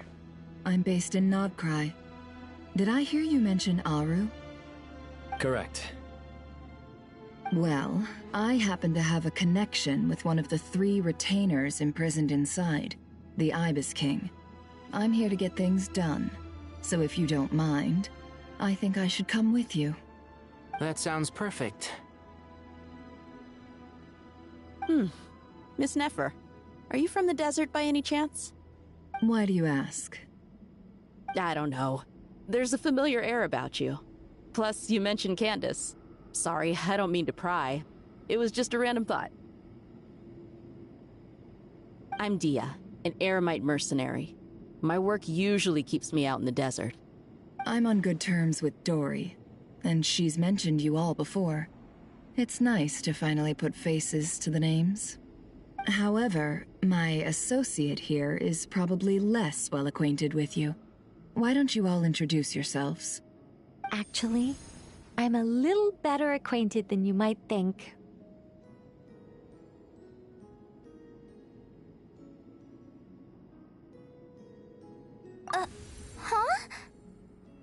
Huh. Are my eyes playing tricks on me? It looked like you spoke without moving your mouth. Ventriloquism. I have heard tell of it before. What is it, Kale? It's you! You're the voice who's been speaking in my head, aren't you? You encouraged me to report my dreams to the Dendro Archon, and got me to recite that magic prayer. Mm-hmm. I have many titles, but let's go with the most pertinent one. I am Nicole Rain, an angel who has lived since ancient times. An angel? Sounds like a big deal, but, what exactly is an angel? Oh, Well, we're a rather long-living race of beings. Not gods, technically, but we can still tell you a lot of stories from ancient history. Yep! And she's also an amazing sculptor! You could say she's a real creative type. Well, ma'am, if both the Traveler and Paimon give you rave reviews, you must be pretty impressive. Oh, please don't call me ma'am. I find it so awkward when people get too formal with me. Just relax and be yourselves. No need to be nervous. Miss Nicole, if it's okay, could I ask you a few questions? Yes, you may. I can see your heart is filled with confusion, and you are desperate for answers. I also know which questions you want to ask me. Why did you dream of Sumeru City in disarray? Why did those verses soothe the Jinn only when recited by you? I can guide you to the truth, but it involves a personal secret of yours. I'd prefer to speak with you alone, if possible.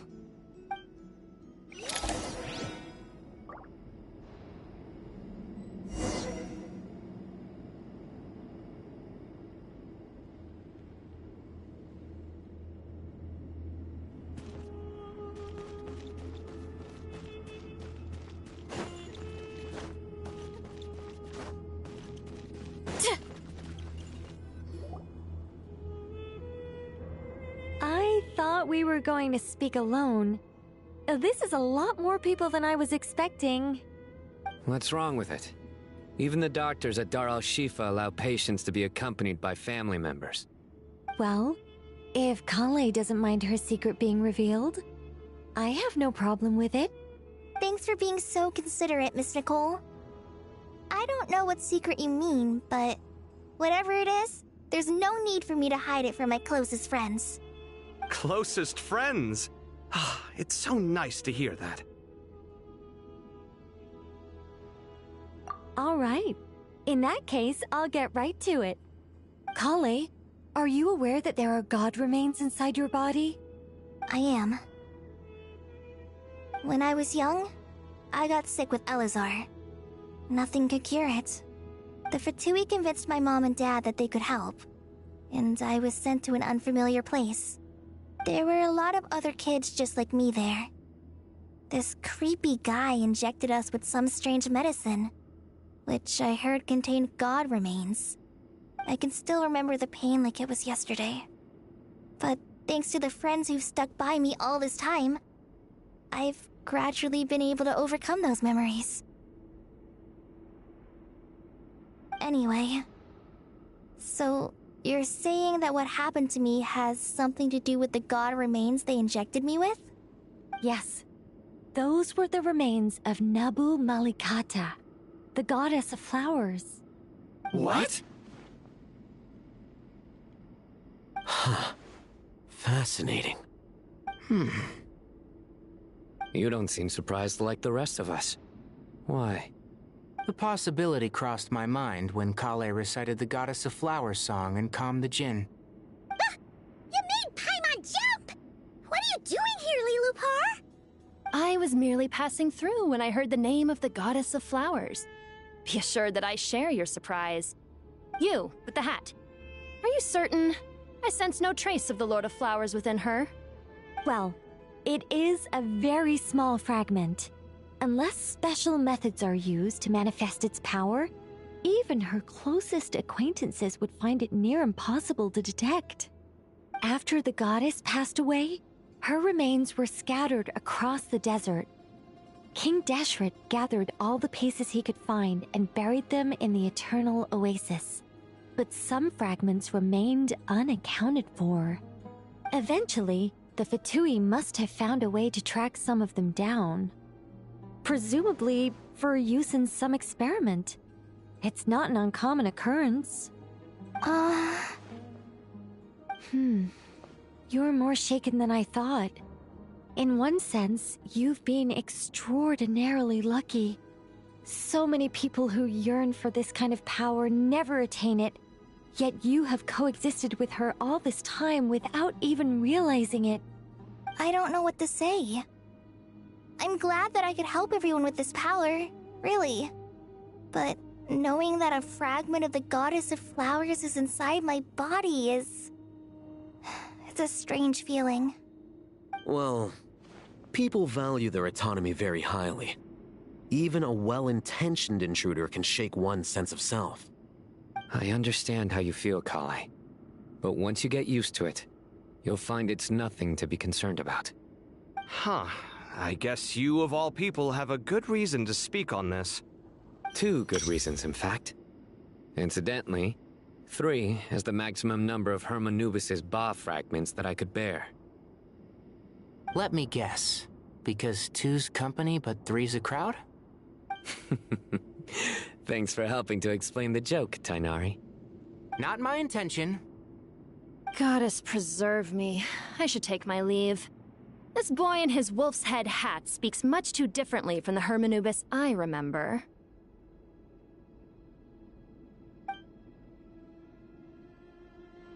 Kale, all I'm trying to say is, no matter how many Hermanubis fragments there are within me, you wouldn't think of me as Hermanubis. In the same way, you are simply you. Yeah, I know what you mean.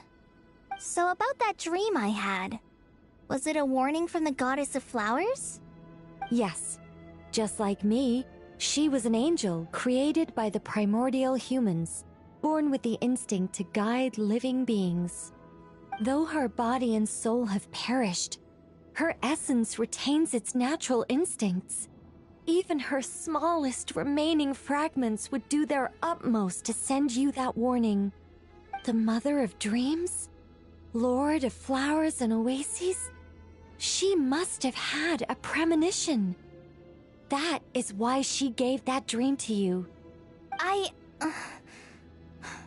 We won't let our efforts go to waste. But I still don't understand. Why me? Yes. Why indeed? You weren't the only one injected with god remains, but only in you have her fragments persisted. I suspect it may be because of the firm will you showed in the face of suffering. She was likely assimilated by that will. Of course, this doesn't mean you have to shoulder any extra responsibility. As this young man said, you are who you are, and that will not change. All right, any further questions from the family members of the patient? If not, we should head to the mausoleum of King Deshret.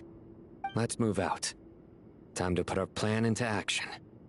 We all hope it'll work. But will we really be able to open Aru? And even if all 7 pillars of King Deshret agree to let us proceed, the scale of the work to follow is daunting, to say the least. Haven't you handled other big projects before? I mean, the biggest project I've worked on to date is probably the Palace of Alcazarzaray, I guess? But this is orders of magnitude beyond that. It's a total nightmare. Look on the bright side. At least this time you're actually here when Sumeru needs you most. You won't have to come asking me for details after the fact. Mock me all you want. But now that I'm here, things will be resolved far more quickly and smoothly than last time. Kave's self-doubt disappeared in an instant. Like magic.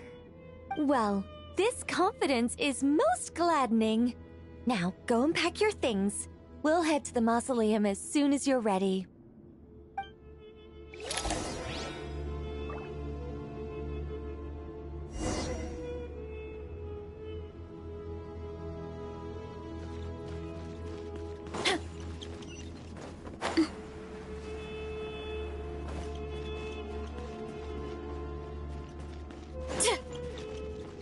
Running late again.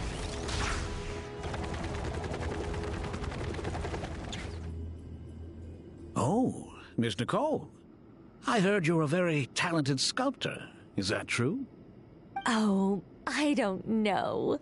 I wouldn't want to blow my own trumpet. Honestly, even though Kasharawar is best known for its focus on mechanics, plenty of Kasharawar scholars are quite serious about sculpting as a hobby. So if they rate your work, that's enough for us. We just have to take a look. Who's we? Myself and a few other scholars. Kashif, Daneshvar, come take a look. Oh, well, if you insist, I suppose there's no harm in showing you.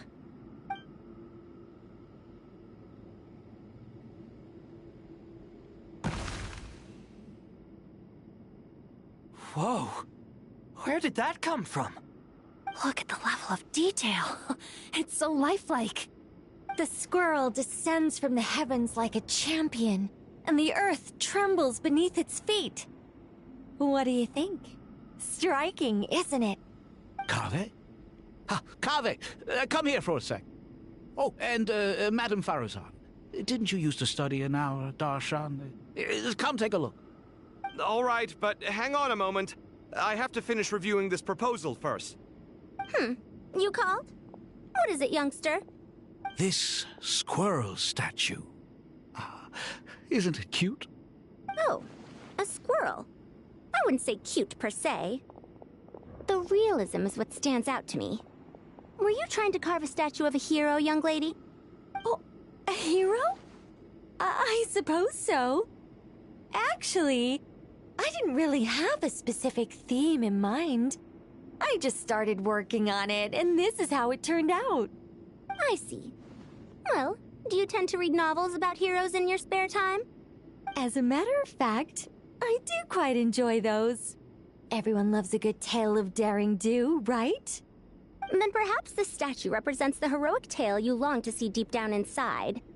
Also on the subject of heroism, I feel that if the subject posed with a finger raised towards the heavens, it would lend a greater gravitas to the overall image. I'm sure some would call it cliché or old-fashioned, but not me. I think it would be a perfect fit. It has a certain classical beauty about it. Kaveh! Sorry, Madame Faruzan, I'm a little busy right now. Don't wait up for me. What a pity. That young man has excellent aesthetic tastes. I was hoping to ask him for his opinion. What a genius idea! Why didn't I think of that? Classical beauty is a great direction to explore. That's it.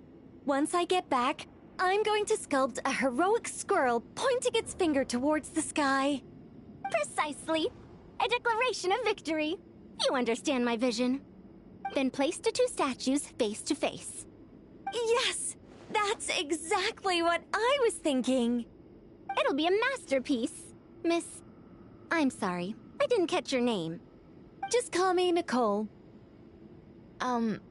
Madame Faruzan? Was it? What? Oh, no. That wouldn't be right. Why ever not? Madam is a state of mind cultivated from within. Anyone may call me Madam if they so desire. My dear Miss Nicole, once we make it through these trying times, should we have the pleasure of meeting again, I shall look forward to seeing your new work. In this day of age, it's rare to find people with an appreciation for classical aesthetics. Meeting you was truly a pleasant surprise. Honestly, I feel the same way. It's been a long time since I met anyone interested in this style of statue. Clearly, they don't call you Madam for nothing. Also, I have to say, you're a very good judge of character. Because when I think about it, I really am someone who likes stories about heroes. That must be why I've quietly kept watch over generation after generation of them. Sorry, keeping watch over heroes? What exactly do you do for a living? Oh, never mind that. Let's not tell Madame Faruzan about Miss Nicole's true identity for now. Good idea. Let's limit the conversation to aesthetics.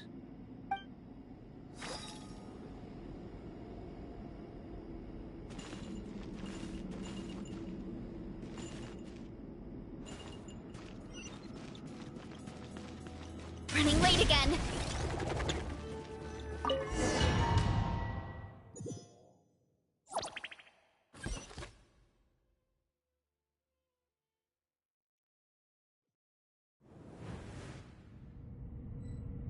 I hope everyone's ready. We'll be arriving at our destination very shortly.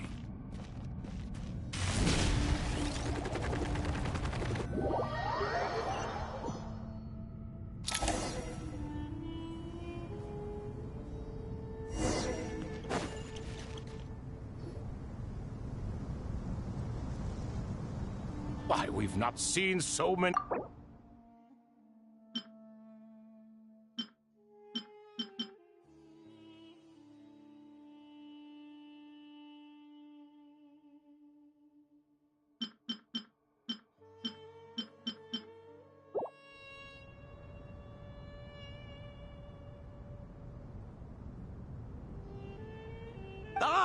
Closer inspection reveals many familiar faces. To what do we dusty old fellows owe the honor? Surely you're not just here to chat. You surmise correctly. We are here to carry out a rather enormous project.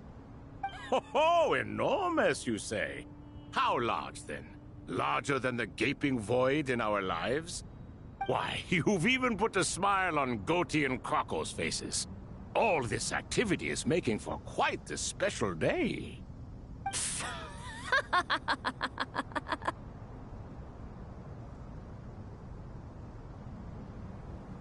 I know that laugh. Lilipar? What on earth are you doing here? Oh, this is hilarious. Turns out good things really do come to those who wait. As long as you stay alive long enough. When did you three get locked up in here? And still you act all high and mighty, putting on a show for the younglings. Truly hysterical. Why, you... Yes, I know. No need to shout. You're right, Lilipar. Goatee, Croco, and I all have the same problem. But didn't King Deshret seal you away? How did you break free, and how did you get in here? Who knows? Perhaps you can ask my master one day, should you ever get the chance. Behold, the executioners of old. Some have turned into fragments residing in human bodies, and others are imprisoned eternally, leaving not a single shard behind. It's almost tragic, watching lowly prisoners like you act all self-important. Curiosity gnaws at you, doesn't it? Your interest in the outside world threatens to burst you at the seams. I'm starting to take a liking to this.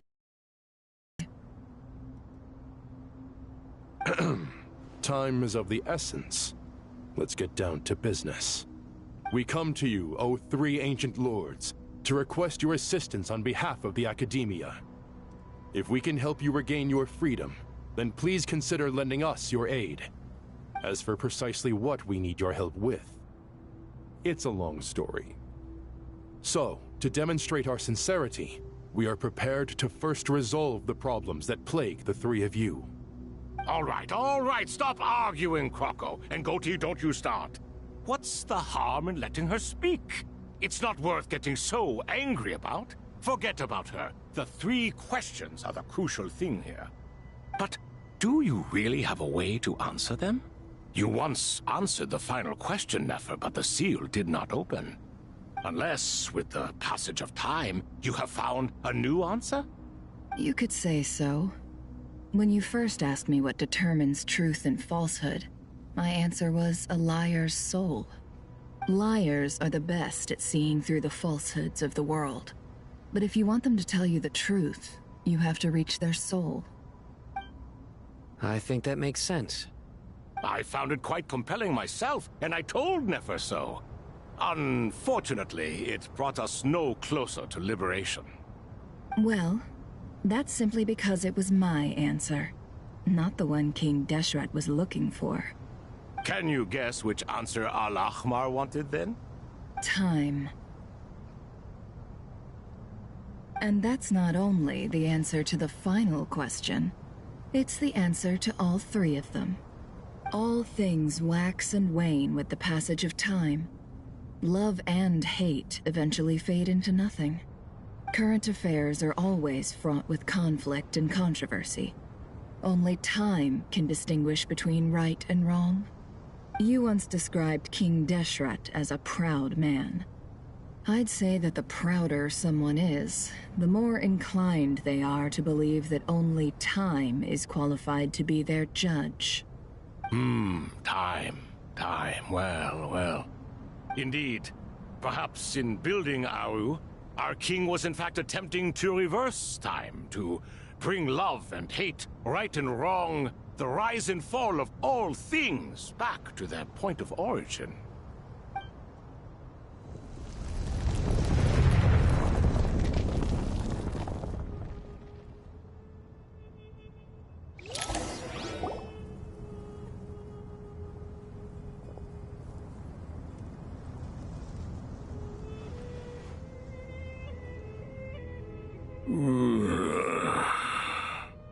This is the most eventful day I have experienced in a long time. You have my sincere gratitude. Are those 3 of the 7 pillars? Turns out the statues were quite faithful to the source. You three seem to be in good spirits. Prison can help a person grow and learn to cherish what they have. Nevertheless, after everything you've done for me, I sincerely hope you never have to experience it for yourself. Hello, Nefer.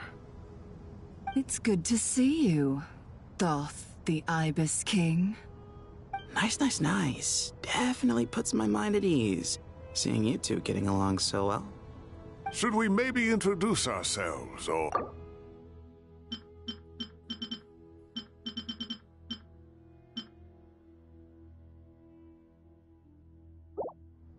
Sure. I'm Sethos, the current leader of the Temple of Silence. This is General Mahamatra Sino. And this is the former Spantamat sage, Cyrus. But I'm guessing none of that means a whole lot to you. Everything is equally new to us, in truth. We've been gone from this mortal world for longer than you can imagine. Let's hold off on the introductions for now. We can always ask Nefer about you later. It'll give me something to talk about with my chosen disciple. You're like a helpless parrot. Gods and people of yore are not necessarily welcome in today's world. Self-awareness is one of my finest qualities. I thought I ought to share its fruits with you two. Is that so? Well, I think we'll take it in stride, just as we did with the 3 questions. Let's not forget, it was my persistence that won you both your freedom. Fair point. I have to applaud your persistence. And I must praise you for your wisdom. Now, state your wishes, young ones. I'm sorry? Why, your tremendous accomplishments deserve a reward, do they not? You must let us do something for you in return. General Mahamatra, what do you think? I won't beat around the bush. Sumeru is facing a crisis the likes of which have never been seen before. And we need your help. Every calamity throughout the ages has been connected to us in one way or another, whether we were its cause or consequence. Whatever is wrong with Irminsul, it severely affected the Dendro Archon.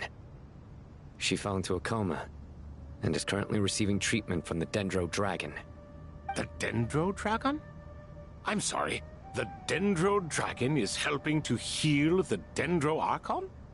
Not a pep, surely. Not vicious, cruel a pep who possesses no virtues aside from her basic instincts. Ah, good heavens. Oh, I shudder to think what could have caused Lesser Lord Kusanali to suffer such a plight. Still, why would the Dendro Dragon lend you her aid? She has always held nothing but contempt for the Archons. I suppose she and Kusanali must have some history. You can help us make history too. A smooth talker. Well said, lad. Currently, no one can connect to Irminsul. We hope that by opening up Aru and making some modifications to it, we can use its technology to our advantage. Unfortunately, Aru is an imperfect creation. King Deshret never managed to realize his full vision before his death. Much remains to be done if it is to be pitted against Irminsul itself. Besides, I hear your reasons, but to give Aru up over such would be... The archaeological records clearly indicate that although Aru's construction took a long time, it was not beyond human means to achieve. Modern technology should solve the efficiency issues. We have no choice but to go all in on this. This is by no means a threat. But the only reason we helped you escape from Aru was to gain the necessary leverage to negotiate with you.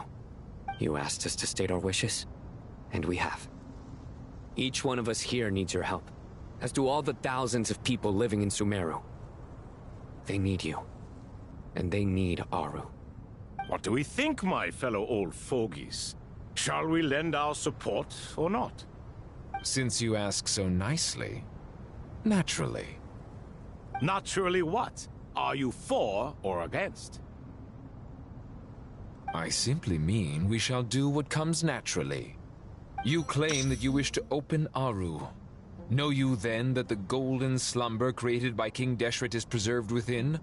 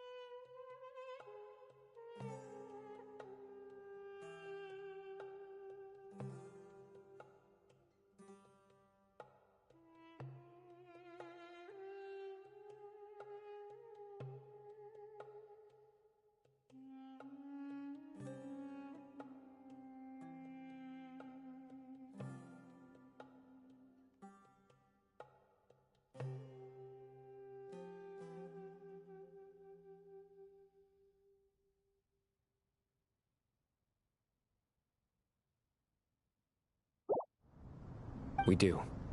We understand the risks involved. In all likelihood, the mortal world will never again be able to replicate King Deshret's work. Never will there be another chance to come so close to creating a utopia. Knowing this, are you sure of your decision? We are sure. Before people can dream, they must first live. If your minds are made up, very well. We shall summon our erstwhile colleagues to discuss this further. Saint Chesapank, Saint Bennu. Once you surrendered to silence and were buried with King Deshret. But now, we invoke the right to awaken you with our voices.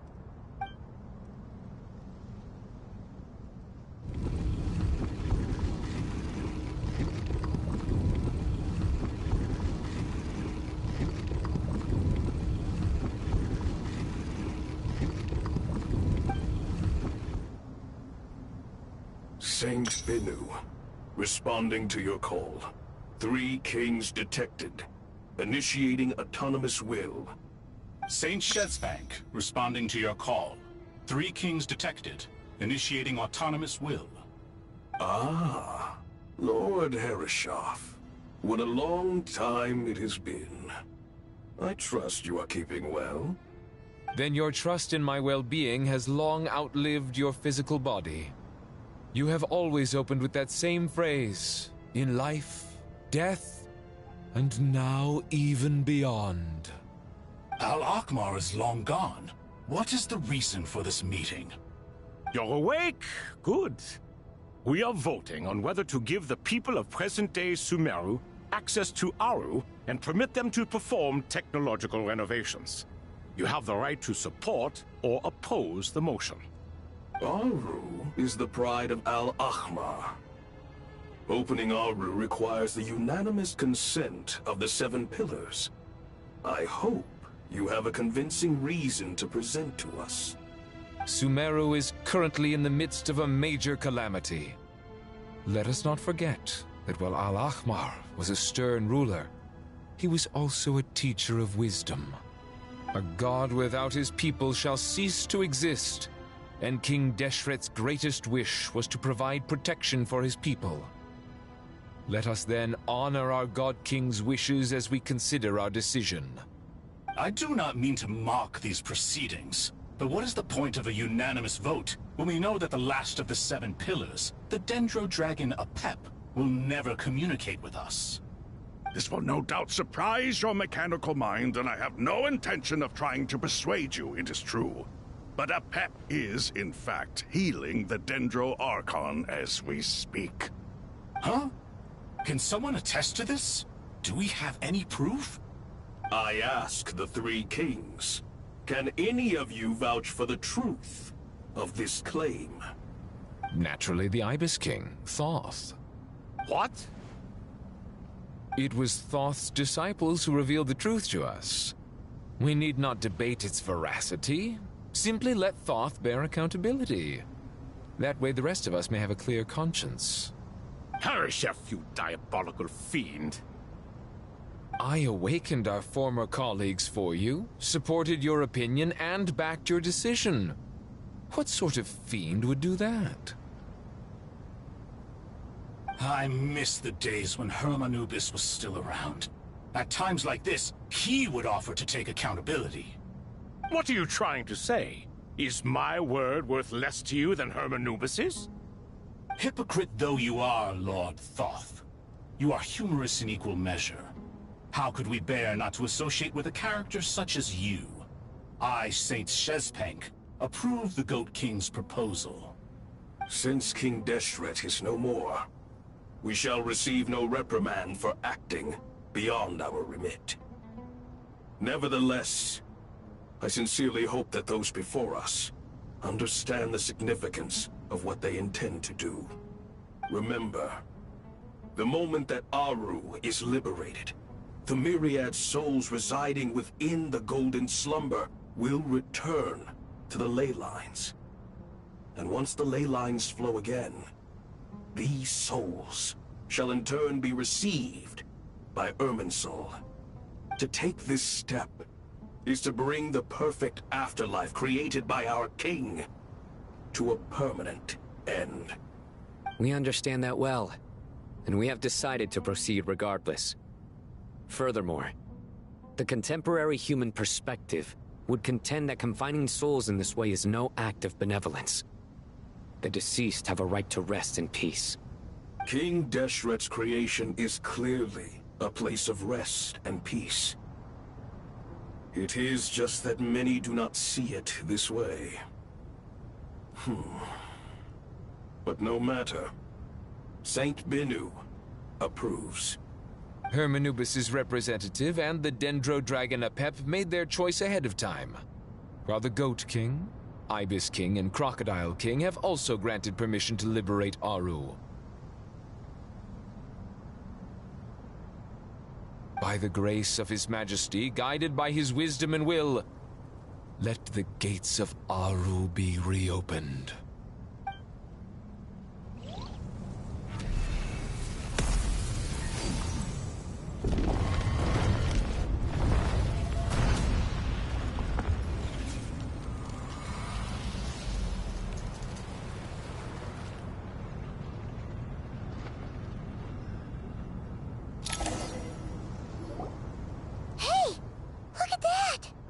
What's this? Are we under attack?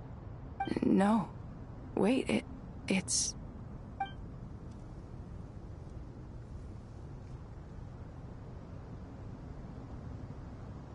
Here you are. Through the sands of time. I see you. Father. Father, is it really you? It's Jet's father, Jibriel! That's right! He entered the Golden Slumber, didn't he? I smell blood and sand on you. You've grown. Strong as a wild beast, and without shedding a tear. You have to leave, don't you? Please, just answer me this. What should I do for you? This meeting is a blessing from the gods. My soul, once imprisoned along with that of Semail, is finally free. I am truly grateful for the chance to see you again. That the dead should meet the living is itself a miracle. One brief, precious moment is enough. Enough to set my heart at ease. Do not weep for me, Jet. I know you will accomplish many great things in your life. You will go further and climb higher than I ever did. All I ask is that you take good care of yourself.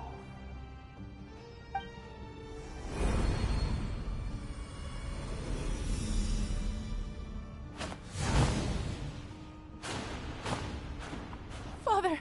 Father! Father. Hey, Jet. Do you want something to eat? Maybe it'll help you feel better. I'm fine. Thanks, Paimon. It was just a little sudden. The chance to see my father again meant the world to me. He was trapped in the Golden Slumber for our sake. And now, after all this time, he can finally rest in peace. I'm glad. It's a huge relief. You've grown strong, Jet. More than enough to fend for yourself. Yeah. I'll leave the past in my memory where it belongs. My family, the good times and the bad. Goodbye, Father.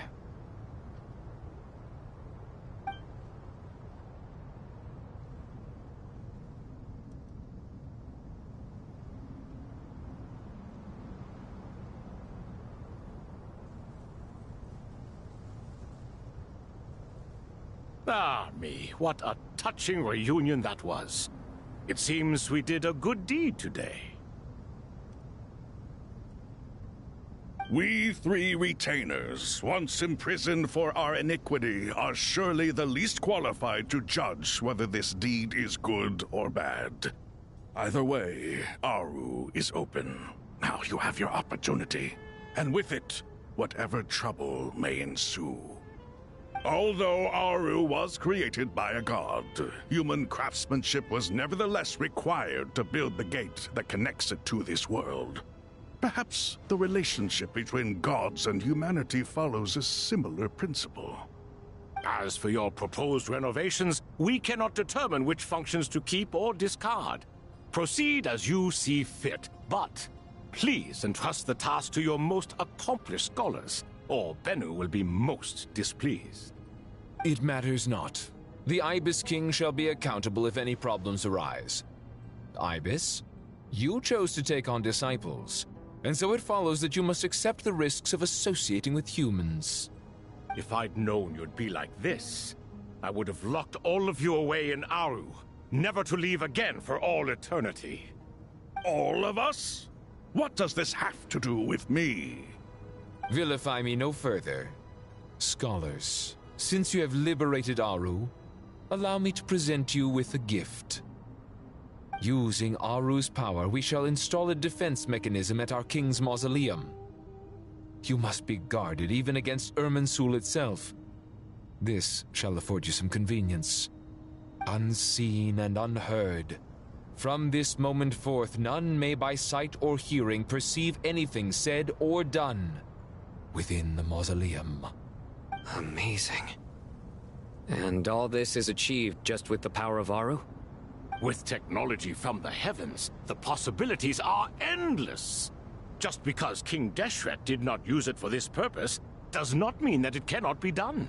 So, marvel away. This is the reward you have earned. All right. Well, that resolves the issue of confidentiality. What about the technical side? Do we have the manpower? Why, yes. I've already contacted them. They'll be here soon.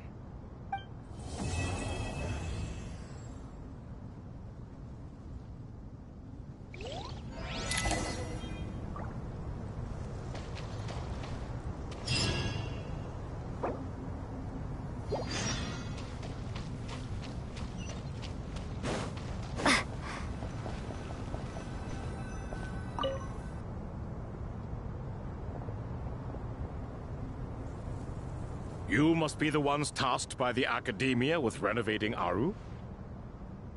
That's right. Good afternoon. I'm Kaveh, and these two are Termezi and Naisaburi. Hey, I'll hate them. Come and introduce yourself. We've met before. This is Thoth, the Ibis King, and everyone knows these two. Afternoon, gentlemen. I've only ever seen these two in murals. Ah, the paintings in the temple.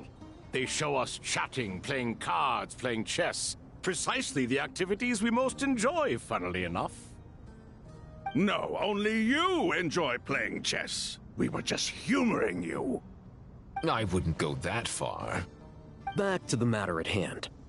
A preliminary assessment by the Academia indicates that this project requires expertise in various disciplines, including the deciphering of ancient texts, mechanical engineering, the restoration of ancient ruins, and elemental theory. The most capable minds in their respective fields are here before you. If there are no objections, we'd like to begin our work. The artisans who built Aru for Al-Ahmar gave their very lives to create this splendid work. Follow their example by giving your utmost devotion to this project. I didn't know that. We'll do our best, of course, but we certainly won't be sacrificing our lives. Such brazen words.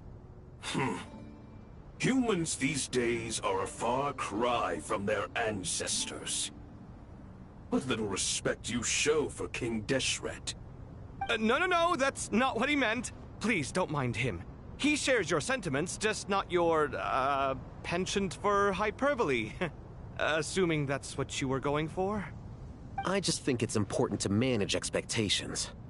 Forgive my lack of courtesy, but we simply can't sacrifice our lives to the gods on completion of the project like people in the legends of old. Here's a first draft of the project proposal for your perusal. Please let us know if you have any requests. Normally, I'd have made it look a lot more visually appealing, but we were really pressed for time on this occasion. I hope you'll forgive me if it's a little rough around the edges. Naturally, naturally. If my fellow ministers deem this meager display of respect sufficient, I suppose I can consider agreeing to their proposal. Why are you so preoccupied with the ostentatious displays of respect to Al-Ahmar? We should be trying to make things easy for them. You never know. We might have to rely on these young people to look after us in our old age. Exactly. This is Aru's mainframe. Be reminded to use it with great caution. We certainly will. Thank you for your assistance. You may attempt to lay out punishment should you so desire, though I'm afraid it would be futile. You and I both know that certain components of Aru can only be operated by humans. King Deshret always believed in humanity. Still, the reason that Aru's modules are designed that way is not so much because he trusted them, but more because he was wary of you. Is that true? No wonder human artisans helped to build Aru then. He actually required human assistance to create his greatest work. Naturally. Have you noticed that the Goat King keeps giving superficial responses? It's like he's just going through the motions and leaving the real debate to his colleagues. He understands the art of perfunctory speech. That's what earned him his position as the Minister of Ministers.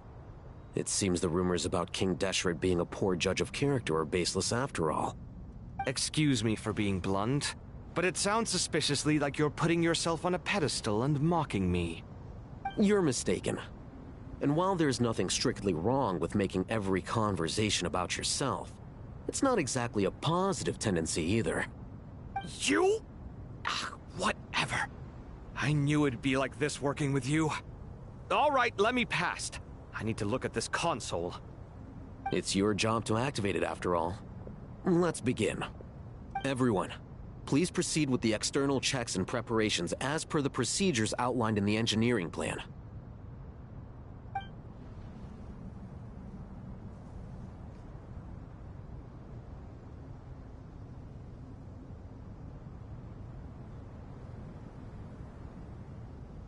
Hello there, youngsters. Whoa, the Ibis King came to life. What do you mean, came to life? I've been alive the whole time. You did say we could start our research, right? Are you having second thoughts now? I've reviewed the proposal. The work you're planning to carry out on this grand device is ambitious in its scope. You have ample confidence in your abilities, I take it? I wouldn't say I'm feeling hugely confident, but given how bad things are, I'd rather at least try something than sit around waiting to die. You are the top scholars of your day. I trust you are aware that there are countless links between Aru and the Akasha? Aru and the Akasha? But I thought the Akasha was the Academia's greatest technological accomplishment, created years ago by the Dendro Archon to help her people access knowledge. And you too? Do you not know either? You've read the instruction manual, right? You tell them. An instruction manual? The Akasha has an instruction manual? The Dendro Archon is a kind and thoughtful god indeed. It used to sit on a shelf in the corner at the House of Dana. Not the most popular read. If the manual is to be believed, Aru was in fact the original inspiration for the Akasha system. What? But there are so few records about Aru anywhere. And practically none of the scientific expeditions into the desert had anything to do with it. Ah, but this is something you could not possibly have known. You may have heard many stories about the desert, but what is the most important aspect of history? Consider this a quiz. Anyone from Vahumana present? I'm from Vahumana. It's, well, veracity. Precisely. And a large part of veracity is the chronological order in which events occur. I may as well tell you. In the beginning, Nabu Malikata, the goddess of flowers, descended upon Sumeru. The glory of the heaven was within her. She brought life, oases, and knowledge to this land. Then she created the Jinn, enlightened them, and ordered them to serve her. 2 other gods also walked upon this land where wisdom flowed in abundance, and the 3 met beneath the great green trees. It was the first and greatest alliance. We should speak with reverence of this covenant between the 3, which transcended both time and life. For they promised that in Sumeru, wisdom would be shared with all. All the great changes in Sumeru's history began with the goddess of flowers. For King Deshret's sake, she pried into the secrets of Celestia, and for this was burned to ashes by the flames of wrath. So grieved was King Deshret by her passing that he lost all interest in state affairs and devoted himself instead to the knowledge that she had brought back. It was after learning of the technology from that floating island in the sky that he first conceived of Aru. And so, the Akasha was inspired by Aru, while the basis for Aru itself came from Celestia's technology. Well, if the 2 share a common technological origin, then connecting one system to the other is an entirely feasible idea. Unbelievable. Have you no reverence at all for celestial technology? No, I do, but there's no time for that. The schedule is too tight. Blame it on the deadline. Perhaps you could try coming up with our cutoff dates. You know what it's like having to turn around 5 different drafts in one day? I wouldn't wish it on my worst enemy. Yeah, also, Sir Ibis, King, you don't plan on getting directly involved at all, do you? Yes, well, you strike us more as having come to give a popular science lecture. Or, wait, does this count as more of a first-hand witness statement? Neither. Anyway, this sounds like far too much work for me. Still, if Aru is so powerful, why didn't King Deshret use it for more ambitious ends? Because it was never fully completed. King Deshret had grand plans, but he perished before they could come to fruition. In the beginning, his wish was to create something that could rival the very world itself. The Lord of Flowers sacrificed everything for that ambition. What he desired, she bestowed, and thus was knowledge brought into the world. Her courage and sacrifice had to be honored with the most splendid of monuments, or King Deshret would surely have deemed it a grave injustice. And that monument, built from knowledge and technology, etched with a sacrificial and courageous love, even in its unfinished form, it deserves to be treasured. At that time, King Deshret said the following to the Lord of Dendro. Since we share an eternal covenant, I shall never be your enemy. Hence, the fruit of wisdom from the heavens is not to be devoured. Remember, it is not that I lack the power to become the enemy of wisdom. Yet you and she have taught me much and shown me kindness. For this, I cherish you both. In the end, Aru was only used to store a portion of the souls. It was but a primitive form of the masterwork the king had envisaged. His final hope for Aru was to return to the past, when she yet lived. So the point you're making is, King Deshret was both powerful and ambitious, and he only ceased his imperious ways out of affection for the goddess of flowers and the Dendro Archon. You could see this as an act of mercy, but you could also see it as the sentiments that lay between these 3 gods placing constraints on him. This was, after all, the foundation of the alliance between them. This explains why Aru was both a prison and a monument, and why the answer to the 3 questions was time.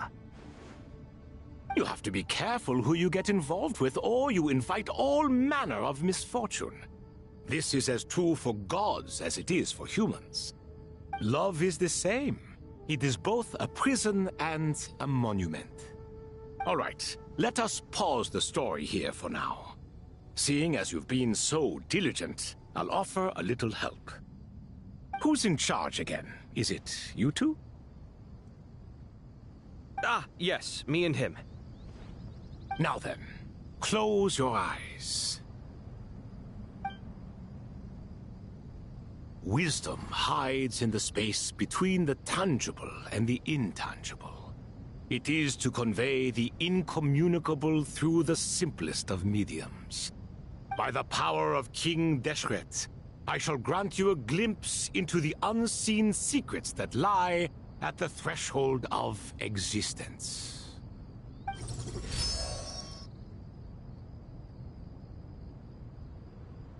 Where did this come from? Is it a new mechanism? It looks more like some form of externalized information. You've rendered it visible? Just as the Akasha allows you to access a greater range of knowledge, the power of our king permits one to perceive ingenuities that do not belong to this world. This is no ordinary mechanism. It reflects the internal structure of Aru. Whether you choose to increase or decrease, keep or discard. Come, use these to achieve the outcome you desire. Looks mechanical to me. Better let me handle it, just in case. But wait, how do I get up there? Turn around. So that's where the elevator is.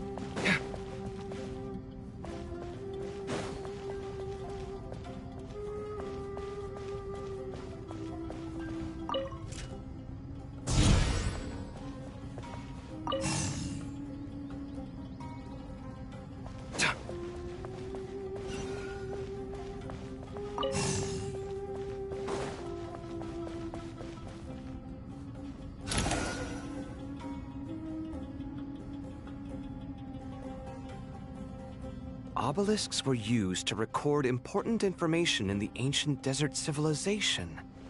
Hey, Alhaitham, there's some writing here I'll need you to decipher. I've sent it to your screen. Do you see it? Got it. It's a little blurry, but I should manage. Take a look and tell me what it says. Oh, and I'll send any other similar text directly to you from now on. Let's start with this one. It's a variant of an older script. Herein lie verses written for the Yellow Sands. Looks like cultural information from the age of King Deshret. If so, I suggest you delete it. Words thrown together merely for fun. I had no idea Aru kept a record of this. Well, as long as you're certain that this is strictly private information, that's fine. It is unimportant. All right, well, I guess I'll start now.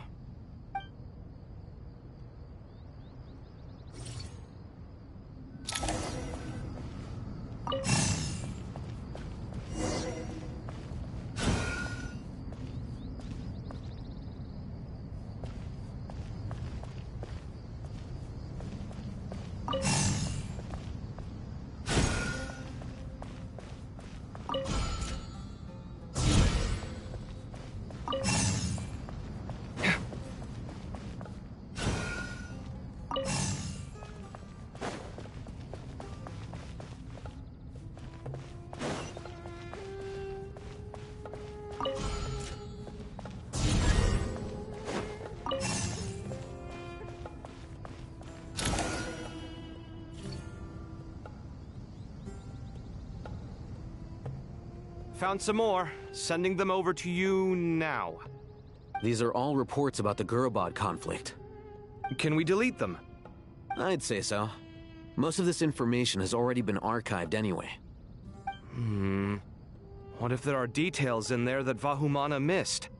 What are we supposed to do if they come after us in the future? They'll just have to live with it. If we don't resolve these issues now, there won't even be an academia in the future, let alone a Vahumana Darshan. Yeah, you're right. Okay, done. There's some other similar monuments nearby. I'll check them out.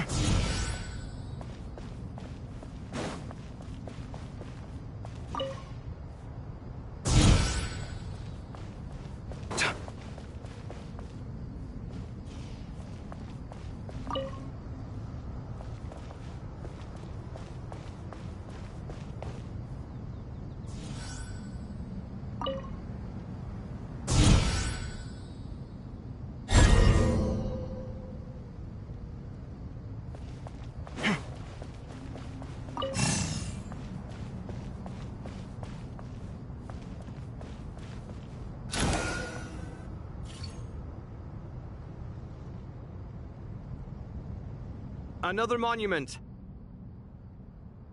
Hold on.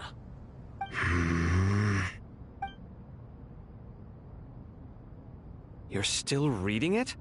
How long is it? It records the development and governance of the Oasis civilization. Most of it concerns the Jinn, but it also contains records left by the artisans who built Aru. Is it important? Some of it. There was no way for me to read the whole thing in its entirety, so I had to rely on my intuition to pick the parts worth keeping. What about the artisans' records? What do they mention? They're speculations, mostly. For instance, they were wondering how to protect themselves if King Deshret decided to silence them after the construction of Aru was complete. Sounds like pure mythology to me. Surely that kind of thing didn't really happen. The records do emphasize that this was merely their conjecture based on various myths.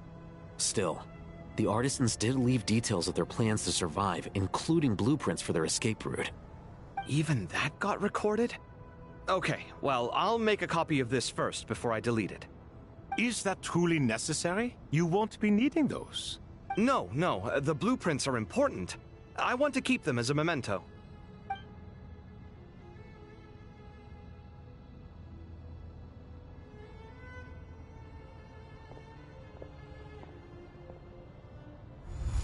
I think that should just about do it.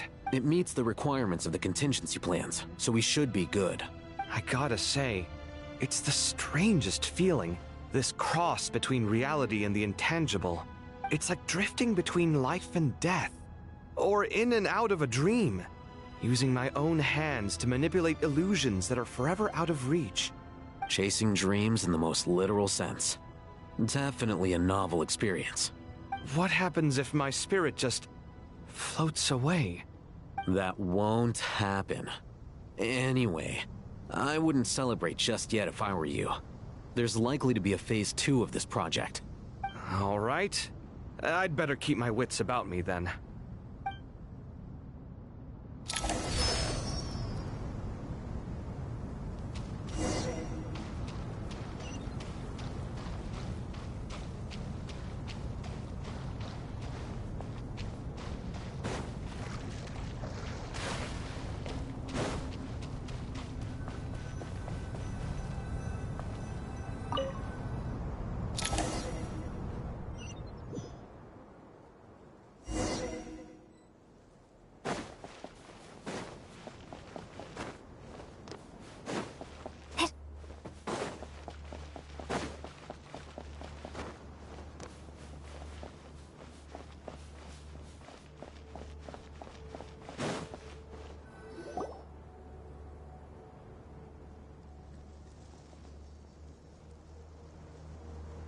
Traveler from afar, do you worry for the fate of Sumeru as well? Whoa! It's Greetings, Crocodile King. Please be at ease. I'm just here to chat with you about Lesser Lord Kusanali. Sounds like you really care about her. Yes, although to be exact, it is a mixture of both concern and curiosity that I feel. Speaking of Nahida, Paimon was wondering how she's doing. Wait a moment.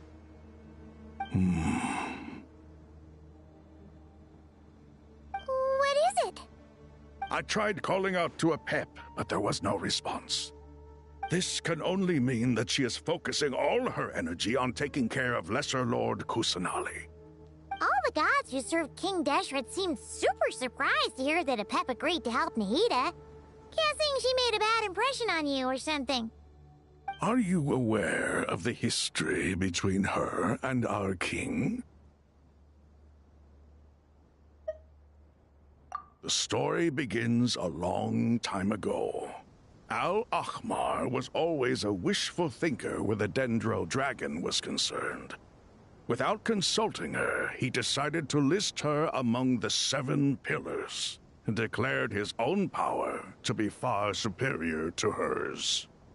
That was when our king was at the height of his power. Ibis Goti and I were no match for him, and so we chose to submit and serve as his ministers. But not Apep. No, she never thought much of him. To Apep, Al-Ahmar's pride and sense of superiority were nothing but ignorance and hubris. In fact, they fought numerous times, but usually the battle ended in a draw. In the end, King Deshret coveted the power of Celestia, only to end up corrupted by knowledge. His final act was to trick the dragon into swallowing him whole, leaving her to bear the torment of his sins. The Dendro dragon stands for the glory of a bygone era. She hated Al-Ahmar and what he represented. All the gods, all the power they wielded. And so, her willingness to help the Dendro Archon through this crisis comes as a great surprise indeed. It makes one wonder whether, perhaps, the Dendro Archon assisted her in the past. Yep, Nahida did her a huge favor.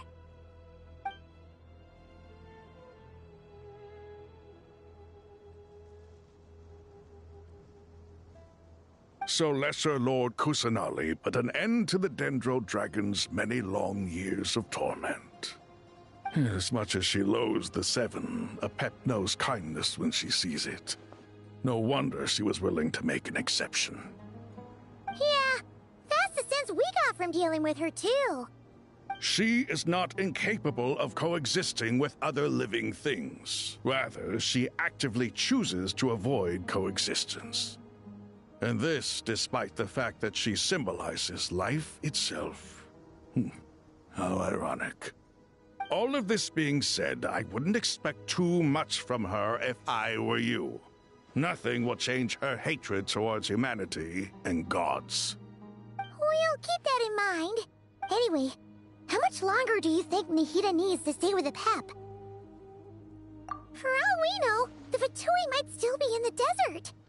Just to be on the safe side, why don't we grab anyone who isn't busy right now and go look for her? I'm alright, Paimon. Huh? Was that Nahida's voice? It seems the treatment was effective. Since when do my deeds require your evaluation? Ah! Here will do just fine. I had no intention of taking you any further. One ought not expect greater generosity than they have earned. You always hide your kindness away like an oasis within a sandstorm. Only those who make it through the swirling winds can know just how beautiful that oasis is, and how much hope it brings. You dare appraise my being? No, I'm expressing my gratitude. I want to thank you for sharing your precious life force with me.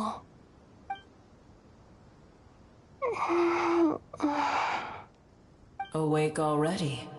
You are more resilient than I thought. Pep. I feel much better. Thank you. Gods and their gratitude mean little to me. I would rather you give me your assurance that the situation with Irminsul and Sumeru's ley lines will be competently managed. If I suffer any ill effects from the ley lines, you, as the god of this land, will be held responsible.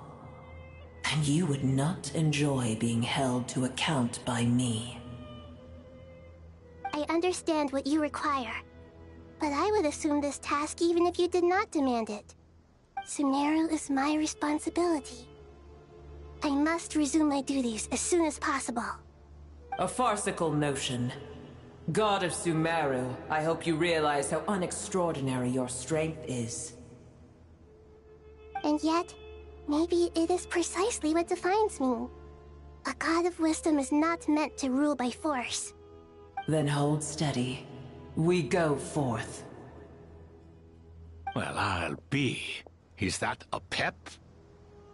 Do my eyes deceive me? Of all places, the Dendro Dragon has decided to visit the mausoleum of King Deshret? I see that after all this time, El Ahmar's menagerie of ministers remain as vile as ever. It's a pleasure, Dendro Dragon. Had you arrived but a little sooner, you might have attended a meeting of the Seven Pillars. What a nauseating thought. You are not the first insects I have had the displeasure of dealing with today. A swarm of them tugged on my tail on my way over. Goodness knows what hovels they crawled from. Why do all the creatures of this world remain so lowly after all this time? What did you do with them? I cast them away. What would you have me do? Keep them as trinkets? Boer, this is where we shall part ways. To be clear, I do not wish to see you or anyone else here ever again, unless absolutely necessary. Then I wish you peace as you return to your dwelling place. It matters not to me. Simply refrain from bothering me again.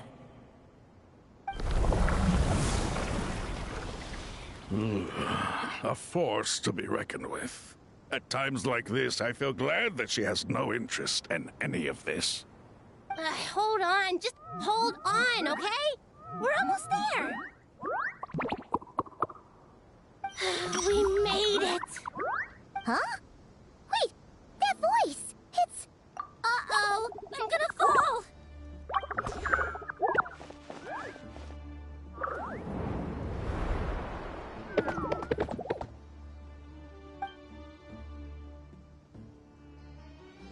Well, that's a relief. A pair of safe hands indeed. The Dendro Archon's familiars. They are the last thing I expected to see here. Huh? Wait, what are the Aranara doing here? Don't you guys hate the desert? Obviously I was worried about the Dendro Archon. I've been supporting them with my Pari powers the whole way here. Oh, you seem pretty nervous. Is it because there are too many people around? Not just people. It's all these non-human beings, too. It's hard on them. I can't believe you made such a long and dangerous journey just for my sake. I appreciate your support so much. Thank you all. I'll have to ask everyone to wait while I help our new arrival settle in. Once I'm done, I'll gather everyone to discuss our next steps. Traveler, Paimon, shall we find a place for our friends to stay? Awesome! Let's go! Well, first I have some questions.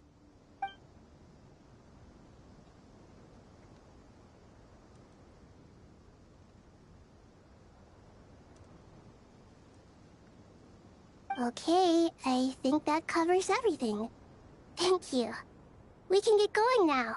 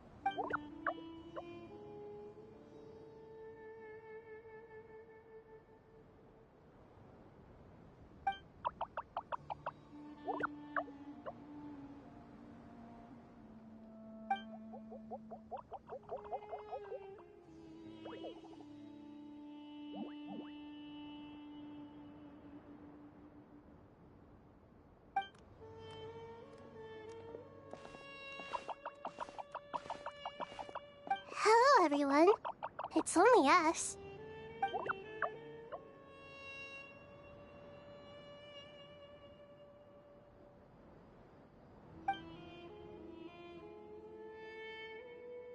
It must be very tough for you coming all the way out here, especially since you don't like the Voluka. Is everyone back in Vanarana doing well?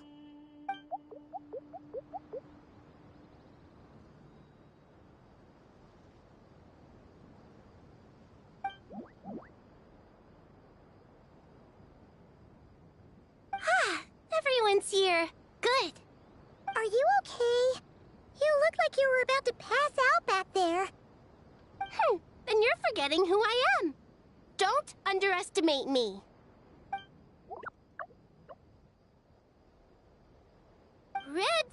Oh, excuse me! Are you comparing me to Paimon?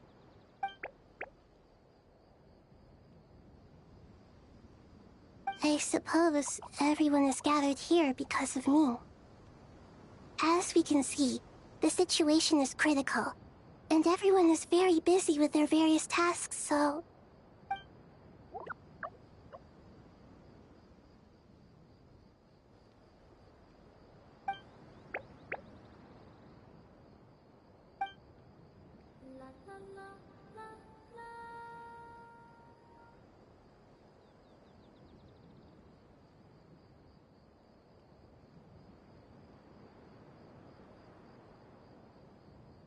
I can't thank you enough.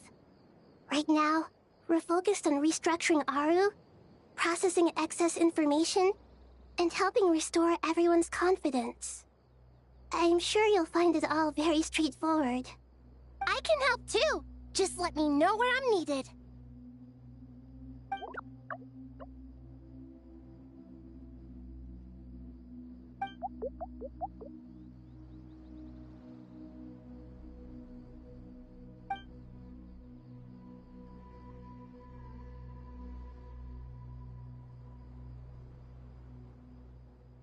Up to no good?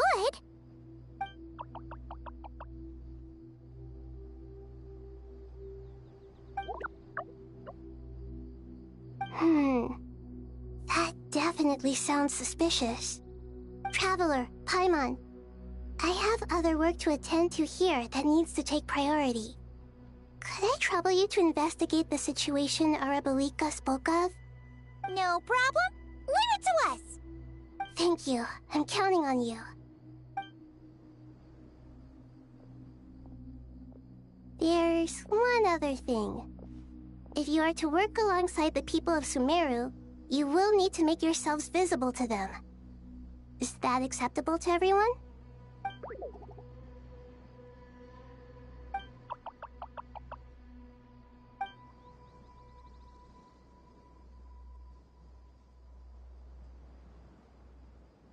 There's nothing to fear. No one here will hurt you. But if you do feel afraid, don't worry. Just call my name and I'll be there. Very well. Now, I shall bestow a small blessing upon you all. Whenever people see you and interact with you, from the moment their gaze meets yours, they will experience the most beautiful of dreams.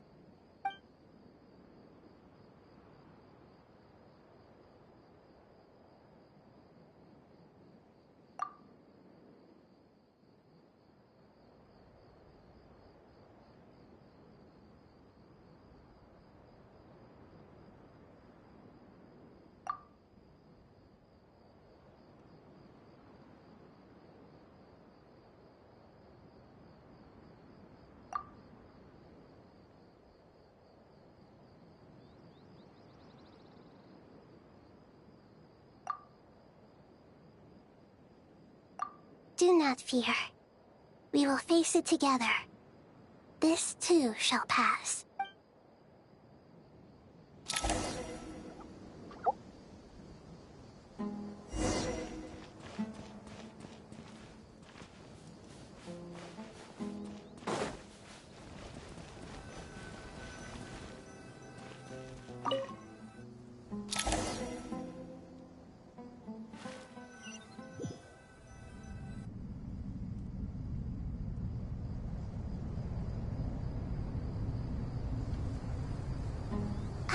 Everyone's here. Wonderful. Dendro Archon, you're back. Are you recovering all right? You mustn't push yourself too hard. I'm doing very well. Thank you for your concern.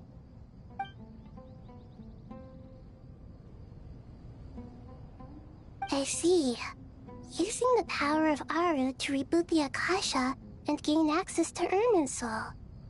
It's a sound plan, although...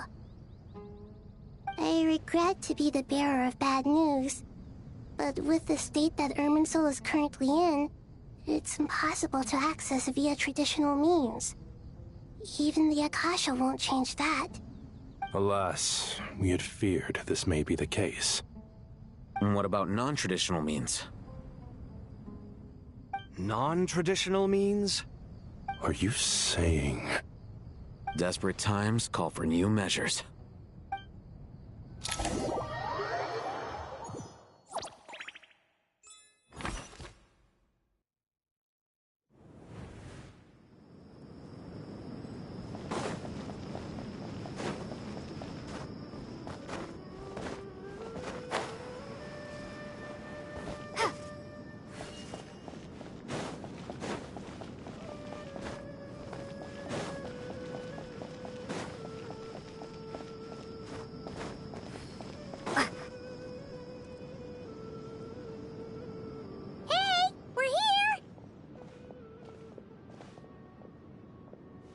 Ah, it's you. Is there a situation?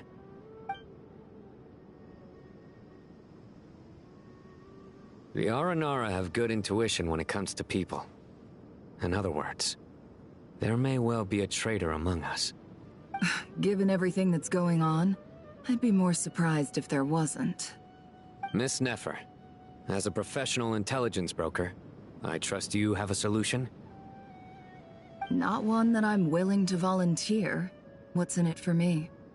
Let's say I'll treat this as a pilot project aimed at expanding your intelligence operations. Whatever business you're in, an avenue to demonstrate your abilities could never hurt. I like the sound of that. Glad we're on the same page. Given that you rarely set foot in Sumeru, practically no one at Caravan Rebot knows who you are. I take it you've read the files on everyone in the area? Yes. I also skimmed the list of evacuees, and am more or less up to date on where everyone stands. Any initial suspects? Limiting the scopes to males whose recent activity could be viewed as suspicious. I've identified 3 names. The Aranara saw 2 people talking, but currently we only have 1 suspect. The other person was probably just a messenger, and in all likelihood has already left Caravan Rebot. Everyone is heading for the desert per the evacuation order. Anyone willing to turn back at this stage is almost certainly with the Fatui. There's no way it was a spur-of-the-moment decision to act at a time like this. This spy must have been planted long ago. We need to smoke him out from wherever he's hiding. Sounds like you have the beginnings of a plan.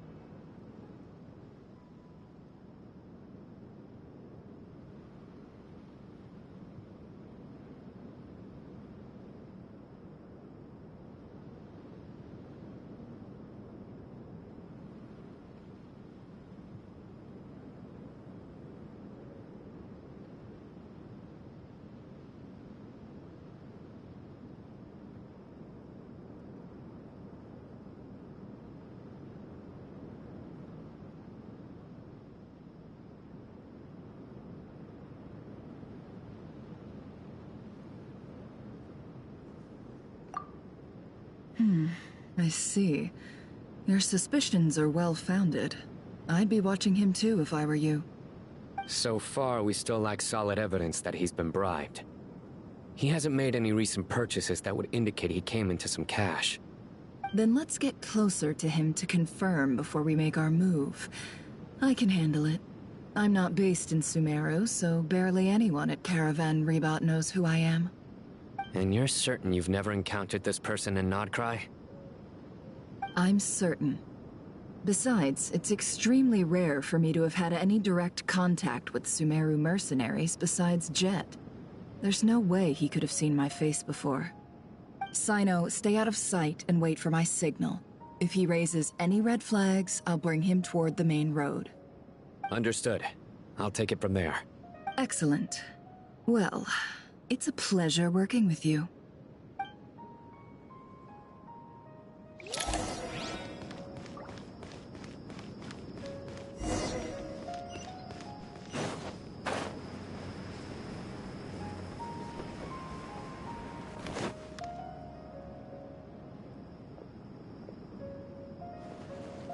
Darker skin, scars, frequents the desert and has ample combat experience.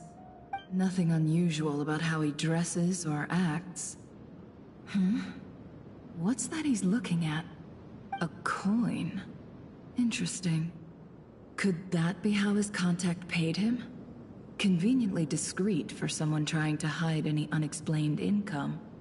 And yet it could be highly valuable. Sorry to bother you. Has everyone here already left? I don't suppose you happen to see a lady wearing a hat? Ma'am? What are you doing in Caravan Rebot all by yourself? The main group evacuated some time ago. Didn't you pass them on the road? My friend and I lost some of our cargo along the way. I didn't want to miss out on potential business, so I told her to go on ahead and meet the client while I retraced our steps. I didn't think it would be so late by the time I found it. And then there was a terrible sandstorm. I guess I must have taken a wrong turn, because I didn't see any large groups on my way here. Forgive me for asking, but just to be on the safe side, could you describe this friend of yours? Sure. She has blonde hair, and she was wearing a hat and a white dress. You'd definitely know if you'd seen her. Yes, I think that does ring a bell. Ah, my apologies.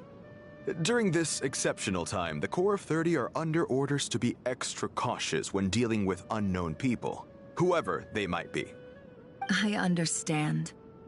Well, sir, is there anything else you need to know? If not, I'd better try and catch up with them. Hey, wait! They left a good while ago now. You'll never catch up with them on your own. Why don't I give you a ride? I'm here to collect the last few people anyway. We have plenty of carts, so one more won't be a problem. That would be amazing. Traveling with a group will be much safer. I'll have to pay you for your trouble. Hey, let's not worry about the money for now. Wait here a moment. Once I'm done packing up, I'll take you to join the rest of the group. All right, thanks. Let me know if you need a hand carrying anything. No need for that. I'm strong enough for both of us. Okay. Well, I wish there was some way I could repay you. Guess it's my lucky day, running into someone who knows what they're doing here. You might have just saved my life, you know? You're not wrong there.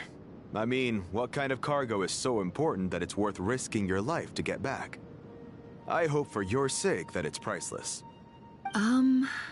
Actually, I suppose I can tell you, since you've been such a big help. But be sure to keep it to yourself, or we could both be in big trouble. Oh, really? Sounds mysterious. We're in the antiques business. You understand? Some of our goods aren't acquired through the most legitimate means. We have to be very discreet when we're selling them. That's why I had to go looking for the missing cargo alone. Ah, no wonder. Well, ma'am, in that case, it turns out that maybe there is something you could do for me. I'm all ears.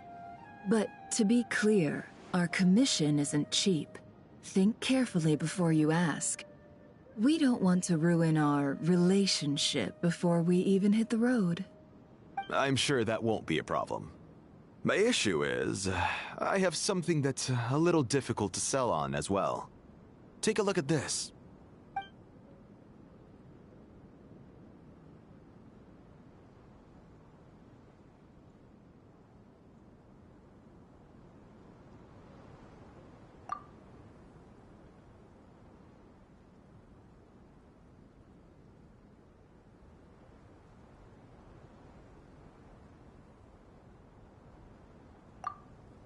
Pure gold.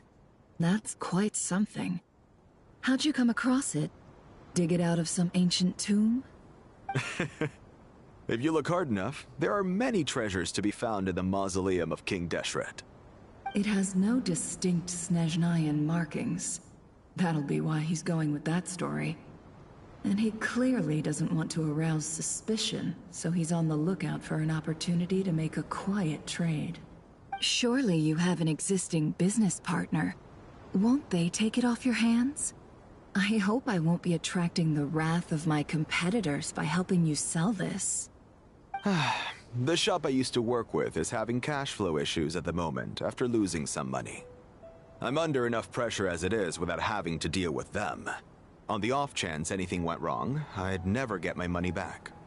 I understand. Gold is the last thing that traders with cash flow problems want to see. Well, in that case, I think we can work something out. As it happens, I'm just about done packing. Shall we make a move? Sure. Let's walk and talk. This evacuation was a huge operation. They needed a few people to stay behind and tie up loose ends. And I ended up being one of them. You're lucky you ran into us in time. I certainly am.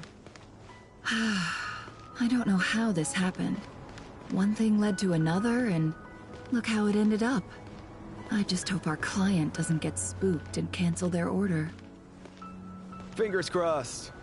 But either way, life goes on, and we all have to make a living somehow.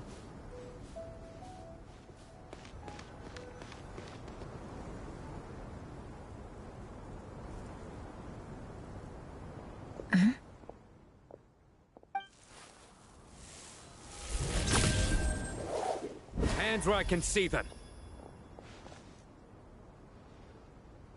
General Mahamatra! No, wait! What are you doing?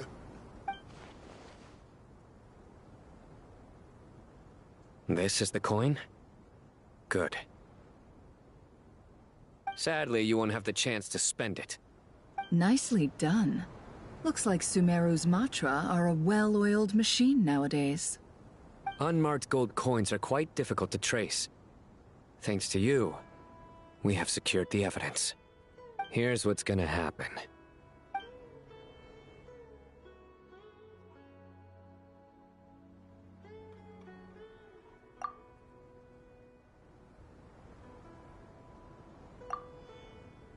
Southeast from here, leeward side of the hill. That's where he's meeting his contact. Great work. Candace tells me your interrogation skills are highly effective. Hers are quickly catching up. She's improved a lot in recent years. Looks like it's over to you for the next step. Because I'm quickest on my feet? Because you know how to trail a target. Plus, it'll be easier to monitor their activity from the air. Fine. I'll be quick. One more thing. The Traveler just brought a message from the Dendro Archon. Once you're done with this, we're to meet up at the mausoleum of King Deshret. Got it. Will do. Are you sure you'll be okay on your own? Gee, I don't know. Maybe you should come with me. Okay. Then Paimon's coming with you. Really? You do know this is a stealth operation, right? Meaning, you have to be quiet? Paimon? Are you sure about this? Well, Paimon at least wants to give it a shot. Like everyone says, if you never try, you'll never know. Besides, being the best guide into that has to count for something. This should be a piece of cake. Fine. Join me if you want. But be warned. If anything goes wrong, I'll have to gag you and shove you into a bush. No need! Paimon will be super careful. Promise! Good. Then what are we waiting for? Let's go. Ah! Coming! Coming!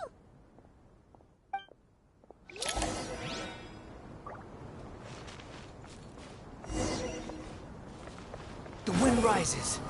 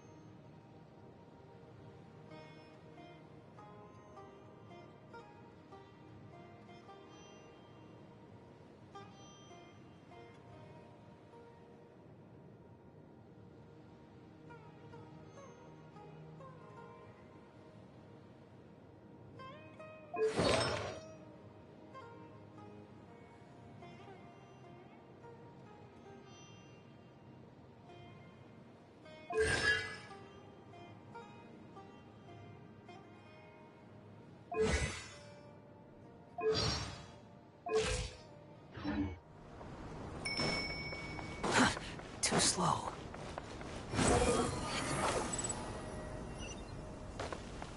Quit following me. Squall and Fury.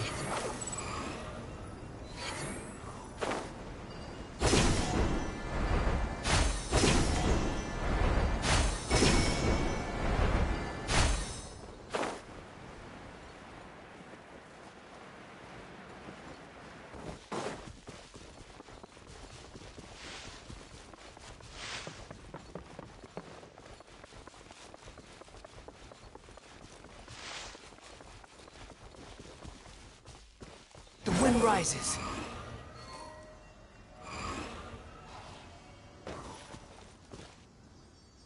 Hawkeye! Wait up! Hey, slow down, will ya? We're here. Now we wait. Okay, yeah, cool. Cool. What's on your mind, Paimon? Huh? Oh, nothing? I thought all you cared about besides being a guide was food and sleep. Why the sudden urge to go on a dangerous mission? What's that supposed to mean? Paimon's been on plenty of dangerous missions before. But never on your own. You hardly ever leave the Traveler's side. Just saying, I'm kind of at loose ends right now. So if you did want to share, I suppose I'd have to listen. If not, suit yourself. Makes no difference to me. Hawkeye? Do you think Paimon is useless? What? Where's that coming from? When we were in Notcry, Paimon suddenly realized something.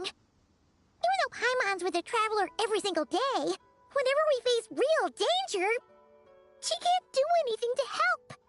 Paimon doesn't get like this very often. She just got really scared when the Traveler got kidnapped that time. What if she never came back? What would Paimon do then? And the more Paimon thought about it, the more useless she felt. But Paimon doesn't want to be a burden. Paimon wants to be a friend who's actually useful. Does that make any sense? You know, that feeling of just being completely useless and... Oh. Paimon probably sounds so ridiculous right now. You asked the right person. Boy, do I know that feeling. Oh, that guy. I'm not gonna try and encourage you. What I will say is this.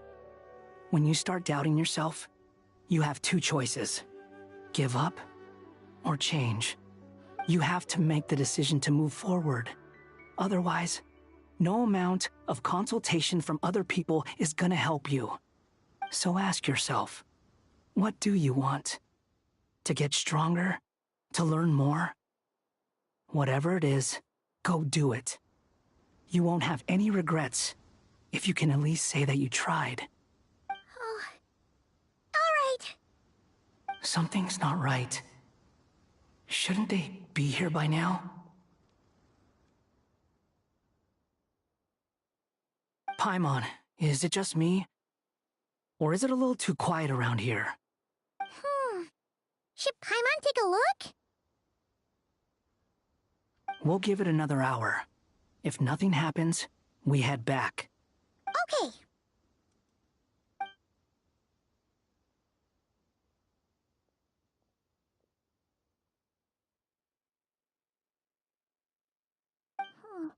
How strange. We've been here for ages. Where the heck are they? Have we been stood up? What is it? Did you think of something? Something feels off about this whole situation, but I can't quite explain why. We know for sure that the guy Sino caught had something set up, yet somehow his contact is a no-show. So, either the handler got caught, or, more likely, they decided to cut our guy loose. How would they know to do that? Wouldn't they at least send someone here to check things out? That's the problem. They couldn't possibly know what's happening here. Unless... This feels all too familiar. Come on, let's head back.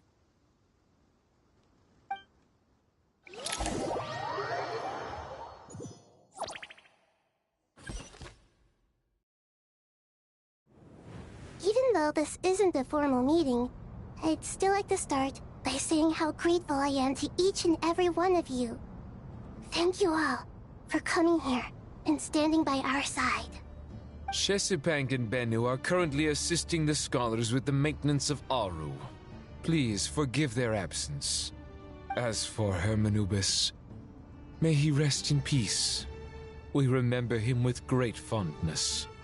There have been times when I imagined what it might be like to meet you all.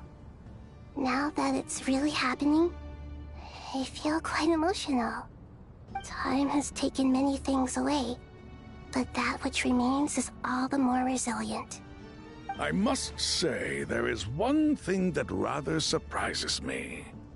You appear to be in good spirits, Lesser Lord Kusanali.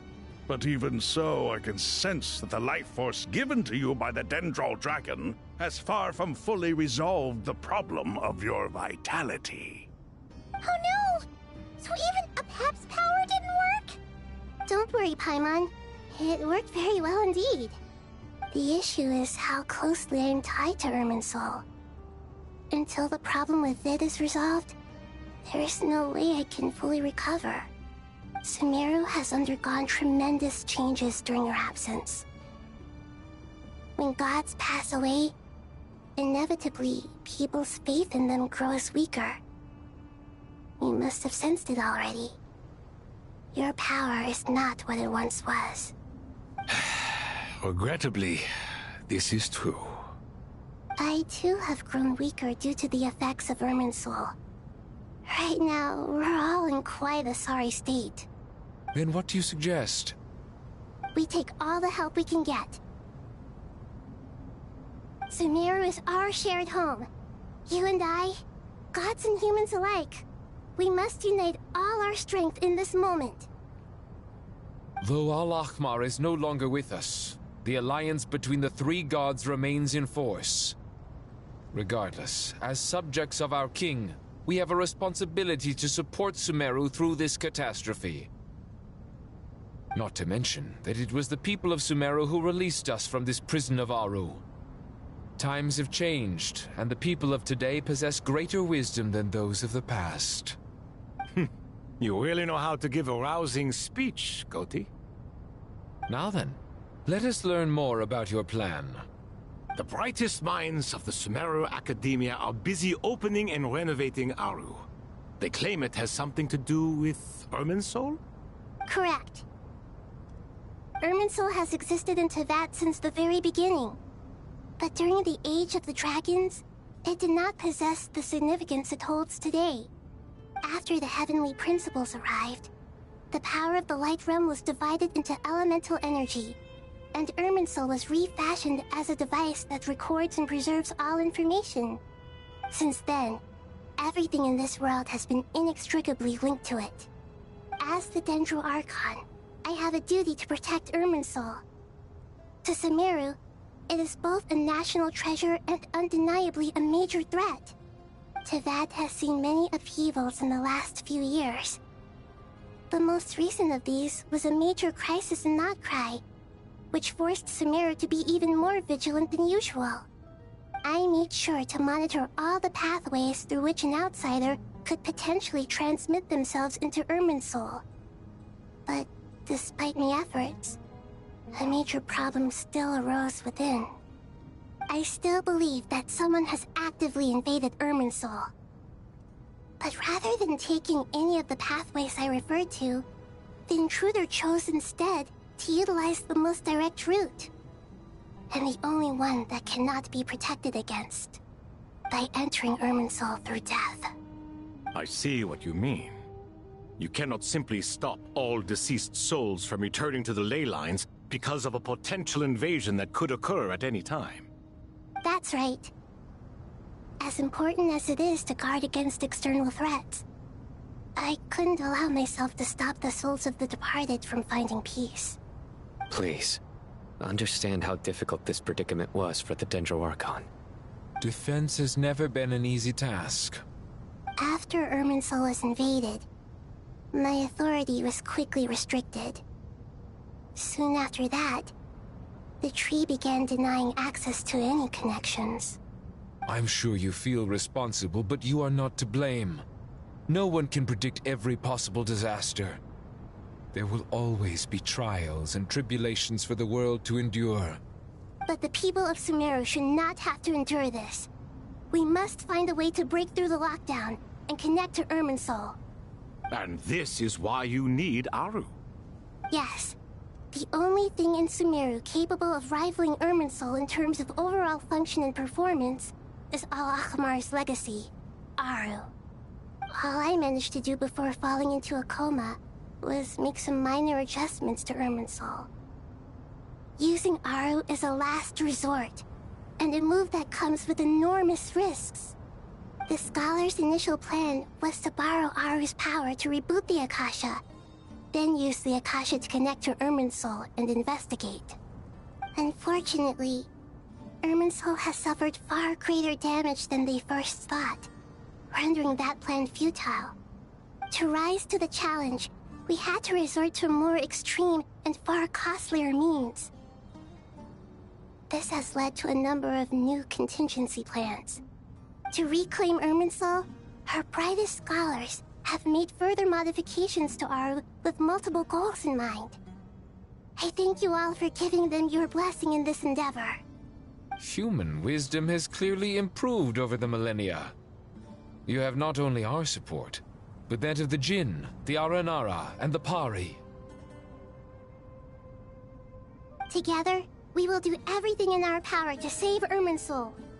By the way, when you spoke earlier of an intruder, it almost sounded as if you knew who you were dealing with and what they were capable of. Well, since you ask...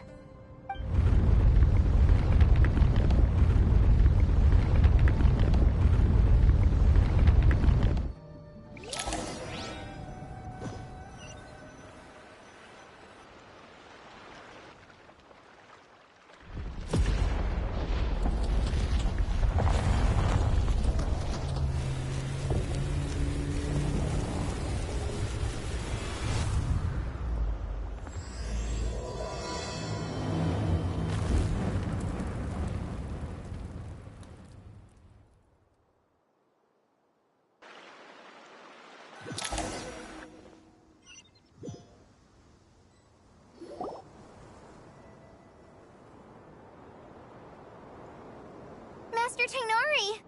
What is that? Is this... Irminsul? How did this happen? What's going on inside? Luckily, we managed to evacuate everyone. What in the world was that? That was terrifying!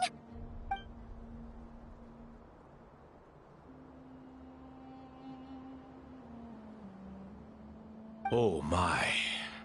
I understand now, Dendro Archon. You make yourself quite clear indeed. Not once over the millennia has Irminsul been so terribly afflicted as this. Please continue, Dendro Archon. Irminsul's root system is what comprises the ley lines. In the past, it has always been hidden away, going unseen by the general populace. But now, an evil intruder is making it reveal itself. It has become a tree of unbridled greed. A clear sign that a deranged experiment has advanced to a new stage. Blasphemy. From where I stand, an experiment in the name of blasphemy sounds rather improper. But, if we are to honor Dottores' will, this is what we must do. The birth of this tree proves to me beyond doubt that this incident is connected to him. But to explain the situation in full, there is someone I need to tell you about.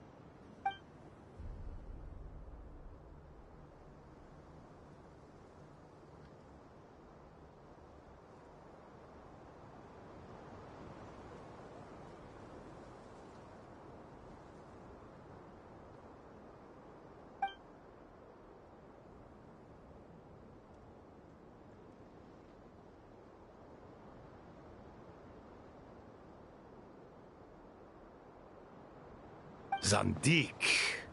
So it was him. I saw him in the desert once. A man of supreme arrogance. So this is where it has taken him. But didn't Dottore die and not cry? How is he still able to do all this? He must still have loyal followers amongst the Fatui. Even so, I'm still unclear as to how he has been able to wield such a profound influence over Irminsul. I can confirm that Fatui forces have arrived in Sumeru City. Furthermore, Irminsul seems to be undergoing some kind of mutation. Evil branches are beginning to grow. Things that do not belong to this world are slowly but surely materializing. Sorry, I couldn't think of any other word to describe it. They don't seem to be fully formed physical entities yet, after all. But they are gradually becoming real. A baleful tree, climbing up into the heavens. Speaking of Dottore, I have some information on that front as well.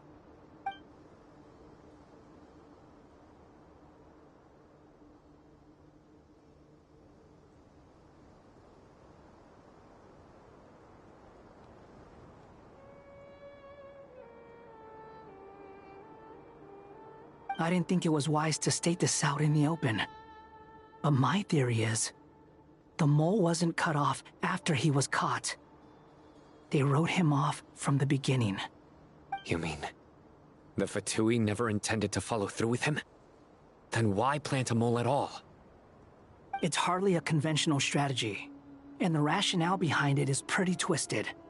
But as it happens, I know someone who works exactly this way. And when it comes down to it, his goals are very simple. He just wants to confuse people, so they can't figure out what he's up to. He's been a collaborator of Dottore's from the outset. That fact alone confirms that Dottore is involved with this somehow.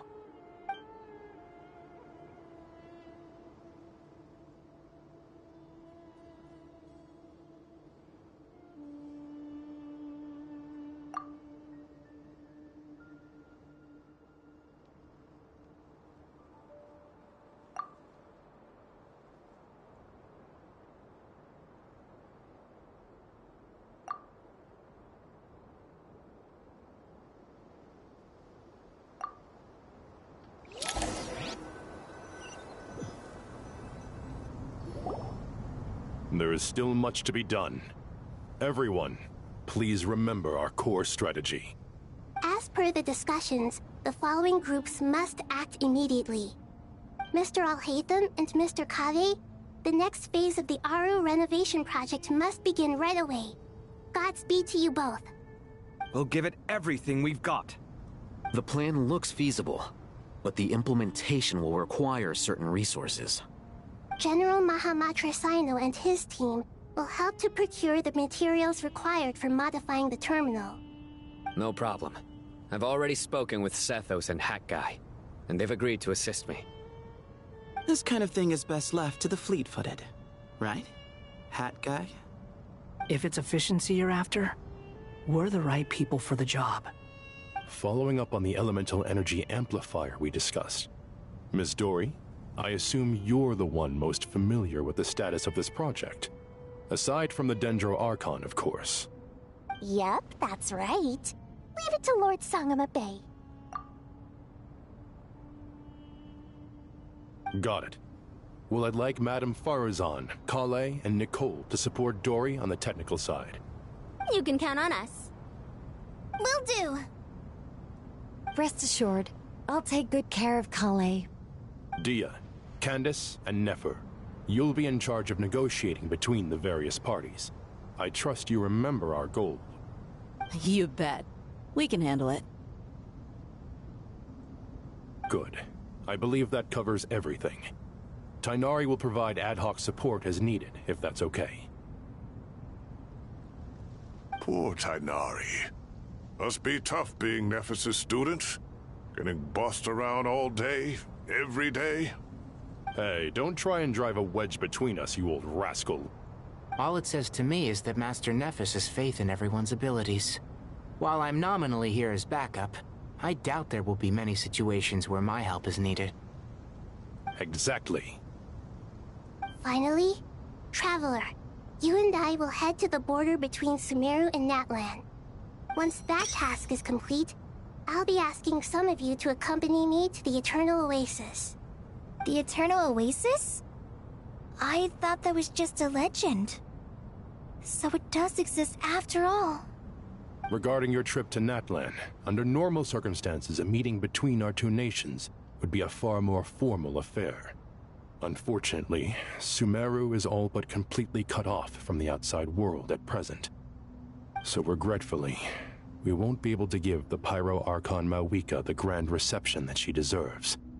My apologies for the inconvenience.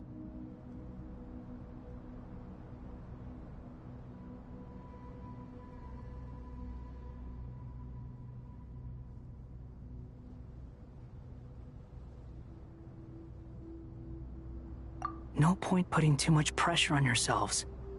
That goes for everyone. Right. Especially you, Dendro Archon. I'm sure you're still feeling quite weak. Don't worry about me. The Dendro Dragon's life force will sustain me. Plus, we'll be there every step of the way. Nahida will be just fine. Yes. I believe in myself. And I believe in every one of you. Well, time to get going.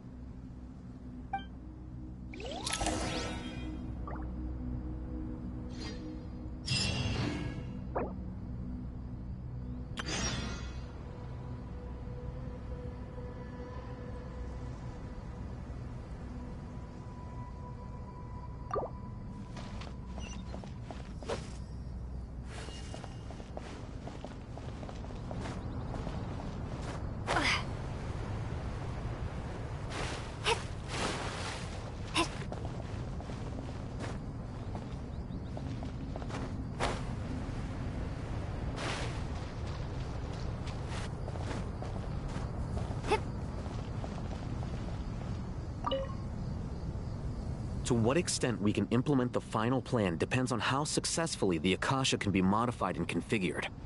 And to make sure the configuration works, Aru will also need some further optimization. Yeah, no surprises there. Once we roll this out, any Sumeru citizens who already have Akasha terminals can simply continue to use their existing devices. This still leaves us with a significant equipment shortage, though.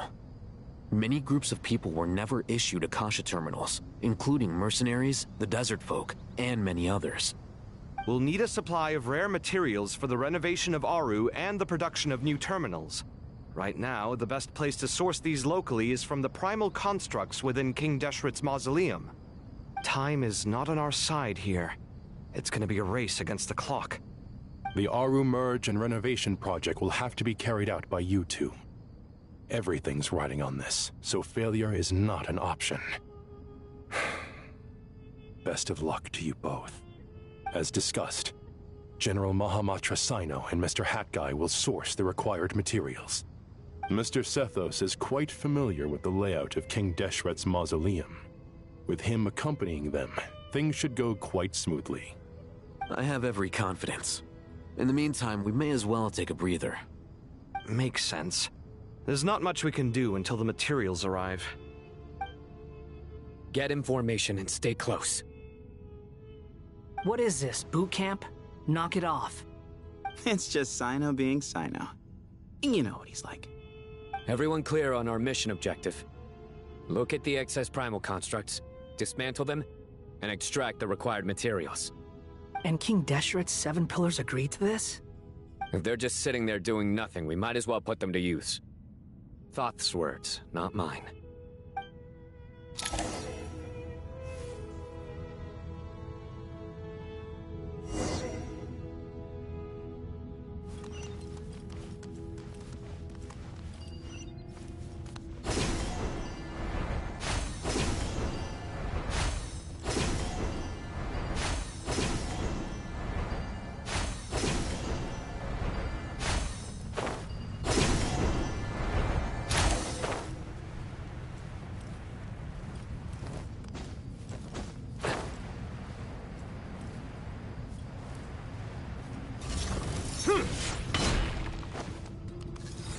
Squall Fury! How amusing! Bow your head!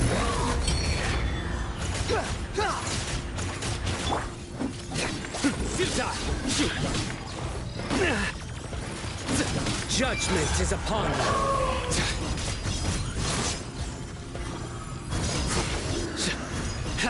Your penance is due! You stand condemned! Swing ahead! Glory to Al Akbar!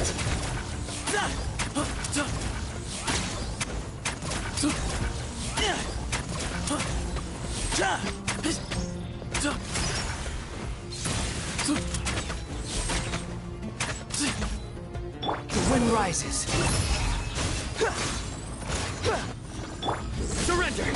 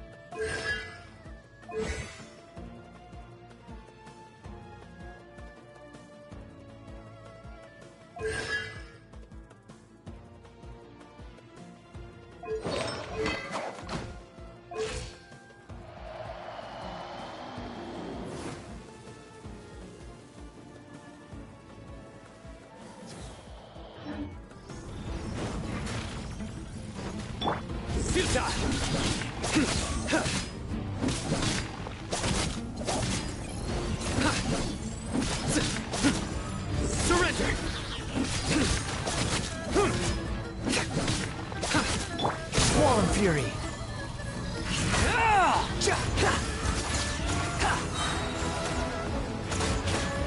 Unsightly insects! Move or be moved! Excuse me?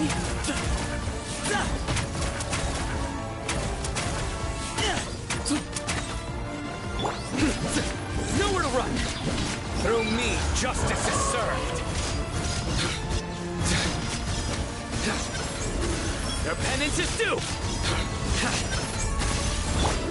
Into space!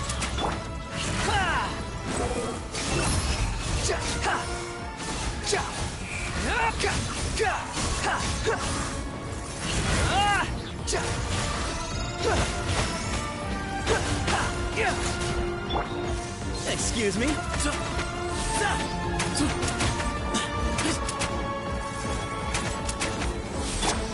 Surrender!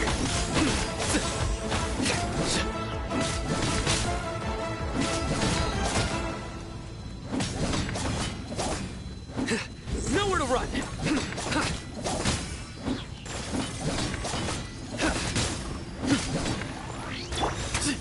Way ahead of you!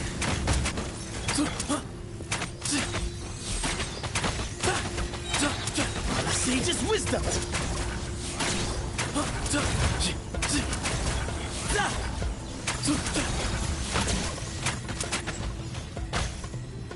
It was all in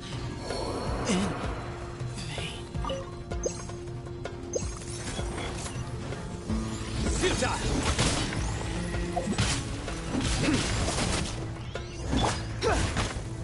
Wretched vermin!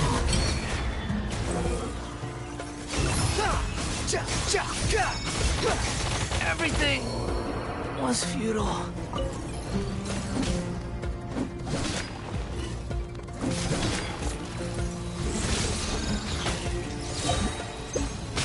Your sins weigh upon your soul.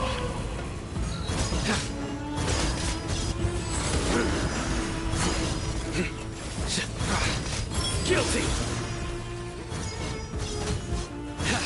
These devices should still be usable even though they're broken down. Let's take them back for the others to review.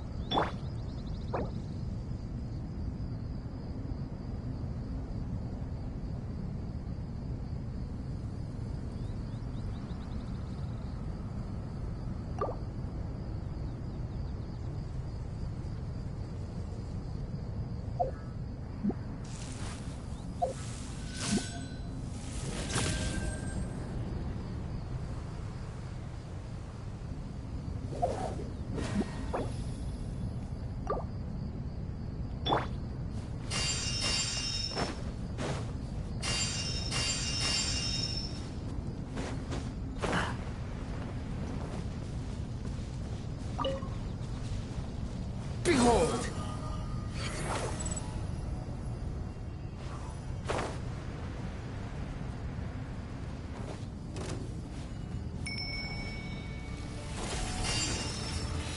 Squall and Fury!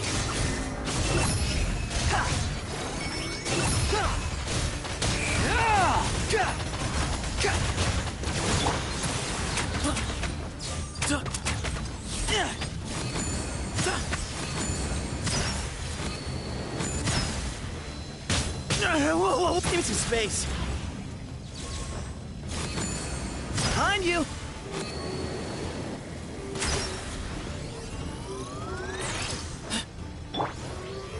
Surrender.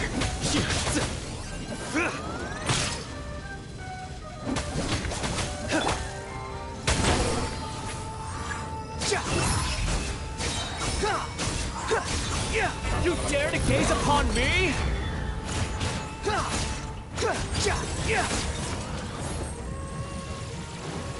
That's far enough.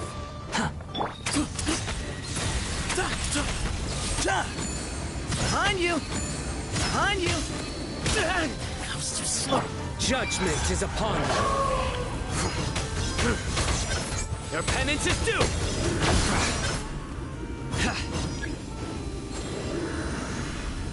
Guilty! You stand condemned! How many do we need again? Enough to make an Akasha terminal for everyone who doesn't own one. I remember you telling me how revolutionary these Akasha terminals were. You've used one before, right? The Academia declared the Akasha to be the most powerful and comprehensive wisdom dissemination system in history. That should give you an idea of how powerful it is. Certainly sounds impressive. Neither Hat Guy nor I have ever had an Akasha terminal. Well, if it all goes to plan, that's about to change.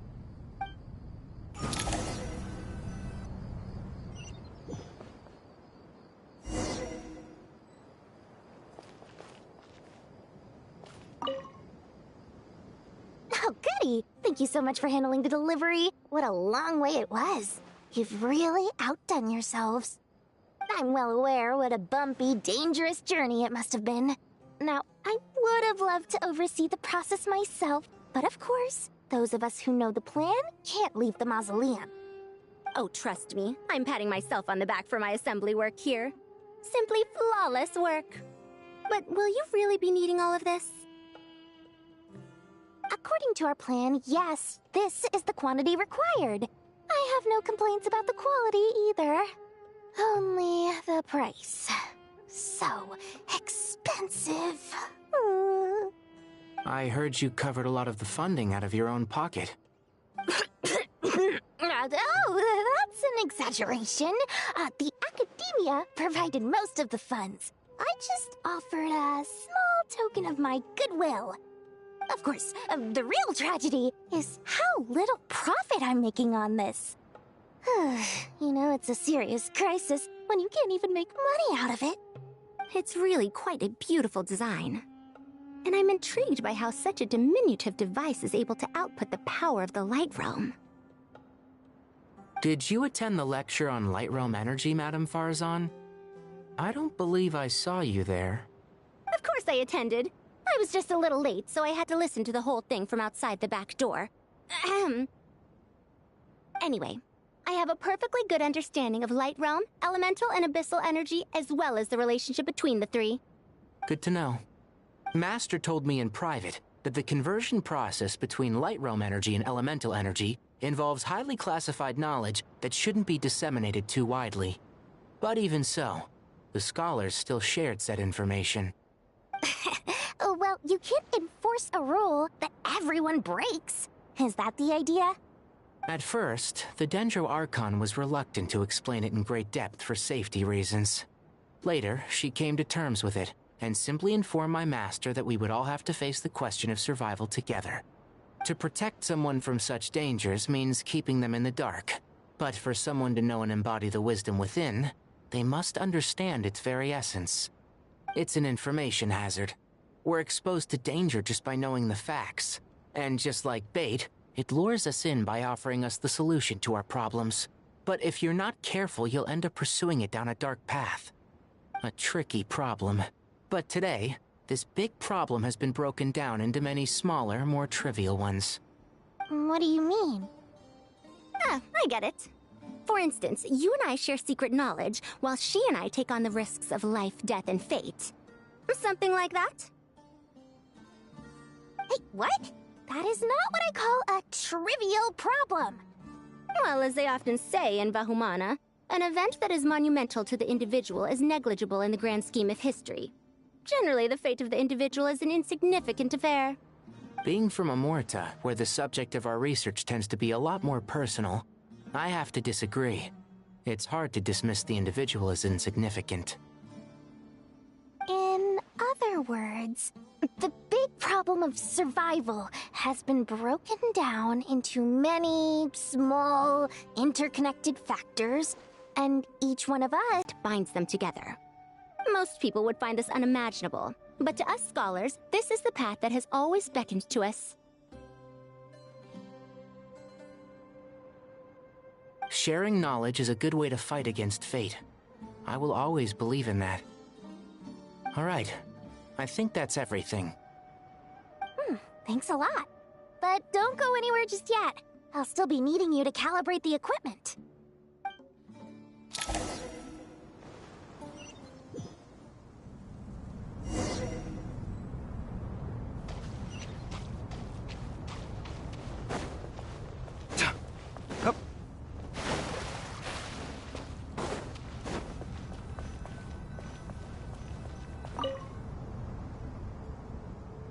Okay, the materials are ready. We can proceed with the next phase. Alhaitham, how are you getting along? Most of the information in Aru is written in ancient desert scripts. Some of this is written in a tribal language, while other parts seem to be a variant of an Oasis script, based on the glyph forms. Oh. Not lost to history, I hope. Some are. All we can do is infer the meaning based on the rules of related languages. Although, this section actually fills in some of the missing historical record.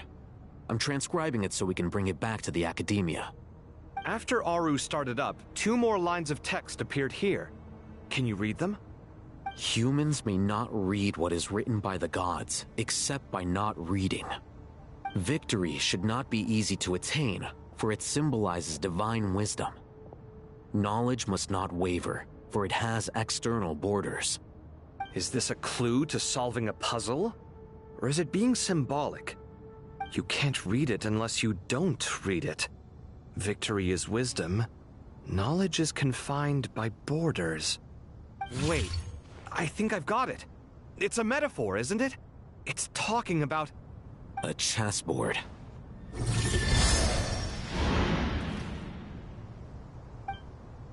You were right. The youth of today are skilled at solving riddles.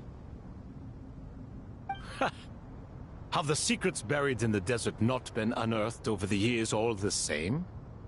Since Aru is a place reachable through wisdom, this day was bound to come sooner or later. Oh, I've always been against overly cryptic sentences. Don't you get tired of reading and writing all that? Ah, it's you 3. Just in time. We've been delving deep into Aru, and now this board has appeared. I've heard this was how you'd while away your free hours.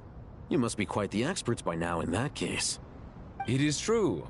King Deshret's chess games are some of the most well-loved of all his wonderful creations. If you have ever been to Safhe Shatranj, you may well be familiar with the chess pieces you see here. Is this chessboard supposed to be another visualization of the interior of Aru, then? Naturally. Visitors, everything is ready. Only by completing the challenge on the board in accordance with the rules will you be permitted to overwrite Aru. 1 second. It's not dangerous, is it? Dangerous? Why, yes, of course. I should be the one to go, then. Wait for me here. Sounds like the self-confidence of our present company has rubbed off on you. Don't be ridiculous. I'm your upperclassman, and that means I have to look out for you. I appreciate the sentiment, but a game of chess typically requires 2 players. Besides, I'm sure they won't let things get out of hand. Keeping things relatively safe is in your best interest too, isn't it? Fair enough. I mean, you guys are controlling the difficulty, so please don't go too hard on us, all right?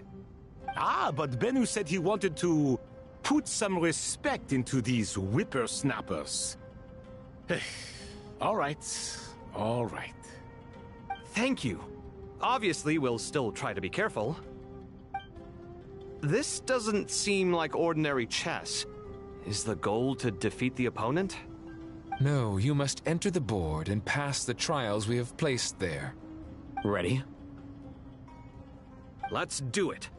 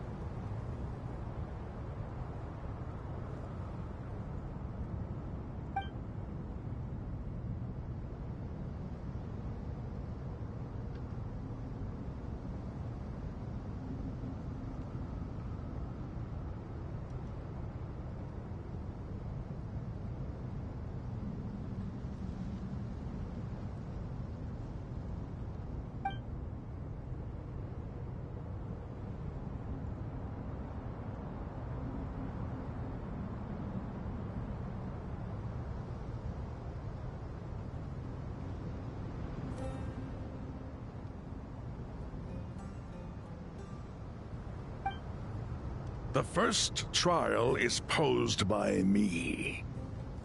I don't think this is gonna stop us. Ah, but the key to this game lies in working together. Otherwise, you will be deemed to have broken the rules. Looks like it's up to me. Marak, can you open it? King Deshret's favorite primal construct. Living on in suitcase form, of all things. Amusing. Ho-ho! Excellent work.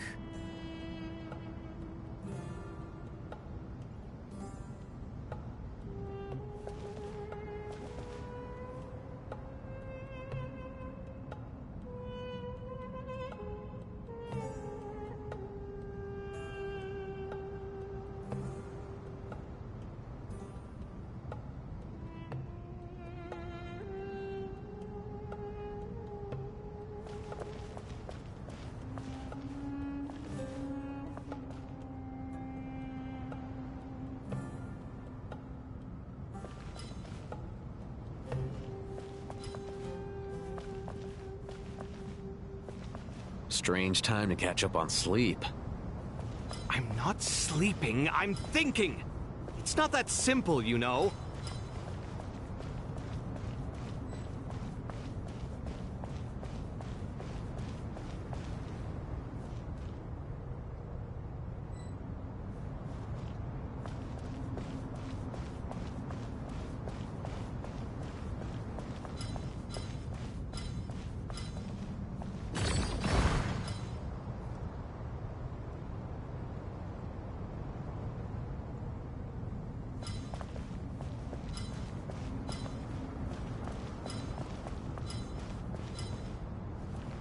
Strange time to catch up on sleep.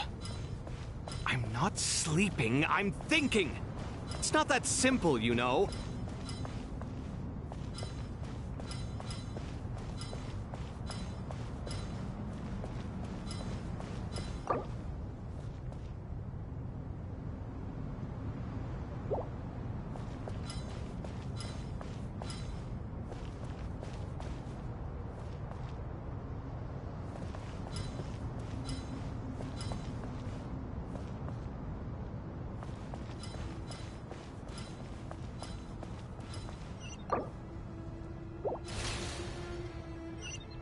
The first trial is posed by me.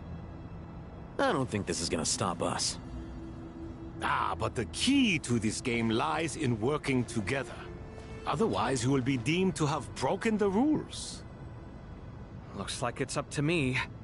Marak, can you open it? King Deshret's favorite primal construct. Living on in things. Amusing. Ho-ho! Excellent work.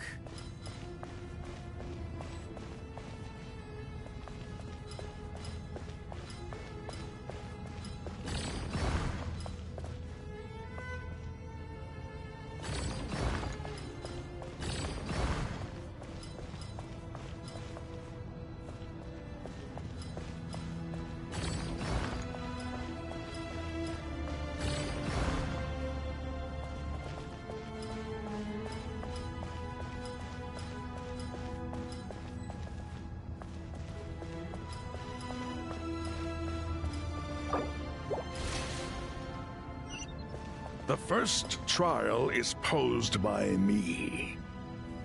I don't think this is gonna stop us. Ah, but the key to this game lies in working together. Otherwise, you will be deemed to have broken the rules. Looks like it's up to me. Marak, can you open it? King Deshret's favorite primal construct. Living on in suitcase form, of all things.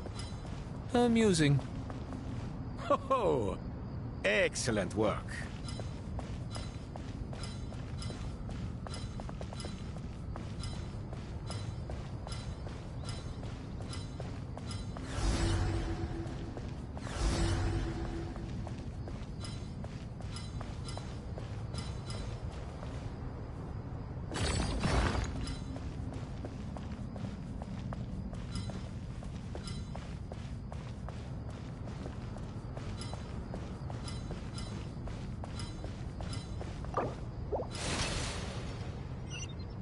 The first trial is posed by me. I don't think this is gonna stop us. But the key to this game lies in working together. Otherwise, you will be deemed to have broken the rules. Looks like it's up to me. Marak, can you open it? King Deshret's favorite primal construct, living on in suitcase form of all things. Amusing. Ho! Excellent work.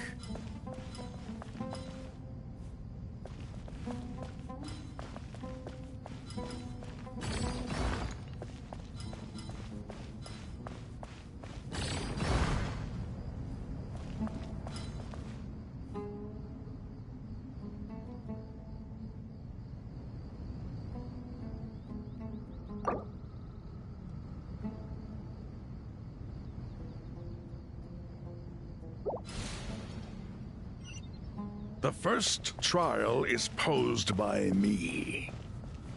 I don't think this is gonna stop us. But the key to this game lies in working together. Otherwise, you will be deemed to have broken the rules. Looks like it's up to me. Marak, can you open it? King Deshret's favorite primal construct, living on in suitcase.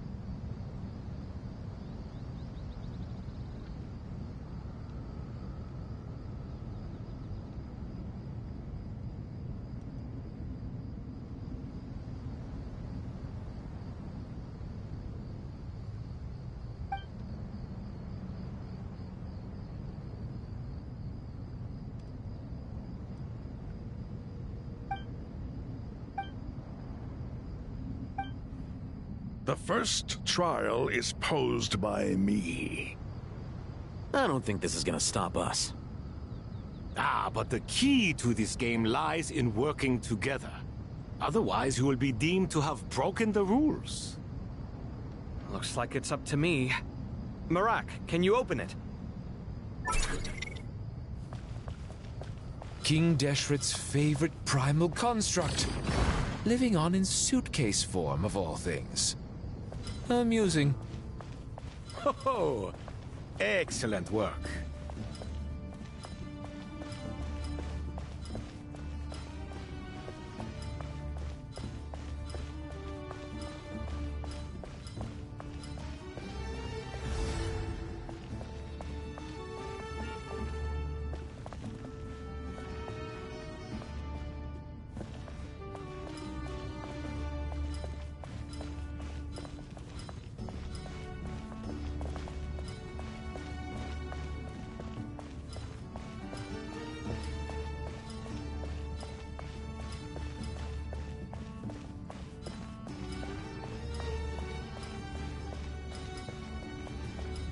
Strange time to catch up on sleep. I'm not sleeping, I'm thinking! It's not the...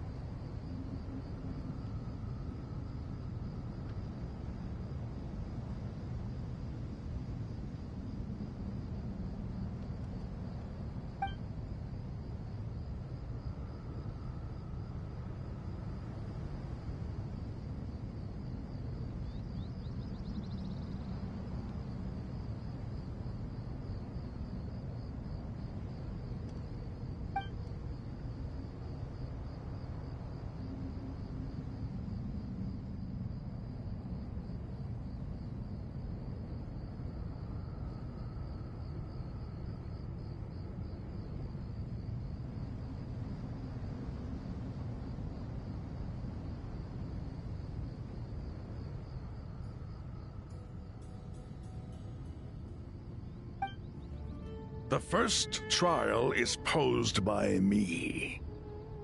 I don't think this is gonna stop us. Ah, but the key to this game lies in working together.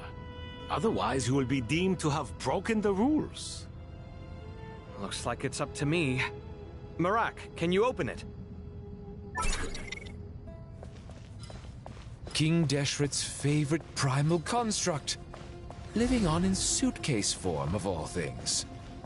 Amusing. Ho ho! Excellent work.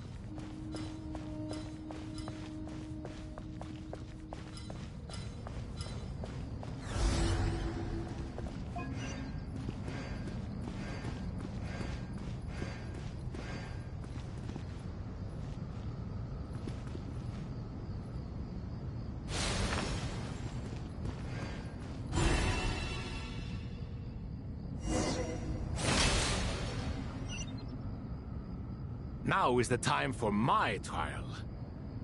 Now, don't be nervous. I'll make it nice and easy for you. Really? Thanks in advance. We appreciate it.